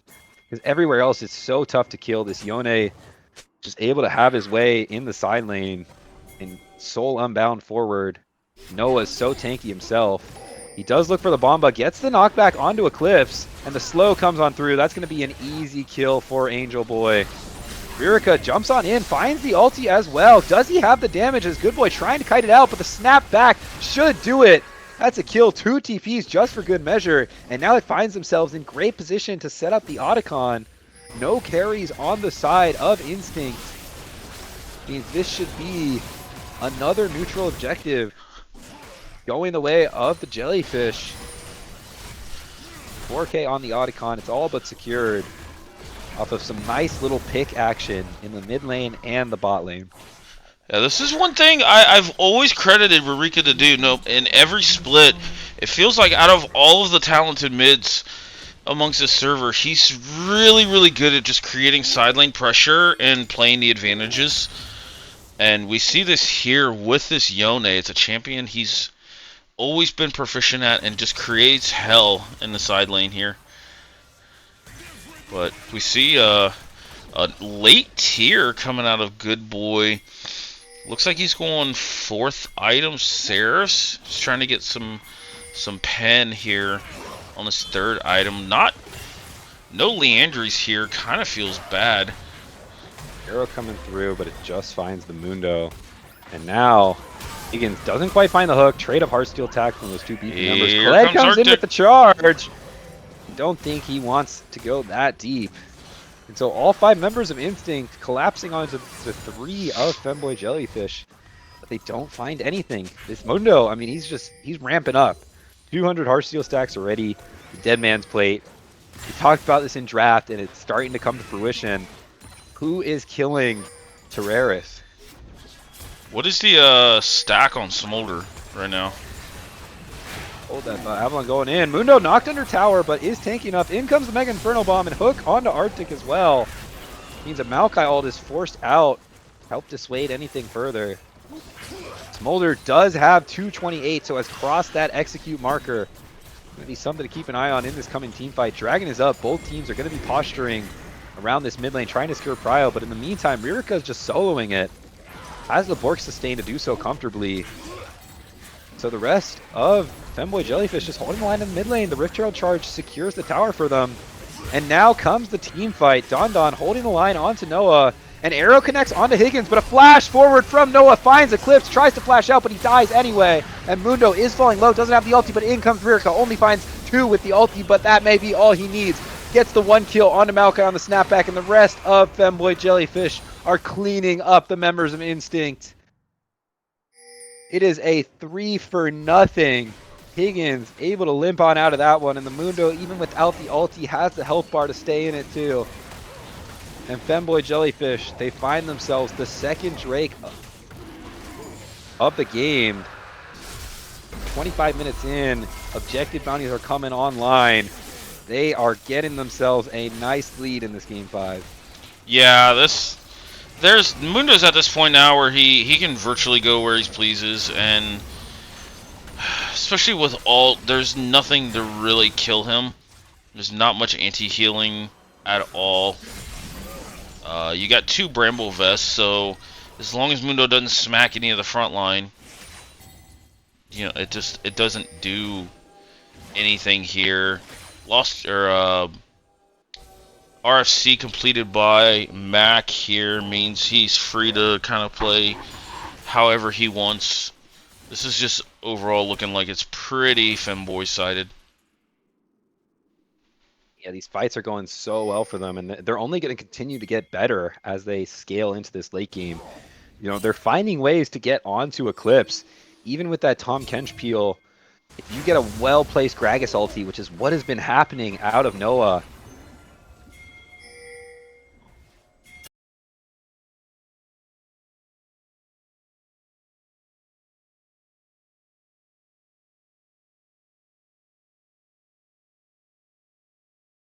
Instinct off the face of the rift. Good boy trying to waddle away on the Ziggs, but Mundo's giving chase. He has the dead man's plate. The rest of Femboy Jellyfish, they're in the mid lane. They're continuing to push. And another successful team fight goes the way of Femboy Jellyfish. EP out from Good Boy. Just barely going to be able to make it. Oh. That's... You want to pause? Yeah. I literally just dropped connection for like 2 minutes. Oh boy. I heard you casting. Okay, we're actually back to right where I was. I'm at 2630. 2630. Alright, let me rewind. 32, 33, 34, 35. Let me get done with this fight. 8, 9. I'm at 2640. Yep. Alright, I'm with you. Yeah, so Yeah. we see Good Boy running away here. I don't know how much you heard of me saying this, but he's waddling his way on out while the rest of Femboy Jellyfish are hammering away in the mid lane tower. Good Boy, he finds the blast cone, able to get on out, going for the TP. Looks like he's just going to be able to make it. Finds his escape, but Femboy Jellyfish, they sweep another fight. And things are continuing to turn up for this squad. Their gold lead, it spans to over 5K now. And they keep finding the angles in these fights. Yep. My fault, chat. I see some of you guys asking about it. Yeah, it dropped. My fault. My internet's failed me. It happens. Figures. Was the team fight like in for that around the The team, it stopped like right in the middle of team fight when Ririka ulted. Actually had a decent like frame shot, and then you just straight up rap god the whole team fight, and there was no action. All right. So, yeah. Maybe it can be followed, but if not, it was just another clean team fight out of Femboy Jellyfish. See the Smolder I mean, we've talked about the scaling of the Smolder, but it has not been the story of Smolder at all. It's been the Yone, it's been the Gragas, it's been the Mundo. They're just creating so much space in these team fights. Eclipse and Good Boy just don't have the time to output the damage. And as a result, Instinct now finds themselves staring down the barrel of a 6k gold deficit and getting outscaled in the meanwhile. They're going to have to get creative. We see Don Don in the top side. Maybe look to punish a potentially overeager Yone, but Ririka knows better, backing on off as he spots the Tom Kench. Gragas with the TP forward. They are being proactive with the play here. I think with Don Don in the area, they should be able to make their way out of this one. As trade of ultis from the Gragas and the Tom Kench cancels out the knockback that otherwise would have happened. What are you at, time-wise? 57, 58. Stop at 60. Okay. 57, 58, 59, go. I don't know how, but you got like a few seconds ahead of me. Yeah, must have just probably something decent. Ah, It's all good. Riot. Classic. Femboy Jellyfish, they're going to be posturing for this Baron. You got to think. Oh, I just froze. Oh.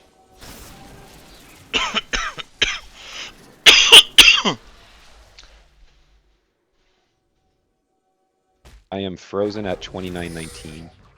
Oh. Alright, you might have to leave and then spectate if you've got one of them on the friends list.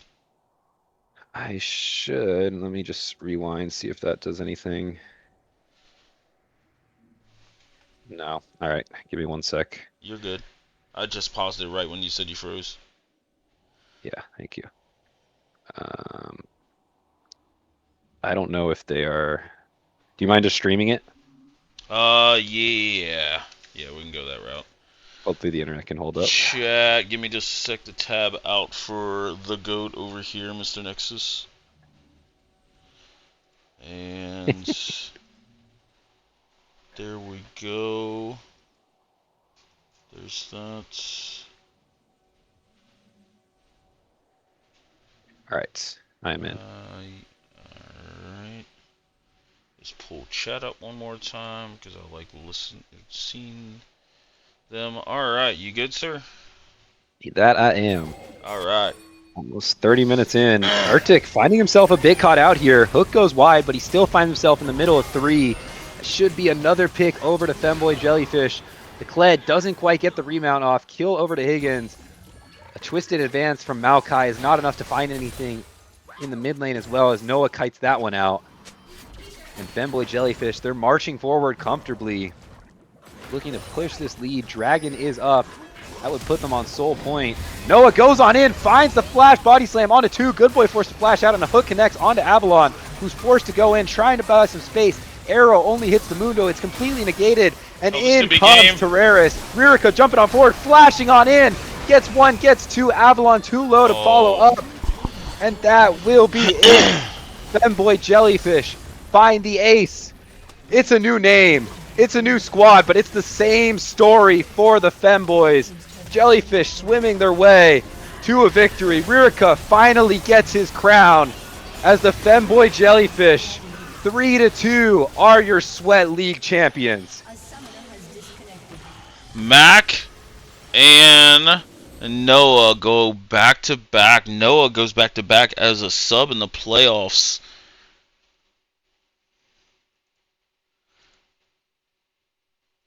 They pull off the reverse sweep. Yeah, that was an absolute insane series. Good Boy topping the damage charts there that game, but the Zig's just not the most effective, and I felt like Instinct just maybe could have maybe wanted to look back at the draft and could have done something different there. I don't 100% know, but let me see if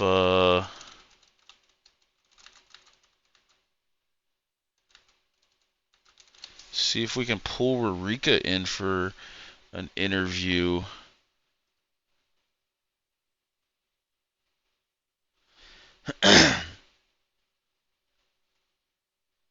deserved. I mean, Game 5 Fearless, the topic always comes up with the draft. You get pushed to the edge of your champion pools, and I think on paper Hello. this really looked like the story. But here he is, the Oh, Sweat League champion. Congrats, man. hey, thank you, thank you.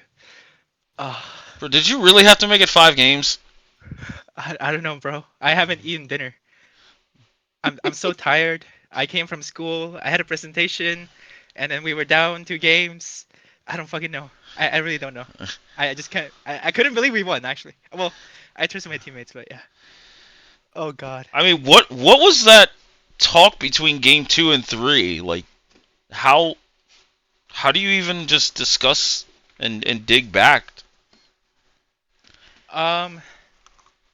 We like game 1. We actually got outplayed by Instinct. They played really good. But game 2, that was so upsetting. I think everybody was upset because I started it. I kept asking to fight in the jungle when Noah said just split push, play on sides. But I don't know. But then game 3, that's when we started to like just calm down, and when we get a lead, just play slow and play smart, pretty much. And we just apply that every game. And yeah, we also noticed that they're running out of champions. So Yeah, well, I mean, the story of game 4 was just Zahid. oh, is that yeah, bro? Yeah. I was a slave that game. I think I had like 15 assists.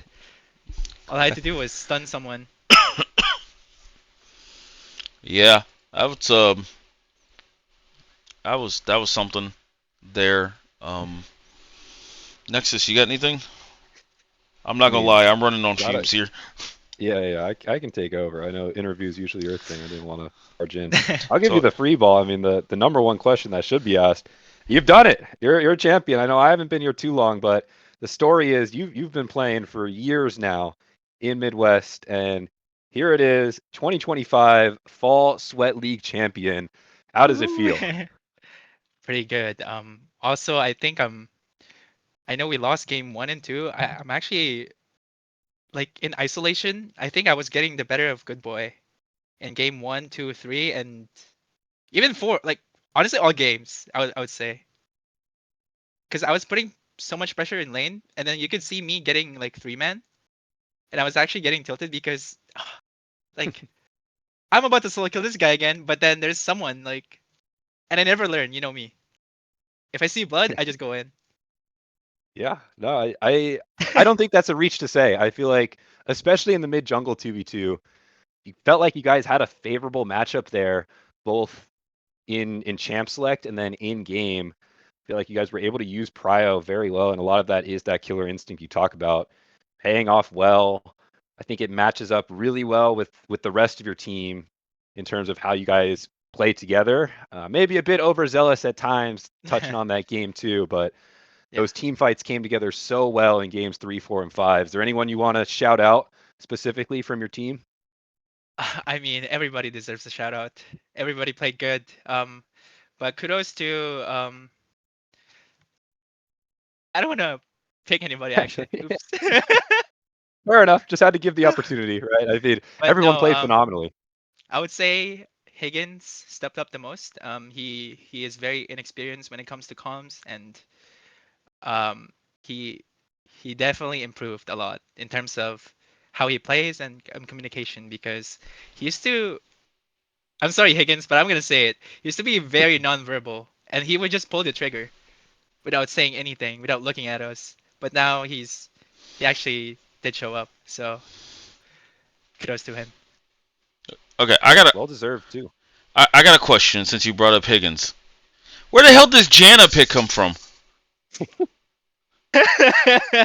You want to pull him actually? Sure, I'll drag his You ass can up better here. answer this question. Hold on, where's he at?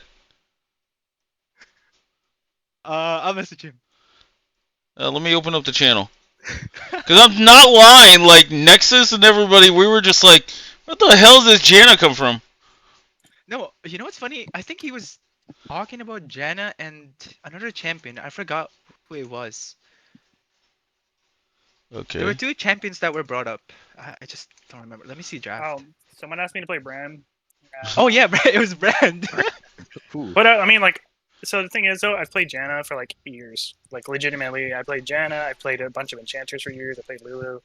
I just don't play them as much anymore. But I know when I can outplay people with Janna. So the team comp was very easy to play it into. So I didn't have a concern. So even though I was a little rusty on it, it kind of was simple. And I can stop a lot. I thought it was the funniest thing. We were just kind of like a, what the fuck, Janna? And then the very first thing you do on this Janna is you flash Monsoon somebody. We're like, okay, that's like the most Higgins thing you can do on Janna, I guess. Yeah, I know.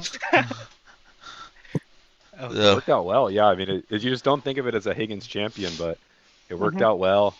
I hope you heard Ririka's shout out for you. I think you were I a did. crucial piece there, getting all the engages together. Sounds like that was a big vocal part too, calming that, making sure everyone was on the same page. Props to you Yeah. coming in. You know, I think a lot of people have dawned on as the best support in the league, and definitely held your own throughout the series. I want to know, and this is just another small question: was the glacial augment heal Pike intentional? I've done glacial augment every single time. Every Wait, single time. Wait, Okay. sorry guys. I didn't even notice you had Glacial that game. Yeah, I take glacial on Pike every time just because it sets up every CC and stun, no matter what I do. Also because I know that Mac will always follow up and get free poke. They can't walk away, and it's a favorable trade without overextending. Because if I played something that was different and overextend, I would die on repeat. So I always take glacial on it, and it's just a lot easier to control the lane, especially since I know I can land the hooks, and I'm not afraid to land them. Yeah. Plus okay. the Perfect. reduction Makes in damage. sense. Yeah. Makes sense. I mean, the rune pick made sense. You know, we were able to theory craft it. It was just the fact that it came right after the Janet game and it was the exact same setup was just a bit of a head scratcher, as I typically see the Hail of Blades or an Electrocute, something in the domination tree, but it definitely paid off in that Pike game. It worked out well. And then Dark Seal as well in game one. I mean, Higgins was dropping all the spice. Part of what makes the Femboy Jellyfish squad so fun to watch. You guys always trust your hands, always trust each other in the team fights, and it was evident there. It was a great series. Anything to say to, I guess, your opponent's instinct at the closing of the split here? I know you guys like to talk your trash in what I think is a pretty respectful way. So any words you want to drop here is a podium to do so. I mean, well, I think it was Don who started it. He has he has like personal beef against our team because of internal drama, but I actually think that they're a very good team, and I do hope that they play next split because from what I heard this could be their last split, right? Yeah, potentially. Yeah, so yeah, it's always a banger going against them. You know, it would always go to 5, and I do believe that with them, they push us to our limits, and that's how we improve as a team. Even though we don't really scrim as much. But yeah, I hope they come back next split. Every series that Instinct has lost in the last 3 splits have went the full distance, either 3 games or 5 games. They've never lost a series like 3-1 or got swept. Yeah, they're a solid team, and I'm pretty sure they've been playing for a long time, right? And it shows. Their macro and their vision control and the way they play around their mid laner is pretty decisive and pretty solid.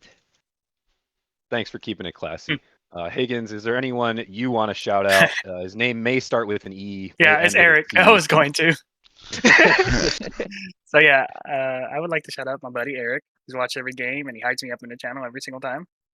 Yeah, I And was gonna messes say he me. was there throughout. I love there's that a lot guy. of instinct love in the chat. Yeah, And my this guy was man. holding it down, throwing it all up for Femboy Jellyfish, and Yeah, but I will say gets I paid will off. keep it classy. I will keep it classy only for the fact that Rurika kept it classy. Otherwise, I would speak my mind. Thank Because, you. I mean, I'm reminded of game 2. yeah, that's fair. Split's over, so you guys have the cup. I think to wrap it up. I know it's a late night. Looking forward, next season, beyond the TFT event that's coming up that CLT has been hyping up that we're all looking forward to. Hell What's yeah. next? What's next for you, Ririca? What's next for Femboy Jellyfish? Any sneak peek there? I'm not sure. I have a lot of changes in my life, so I'm not sure if I'm still gonna play. But I would love to compete. Obviously, I'm a competitor. But the thing is, I'm very busy with my program because I'm graduating soon, and yeah. Yeah, life comes first. But Mhm. for tonight, Midwest Cup comes first. Hell Go yeah. celebrate it. CLT, any final words to say before we let these two gentlemen go? No. I think hats off to you guys. The whole team played great. Noah coming in as the super sub yet again, but I still got to give kudos to Instinct. They're some of the nicest guys in the world. Anytime I've talked to them, they've been great. And they just never. They're always competing in every series, no matter what. They never get blown out. They never look like they're outclassed. They're just fantastic team to always sit back and watch. All right, Caster of the Year. Close us out. Sign us off however you want. Caster of the Year. Yeah, I didn't know that was coming, but so yeah, congrats to Femboy Jellyfish Thank you. for Thank winning. you guys for Go you ahead. guys for casting for almost 5 hours. What do I got? Back to back. 4.5. Yeah, It's our pleasure. 4.5. Yeah. We yeah. appreciate it. I know it's fucking midnight 30 on the East Coast. Every time, Marika, it's your fucking fault. No, it's not my fault. It's Trust me. your fault. You couldn't lose Game 3 Dude. and make this a quick night. I told you I haven't had dinner. I told my team, and they're like, "We're gonna buy you food." Just I- blah, blah, I'm blah, recovering blah. from I'm recovering from a concussion. I Yeah. just got cleared. Yeah, like let this guy lose No. in peace in Game 3, and like we could all just have a short night. No, we can't lose. No. I said Especially- I said I'd win with it. It didn't matter. Yeah, and I think you two are the most reserved ones on the team. Glad I didn't bring Noah on. No, Mac is cool and Tara's cool. Yeah, I know they are. Yeah, And Noah's they're cool both too. Max is- Yeah, Max Noah's is cool. fine. Noah's cool actually.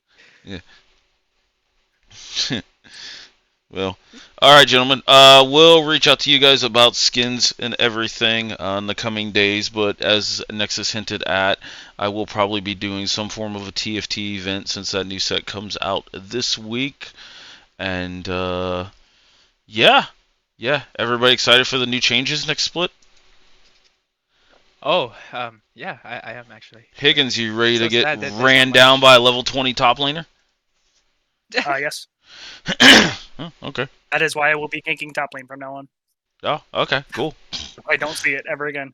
All He right. needs the third summoner spell. Fair enough. All right, gentlemen, I'm going to close it down there, but congrats again. Thanks for everybody who was in here chatting. We hit 54 viewers during this interview. We got Thanks rated by for Titan Esports streaming. with Thanks for 49. casting. Thank you for Oh. everybody. Shit. Oh, All right. let's run game 6. Let's run. Well, I appreciate the raid there, Titan. I'll just finished your semifinal match. Well, we tried to make this as long as we could. You can blame these two guys in the interview for that, as they did reverse sweep for the finals and what was a banger series. So, yeah, Rurika, go get some food, man. You sound cranky. Thank you. Thank Yep. you, man. All right. Higgins, Have a good congrats night, again, guys. brother. Have Peace a good out. night. Thanks again. All right, and we will sign off here. I will make sure this is published immediately, and we'll get uploaded to the YouTube tonight. But appreciate the raid. Yes, congrats to Femboy Jellyfish for winning our last split of the year, and what was our most successful split, our most successful calendar year as a server, as a mod team with participants, everybody. So. We do appreciate everybody joining us, and we'll see you throughout December with some kind of for fun events. I'll post details in the server. Potentially ARAM Mayhem event. Anybody? Question mark. So we'll we'll see what I can come up with, what type of free time I got. But we'll see you guys again next time.